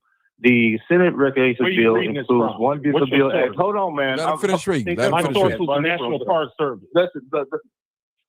Let him finish reading. Go ahead, 901. No. You're right. You're right, 206. You're right. Right about what? Right about what? You're what am I right about? You're right. No, I want to hear you tell me what I'm right about. No. You're right. You're right. Here's the thing. You've been talking for 30 minutes? Yeah, you're right. Yep. Yeah, I know I was right. That's why I said it. No, where are you getting your information from? Where are you getting your information from? I said you're right. You're right. That's not what I asked you. I said where you get your information from. I'll be damned if I'm on this live and somebody comes on this live and starts lying to people, saying things that he don't even know what he's talking about. So is Yellowstone National Park private property or not? And if it's private, tell me who owns it. Okay. Now after the greater part of an hour, now you're quiet. Hold up.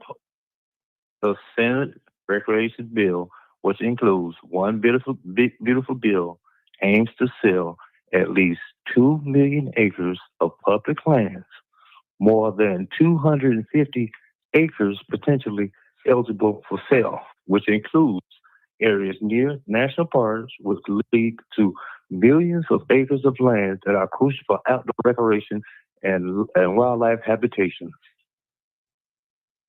Reading comprehension. Are you done? Let me No, hold on, bro. I have no. I give it to you. Look. So 901. No. Hold on. No. 901. Is the Yellowstone National Park owned by private entities? Yes or no? No, it's not. You're a fucking liar. Let me say this. Excuse me, Martin. Sorry, Martin. Let me interject this, Martin. Go ahead. You know, that's why I said what I said about, you know, the money in the banks and things like that. But I've been watching your show, for I don't know how long, man. You know what I'm saying? And I pay attention to a lot of things. So I pay attention to the theories, the ideologies, you know what I'm saying, the falsehood, the agent, etc., whatever you want to call it. And also I pay attention to where a person's mindset and where they comprehension and understanding that he just read near there. You see what I'm saying? Because they can't sell that. You know what I'm saying? So, you know, people come up with their ideologies and things like that, and that's what called division. That's the message I'm trying to give. You know what I'm saying? I'm a Moorish American. My family walked with Prophet Noble Jurali. And Prophet Noble Jurali said, if my mom ain't right, she won't get back. You know what I'm saying? So I don't even let Moors get back with things. You know what I'm saying? Because when you put out false information, you know, and some people cheered on because they lack of knowledge themselves. With the applause of their brother man, they delighted themselves. You know what I'm saying? And that's what caused confusion. You know what I'm saying? You say I'm controversial. No, I'm not, man. No, I'm not. It's just that certain people don't want certain things touched on when I know certain things, especially when I done saw it in person. You know, we gotta stop it. And what any of that got to do with the progression of our people anyway? We talking about Yellowstone Park. What do that have to do with anything? Nothing. What that has to do with this is the thing about it is it ain't got. Stop. They say, look, they say the biggest. Excuse me, brother. They say the biggest food is the educated food. Just like a dog being trained to defend their jump. The longer they go to school, the more they're defended. What about the one who talks about where he comes from and what his background is? I think none of that is relevant to what you are trying to make. My background. Let me say this. Your background has nothing to do with where you're going. Let me say this. Nothing to do with where you're going. Excuse me. Let me say this here. Get your pride and put it in your pocket. Let me say this here. I just made an example of myself. That's all I did. It don't matter where I come from. I was always raised. It don't matter where you come from. Excuse me. I want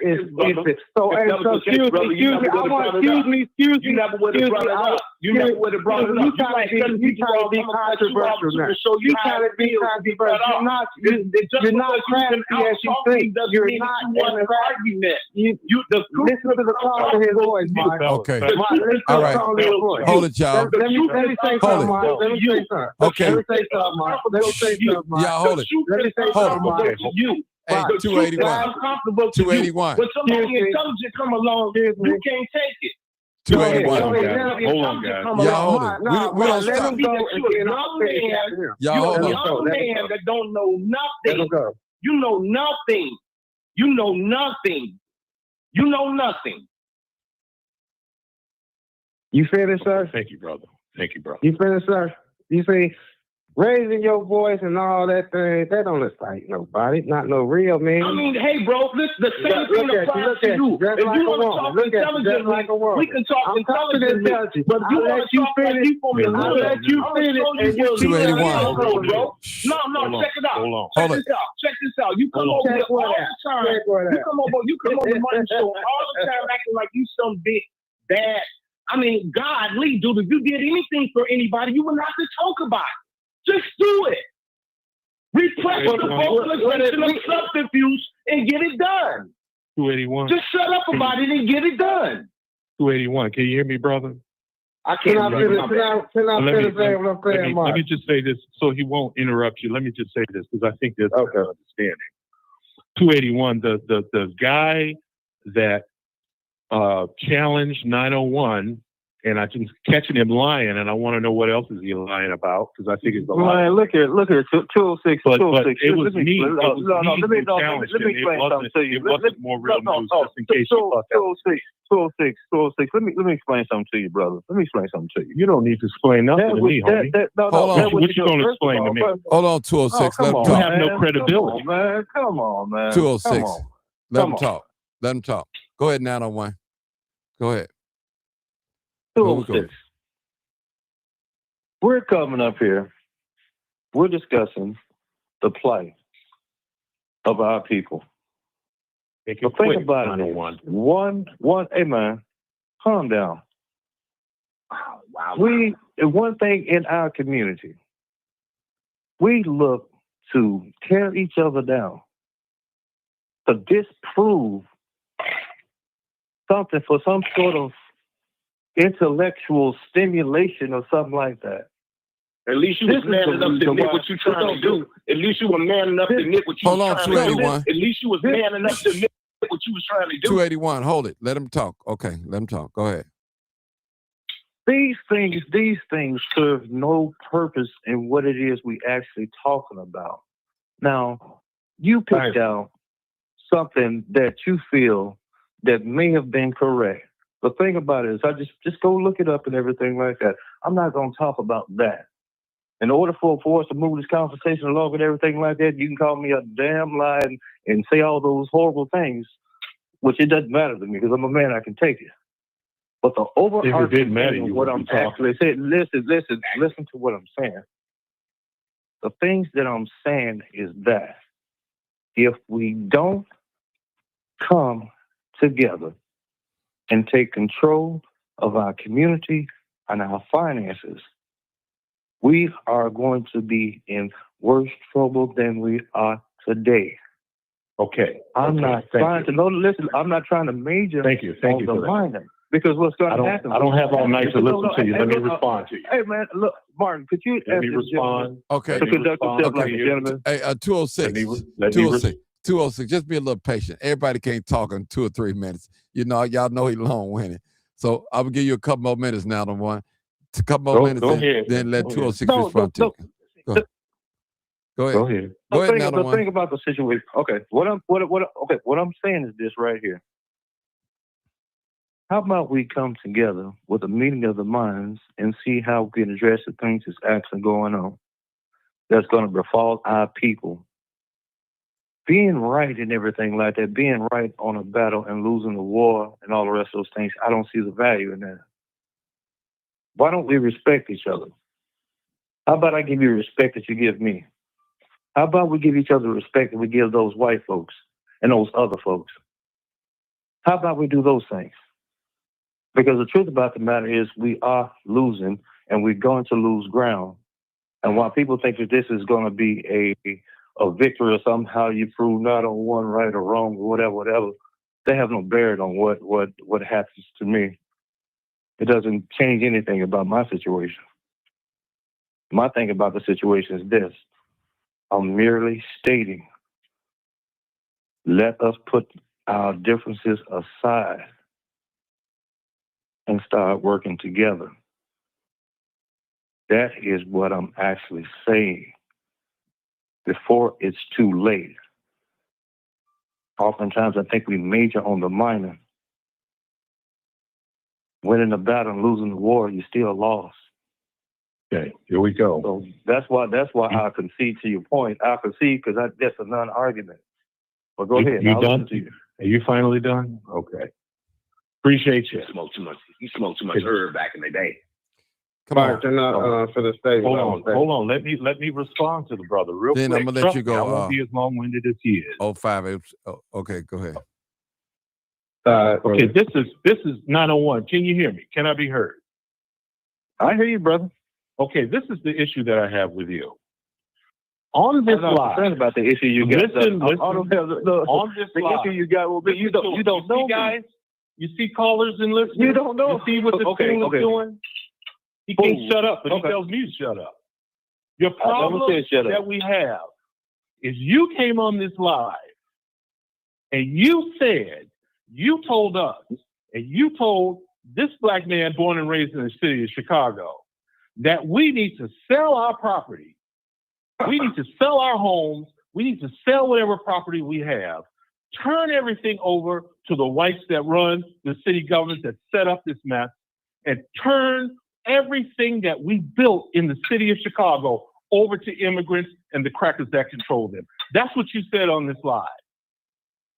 And then, I hear you now. Listen.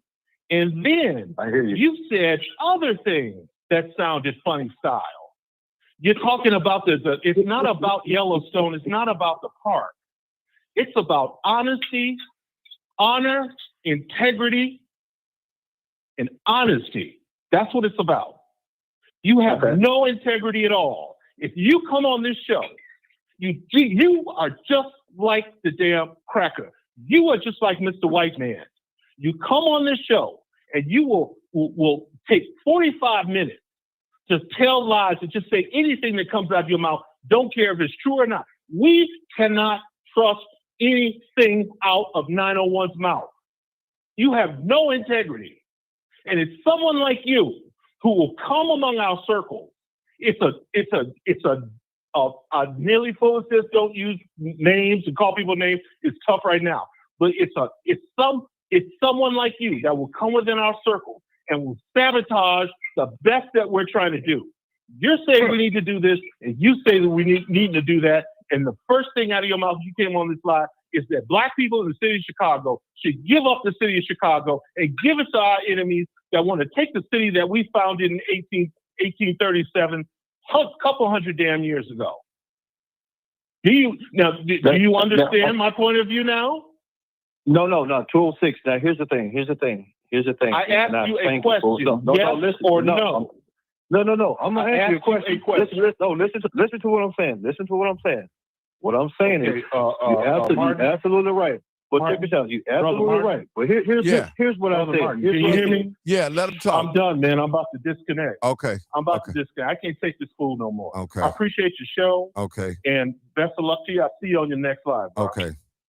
Mark, can I get the floor now? Mark, let me respond just real quick. Mark, can I get the floor now? Okay, this is what we're going to do. Hold on. 901, I'm going to let you respond, but I got to let my brother go, the Morris Breck. But go ahead, 901. Then I'm going to let you, Morris, brother. Then SB. Go ahead, 901. Here's the thing. Oftentimes, you didn't hear me say over and over and over and over again, and I'll say it again, Chicago, y'all have a strange way of doing things, which people that don't live in Chicago don't understand. So you all would know better than what I know about this situation. My thing about it is this. So, and I understand and I can hear the passion in his voice and everything. He's absolutely correct, asking somebody to give up something that they've built over time. And I can hear the love that he has for Chicago and his people. So for him, understand, brother, it's out of a place of love. This only thing this is just throwing out ideas. That's all it is. I understand what you're saying. But my thing is this. Eventually, it's going to come to a point in time that it's going to be unaffordable. My mere suggestion is this right here, just start looking to other options and everything. That's all I'm saying. Because eventually, it's going to come a point in time where those properties may or may not become sustainable. That was all I was trying to say. And I understand, I respect the way you all feel because y'all live there. But understand, on the outside looking in, you all say these things and it's kind of foreign to us. Y'all under attack. I agree with that. I told Martin this last year that they actually took the playbook from Chicago and started using it all over the United States. It all first started in Chicago. So y'all are the ones who really educating us on the ideal of it. But my question to him or to other people, so we can use y'all model, what is it that y'all doing to actually combat the things that's going on in Chicago? Because it's needed all over the United States. That's all I'm saying. And as far as the personal tax and all the rest of that, I'm not really concerned about that. I mean, you're entitled to feel the way you feel. It's coming from a place of love. That's all it's coming from. Okay. I'll be quiet. Okay, 0518. Come on, my brother. Just want to clear something up, Mark. I gave an example about how I stand for what's right and what's wrong. See, people hear certain things, etc., and they go crazy. You know what I'm saying? They hear the word more or something or Hebrew or whatever the opposition they feel in their mind it is, and they just go berserk. Brother wouldn't even let me talk over me, etc. The talk as much as the foolishness of folly. You see what I'm saying? So it's a lot of confusion in what you're saying, even with sell the property, but then go to the bank and get these loans, etc. What, the double jeopardy to people? You know, it's foolishness of what the things you were saying. And it's highly questionable. You know what I'm saying? And to try to attack somebody or talk loud and all that, etc. I done been disrespected on this show a lot of times. And I'm talking about something to the extreme, whereas I was next to that person, ain't no telling how it go. Well, you know what I'm saying? But let me say this. Hold on, hold it, brother. Hold it. You sound like a 281. Seriously, brother. You sound like a jailhouse attorney. You don't sound like nobody educated, man. 281. Excuse me, brother. 281. Let him talk. Let him hear him out. I got you, Mark. Hear him out. Humble yourself, man. Humble yourself, brother. Go ahead, my brother. Humble yourself, brother. I'm not disrespecting you. Humble yourself. Because a lot of us like to do all this talking over the phone. Humble yourself as a man, brother. Because a person trying to give you the respect, Mark told me to hold on 3 times and let y'all go. And it started with me and you. You know what I'm saying? Basically, was me on the phone. You know what I'm saying? So hear a person out, man. What you said was fraudulent. What you said was wrong. Sometimes we got to be, you know what I'm saying, we got to be man enough and have the courage enough for the truth and say, hey, I made a mistake, and humble ourselves. And not try to keep coming at a person or, you know, the attacks or trying to talk over a person, raising your voice. That's not going to get it done. You know what I'm saying? That's not going to get it done. How can a person bring you to the table and you doing that same thing? And that applies for me too. That applies for all of us. This not no personal shot against you, brother. You know what I'm saying? That goes for all of us when we trying to get together in unity and love. You understand what I'm saying, man? Let me know when you finish so I can respond to you. I'm not gonna cut you off. I'm not finished, brother. I'm finished, brother. I'm not gonna cut you off. I'm not gonna cut you off. I'm not saying none of the stuff you said was incorrect. It's the way it sounds. And I don't think nobody needs to know what your background is to know what kind of man you are. Just, you know, say what you got to say and keep it moving. But when you come over to Martin's show, bro, you just go. And you go, and you go, and you go, and you go. Then you're disrespectful.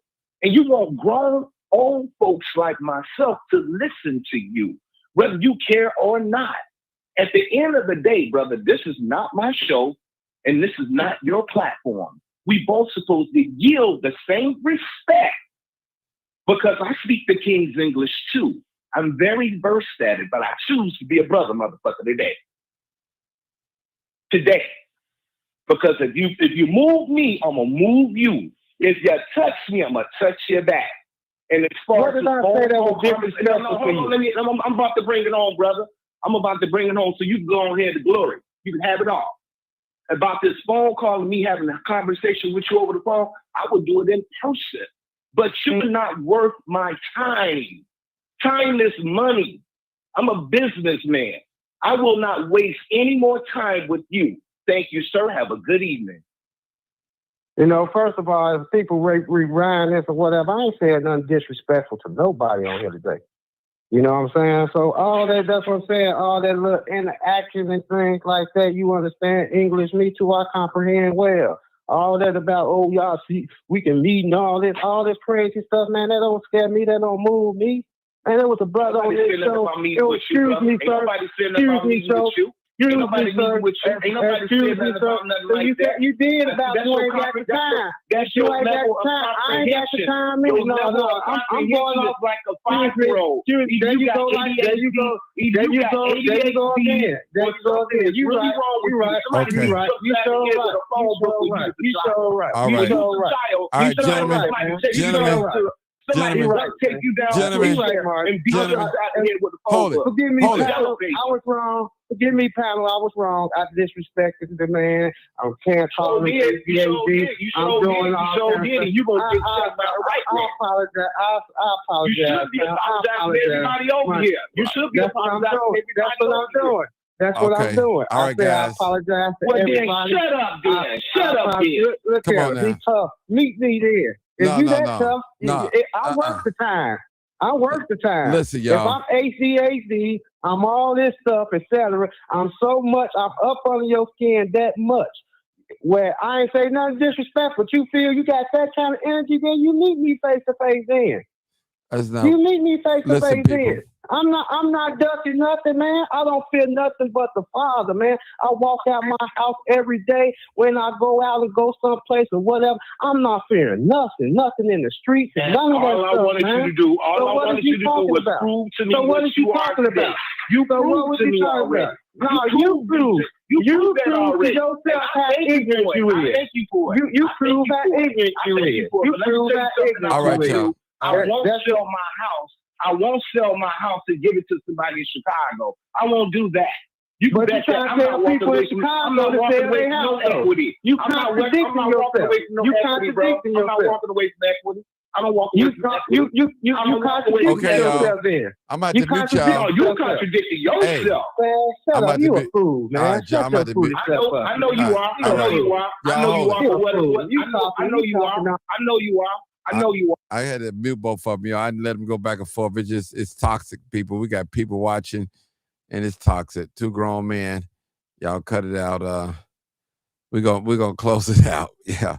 Y'all this. Hey, but hold up, Bob. So before you go, can I say something real quick? Yes, sir. Go ahead. The thing about it is Go ahead. Look, all right, this is what I want to say to the people in Chicago. If I offended you, I am truly sorry and everything. What I'll do, because the conversation is so important, that I don't want to become a distraction to what it is you all got going on.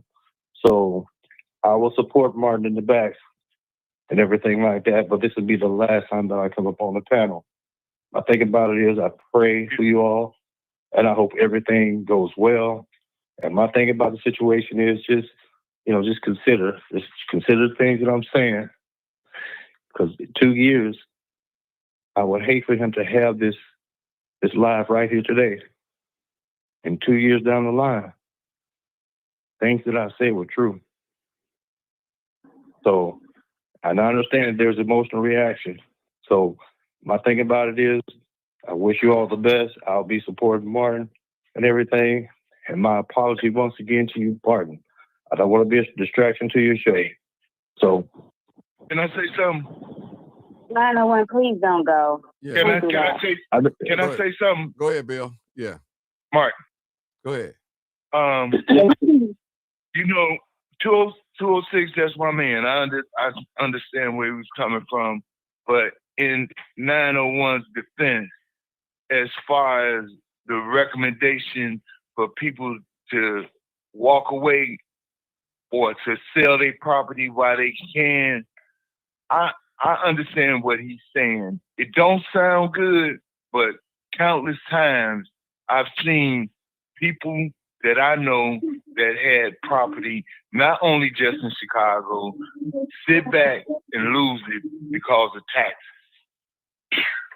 Over and over again, when there was a chance for them to get, they even at times just hold it to themselves, not admitting that they fallen or coming to realization that they can't afford it or whatever, but rather than give it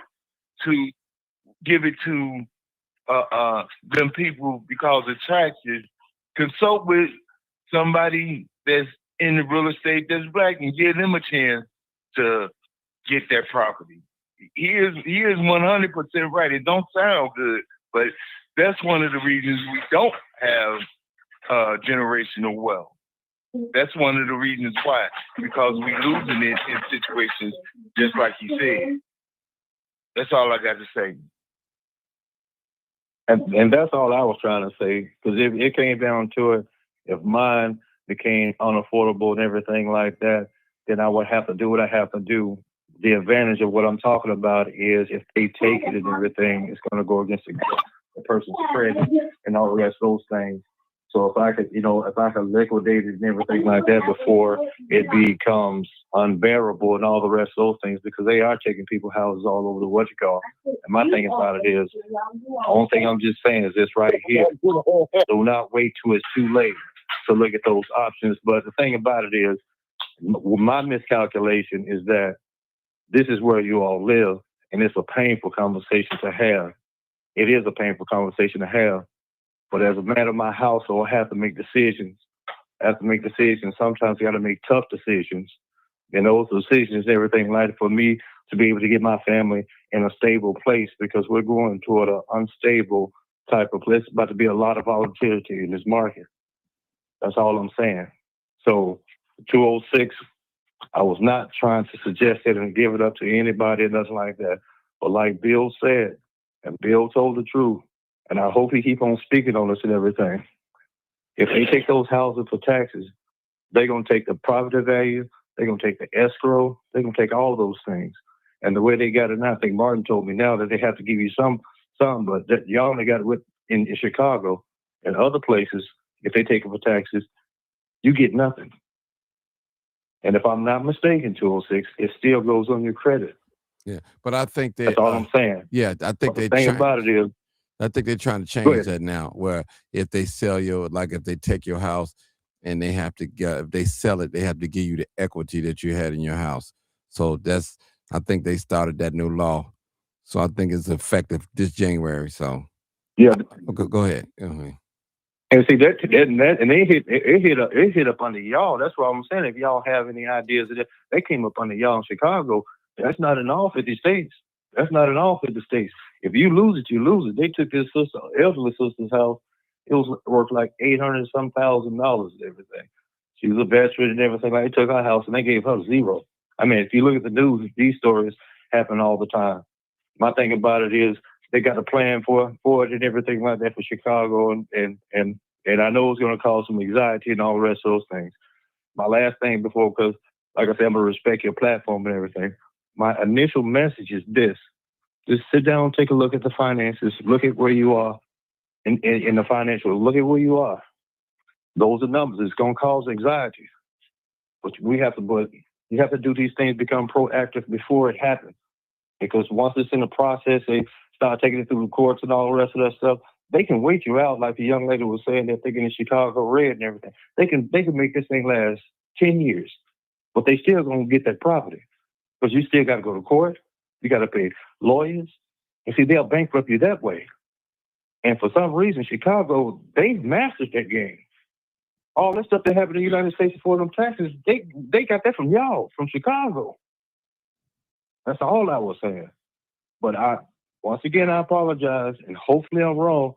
In 2 years, revisit this conversation. That's all I'm saying. And thank you, Bill. No problem. You ain't got to stop. You can always call in, brother. This is nothing personal. Hey, listen, I've been on here dead wrong, in two left shoes. And I always say that, even the host, I don't know everything, people. Some of you guys on here are more versed than me, especially when it comes to politics, So I'm not really a real political guy. I just, last couple of years, maybe 3 or 4 years, I'm just really getting into it. There's a lot I need to learn. And I just, I just can't believe how the way some of these politicians are carrying on with our people and all that. So I got sense enough to know that our people are getting the short end of the stick. Oh, we got Has Buck. joined. Buck, y'all, let me get Buck in. Buck, I'm trying to get out of here. What's up, Buck? Go ahead, Buck. Go ahead, Buck. I just want to say a couple items. I've been on it for 24 hours, but I heard something while I was milking hens about how other people are doing this in business. And one of the things in America that we had places like Rosewood, our own towns, and places like Black Wall Street. And whenever we have our own thing, the other powers that be always try to destroy it.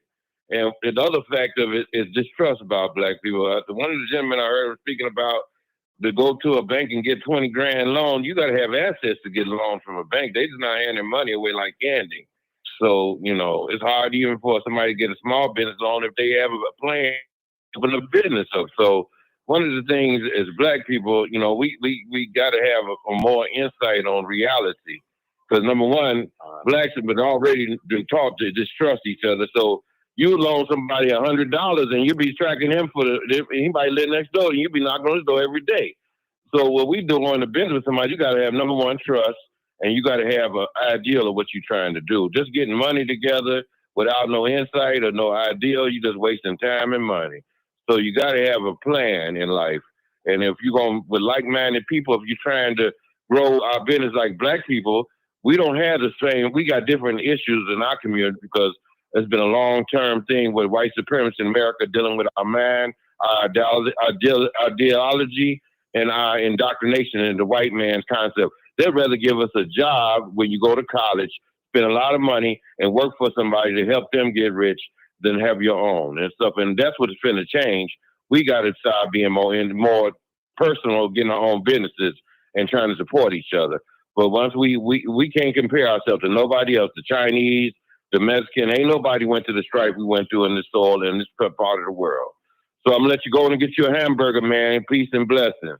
Oh, I had some Chinese food. Before I got out here. I know you've been over there a long time. Yeah, I've been on there a get long you a glass time. of water, so. Yeah, I'm gonna get that. All right, peace. Y'all normally I didn't even get up this time. Normally, y'all know I get up and answer the door or something, get some water, use the washroom. But this time I sat here all the time. So, wow. Somebody else did want to call in 872-299-0808. Come on, caller. Give you a chance. I think it was a female on YouTube. Said she wanted to call in 872-299-0808. I want to see what you have to say. That'd be nice to hear what you have to say. Okay. All right.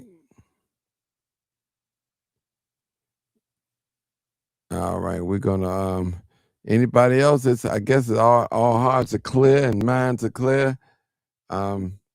It's actually what? We've been on here 4 hours and 47 minutes. And it's been interesting. Great show. Yeah, it's been very interesting. Great show. But people, just think about it. All of us are from different backgrounds. Some of us are educated, some of us not educated, some of us are professional, some of us not professional. But what we do have in common is that we all been kissed by the sun. We need to find out what things do we have in common and what things that we can agree on to build on. A lot of us are Republicans, some of us are Democrats, some of us are independents, some of us, hey, we vote our conscience. And I understand. Some of us don't vote, don't care to vote.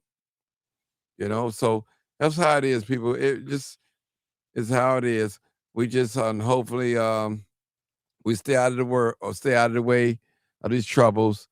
But 901, I ain't mad at you. I promise you I ain't mad at you. Yeah. I was just mad them folks gave them people $1 billion, man, in the last 4-5 years. I was thinking about $1 billion on the south and the west side. Man, that would have been beautiful to help our community. But it is what it is. It is what it is. So I can dig it. Look, my prayer is gonna be for all y'all and everything like that. My prayer is gonna be for all y'all and everything. Like I said, I'll support you from behind and everything. But I think my presence on the show will be nothing but a distraction and everything. And I don't want to do that. And I am not a plant. I am not a Democrat. I am not a Republican. I'm none of those things. I'm independent. I'm a black man in America. That's it. Well, thank you, Barn, for having me, no brother. problem. I'll be supporting you from behind. Okay. I know, yeah, as always. People, I appreciate y'all for tuning in. It's been a long show. I like to see what the little shorts are going to be looking like. It's going to be up and down, up and down. They probably give me 10 shorts for all these shorts that are on this show for all this time. So I'm going to put them up. It's going to be some great message. All right, people. One way you can support this channel by subscribing to the channel, that'll be a blessing too as well. You know, that'll be a commitment. That'll help me pay some of these little smaller bills I got around here on this internet, because everything is not free, people. And I'm sharing this platform with you guys. You know, I'm sharing it. I don't mind sharing it. You know, that's what I do. And I'm not afraid to let nobody win at all. So I want to thank you. Y'all already know what it is. You already know what it is. What is live, uncut, unedited, tell the truth. And what? And shame the devil. I love being black. I love black people. Thank y'all so much. Go in peace. Make sure you share the video, like the video, share, like. Peace out. And thank you guys. Thank you, every last one of you, for your super chats. Thank you for your cash apps or whatever monetary. Thank you so much. I appreciate it. I really do. I really do. I didn't ask the brother to say that. He said that out of his own heart, so that's a good thing. One thing I always tell people when it come to money, when you hold on, my brother. When you give me money, that means you giving it from the bottom of your heart without me asking. You really wanted me to have it. So I thank you guys. All right, I'm gone, people. I'm gone. All right.